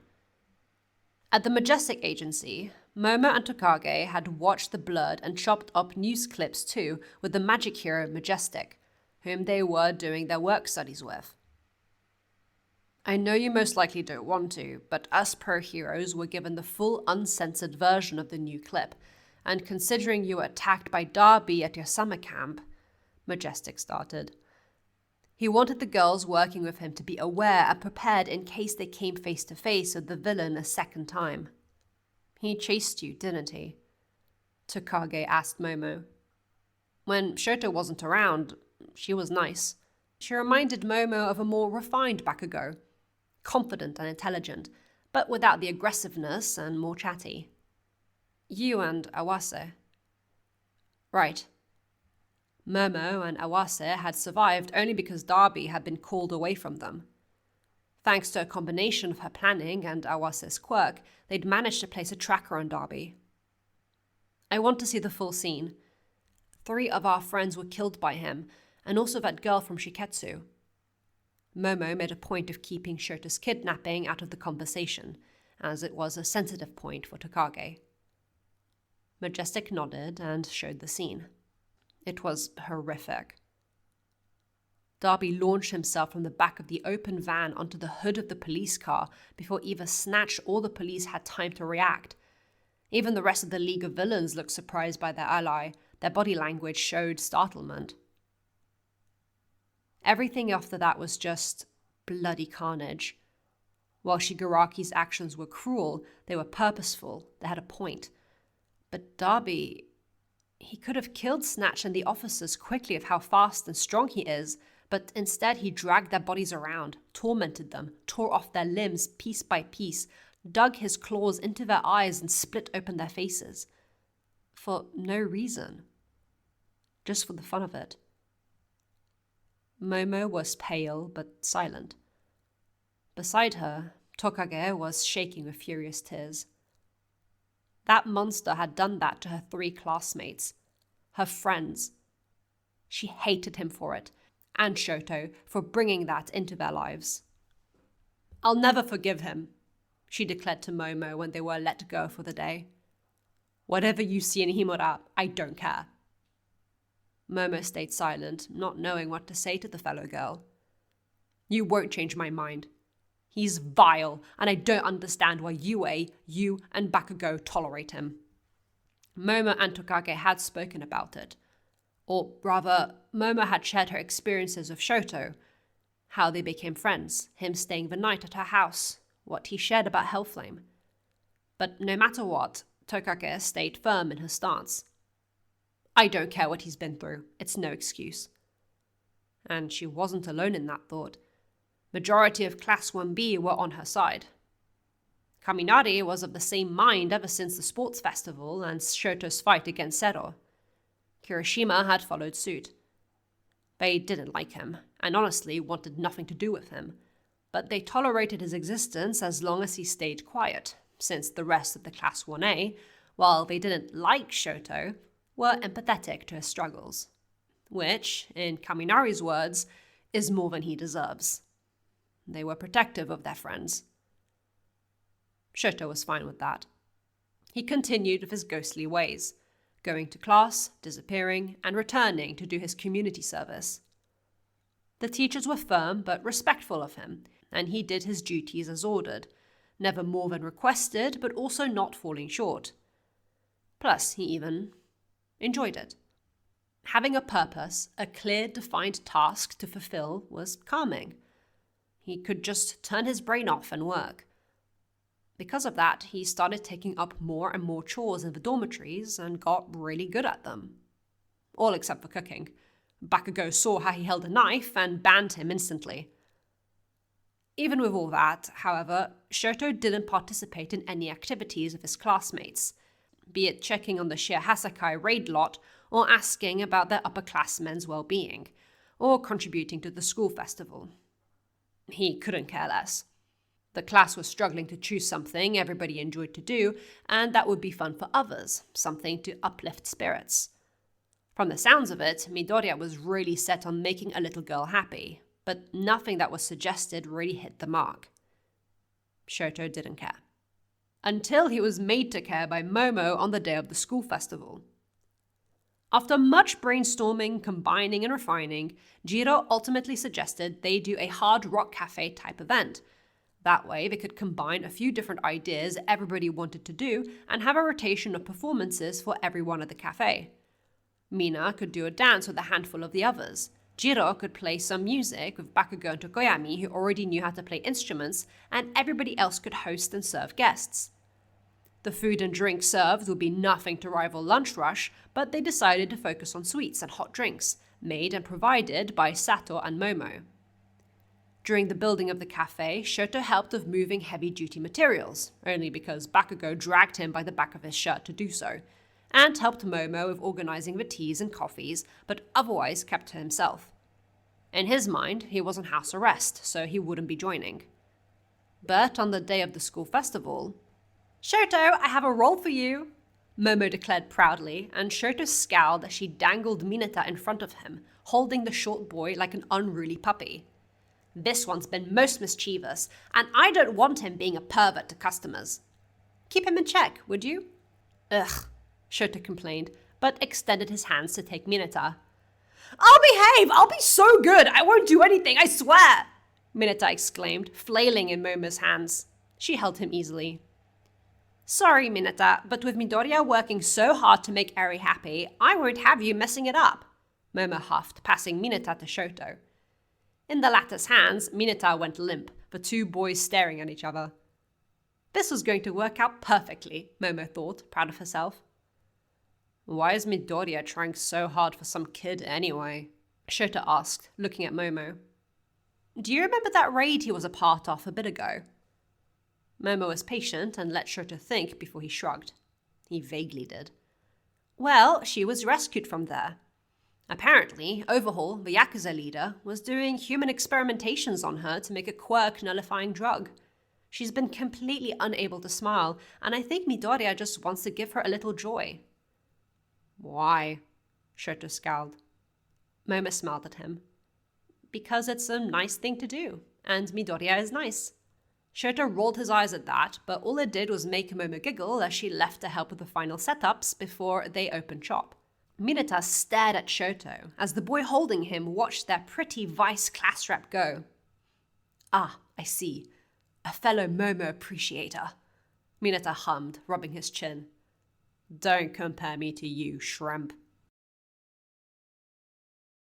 Midoriya had welcomed Mirio and Eri for the school festival. Neither were doing well. Mirio since Sir Naitai's death, and Eri, well, since ever. And there were no sign of improving. Mirio did smile a little more after Sir Naitai's funeral, but it didn't quite reach his eyes, and he looked on the verge of bursting into tears almost constantly. Tamaki and Hado tried their best, but they couldn't bring their friend back to how he once was. Eri hadn't smiled once since waking up. But her eyes had sparkled at the idea of candy apples, the only thing to get any positive reaction out of her. But Midoriya had quickly realized that there was no candy apple stand, so decided to quickly go out and make it himself. "Class 1B have a theatrical performance. I should have it done by the time it's finished if I hurry," Izuku said with an encouraging smile to Mirio. His upperclassman nodded with his own tense smile and picked up Eri to place her on his shoulders, so she could have a better view of everything. Izuku double-checked with his classmates that they could cover for him. He was meant to help with hosting. And using One for All, he hurried to town. It would just be a quick errand. Nothing would get in his way to make Eri happy. She didn't even need to smile. He just wanted to give her something nice after all the horrors that had happened. Shoto held Mineta under his arm while leaning on a wall in the corner of the room, out of sight of the customers behind one of the fridges holding ingredients, but with enough view of the cafe that he and Mineta could watch their classmates hurrying around. Mina and the girls, minus Jiro and Momo, were up first, doing a dance sequence to some J-pop idol music for everyone. The customers were a mix of students of different classes and the public, and they seemed to be having a pleasant time, entertained by Class 1A and enjoying Sato's homemade treats and Momo's fancy tea. "So, what's your type?" Mineta asked randomly, getting bored. "I'm not talking about girls with you," Shoto replied flatly. He knew what Mineta was about and wasn't going to entertain it. Okay, boys then. How about we don't talk?" "But I'm bored," Mineta whined, crossing his arms. Should have thought about that before you became a pervert. Shoto rolled his eyes. Rich coming from you. You're on house arrest and doing community service, not me. Mineta saw how that made Shoto wince. It wasn't obvious, but it was a little twitch of the eye and the tension in his jaw. Do you regret it? Obviously, Shoto hissed, teeth gritted. Full offense meant, Himura, but it's really not. Shoto shot a glare at his classmate. What? It isn't! You look at us like we're roadkill and tell us to kill ourselves on a good day. You can't exactly blame everyone for thinking you don't regret what you did to that guy. And Shoto couldn't. He really couldn't. He said nothing, looked away.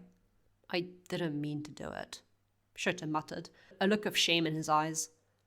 It was more emotion outside of hatred Mineta had ever seen in his classmate. He was provoking me. I just wanted him to stop. I got so angry. So, the usual? Mineta's insensitive delivery of his sarcastic question made sure to glare at him again. You can't expect me to feel sorry for you, dude. No, Shoto didn't, but the blunt honesty was hard to process. The two said nothing for a moment, watching the girls dance. They had 4 different dances planned and would be on rotation with Jiro's band. You do like Momo, though, right? I said I'm not talking about girls with you, Shoto snarled. Good thing I'm talking about Momo specifically, Mineta shot back flatly.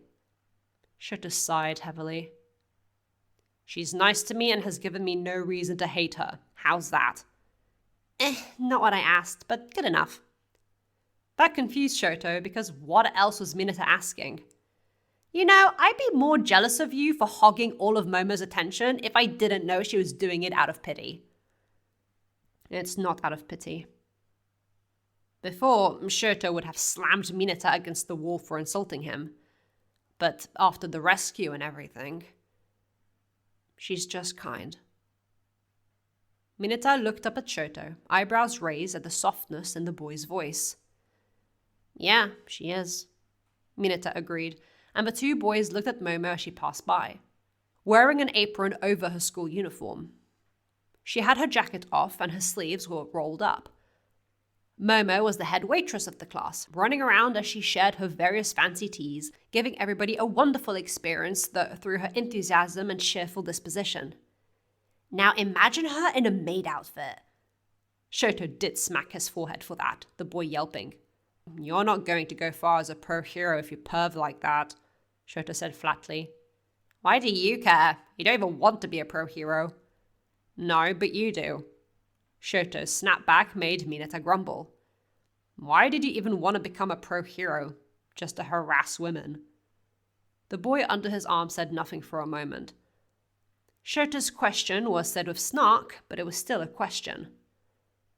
I want to be popular with girls, he admitted, which wasn't a surprise to Shoto, considering his behavior. My quirk's not fancy like yours, and I'm not handsome like you, so I never got admiration from anyone. Becoming a pro hero is my best chance at getting it. Shoto heard the bitterness and even maybe resentment in his voice, but that's not what surprised him. Handsome? His confused tone made Mineta look up to him again, just as confused. You think I'm handsome? Well, duh! Mineta exclaimed. Have you seen you? Shoto had, and he thought he looked like a miserable sack of shit. You've got that rugged bad boy vibe with a dark past the girls absolutely adore. Your personality is trash, but you're hot as hell. Shoto stared at him in complete disbelief. You're mocking me. I am not. I'm completely and honestly envious of you. That scar is so freaking cool, and your half and half look is unique in the sexiest of ways. I've read as much in magazines. You've got a princely face with roughed up edges. Girls love it. Mineta was rambling, and Shoto could tell he was being genuine, but it was confusing him completely. How could someone with no self-awareness about his perverted ways be so insightful when it came to what women liked? Do you think Momo thinks that too? The question left him before he realized, and Mineta wiggled his eyebrows at him. Shut up. I didn't say anything, Mineta teased. Speaking of, they both looked at their shared fancy when they heard Momo gasp as Midoriya came back, looking a bit ruffled and sweaty, but with his acquired ingredients to make the candy apple. "You took a while, mon ami!" Aoyama puffed out his cheeks, having prepared the utensils for Midoriya so he could make his special treat. "Sorry, I ran into some trouble," Izuku panted. He'd ran into Gentle Criminal and La Brava. He watched their videos and recognized them instantly. Maybe it was his gained hyper-awareness in Sir Night-Eye's death in front of his eyes, but Izuku had noticed Gentle Criminal's mannerisms and figure as soon as he came into sight. It didn't help that both him and the short woman by his side were suspiciously covered. "Sorry," Izuku had said instinctually when he almost bumped into them. But as soon as he heard Gentle Criminal's voice and his appreciation for the same tea as Momo made for them, and was making at the cafe, he knew it was him. If they were around, they were going to cause issues. And after all the hard work his class put into the school festival, after all the students went through this year with deaths and injuries, after what Eri and Mirio went through, he wouldn't let them get near. He wouldn't hesitate to take them down. La Brava screamed in horror as her beloved Gentle hit the ground with a heavy thud, but that was cut short too by the sharp and powerful kick to her gut. In Hearts of One for All, Izuku had knocked the Gentle out by a surprise kick to the head, like how Gran Torino took down the League of Villains at the hideout raid, and did the same to La Brava before she could react. There were no agencies around, which meant no reinforcements, so Izuku knew he needed to keep this short and quick. Still, he panted heavily, adrenaline pumping through his body and making his head dizzy. Maybe if he had been quick like this, he could have saved Sir Night-Eye. "I called the police and they called UA, so Ectoplasm and Hound Dog are dealing with the aftermath now," Izuku said as he focused on making the candy apple. It would take at least half an hour, and considering Class 1B were just about done with their performance, he didn't want to waste any time. "Wow, that was very quick thinking of you, Midoriya," Kirishima said, but there was concern in his voice. Izuku hummed, not really acknowledging what was said. "Hey." Izuku jumped as Kirishima laid a firm, tight hand on his shoulder. "You good?" Izuku looked at him, before slowly averting his gaze. He said nothing as clapping echoed through the cafe, Mina and the girls bowing as they finished their performance. Jiro and her little band would be up in about 10 minutes. They'd be busy because Class 1B's performance would be over and the entertainment would be needed to keep those waiting patient. "I'm fine." Kirishima wasn't reassured by the normally chatty Izuku's dry reply, but he could see his freckled friend was more focused on the candy apple. Shoto and Minato watched this interaction from their corner silently. Jiro, Bakugo, and Tokoyami went up on stage to play a few different songs that would put a fun ambience to the cafe while still keeping the rock nature of Jiro's music. Shoto watched his classmates run around, the girls who had danced being congratulated and taking photos with their newly acquired fans. Momo was busy rushing around with Ida, the two class reps working overtime. Izuku finished his candy apple just in time for when Mirio and Eri arrived. Shoto peeked at them, looking at Eri with hidden curiosity. He didn't know her story, nor really cared. She'd been hidden away from the world and isolated. He'd been exposed and isolated. She was a human experimentation of the purpose. He was beaten and hated for no reason at all that he was aware of. He and Mineta watched as Momo welcomed them to their cafe, talked about her various teas and snacks they had. Eri was very shy as she asked about Izuku and the candy apple, just as Izuku was kneeling beside her with the bright red snack. The little girl took it with pink cheeks and took a bite. Her eyes lit up and the smallest of teeniest little smiles pulled at the corners of her mouth, and it only widened as Jiro started a more upbeat song. Mirio had to turn away because he started tearing up again. Aizawa was at his side, rubbing his upper back in awkward comfort as Izuku stayed by Eri's side. It was a small, quiet, private moment, and Shoto witnessed it. "Guess Izuku's plan worked," Mineta hummed. "Guess so. Only because that little girl clearly wanted it to work too." Shoto looked at Momo. If he was open to it, could it work for him as well? Will you always watch over me even when I'm out here? The waft. He follows the scent outside to the patio, the back garden. The patio? Patio? I don't know. He followed... Hellflame feels sick. It's just rude, honestly. Ow. Paralleling one that Hellflame... Crack is the sound of the... Shoto's tongue feels heavy as he seals his face. Face?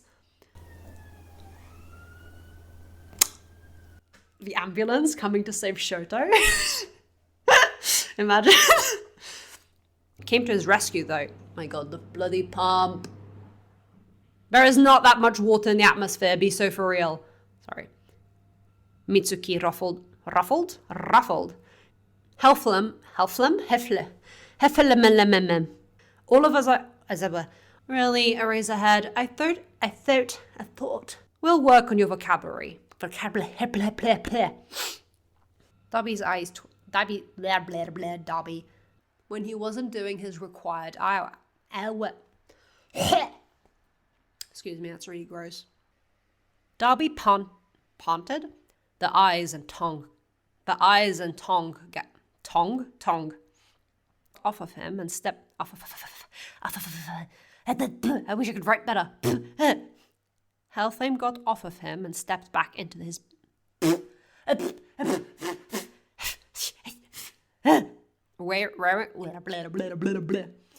but with his like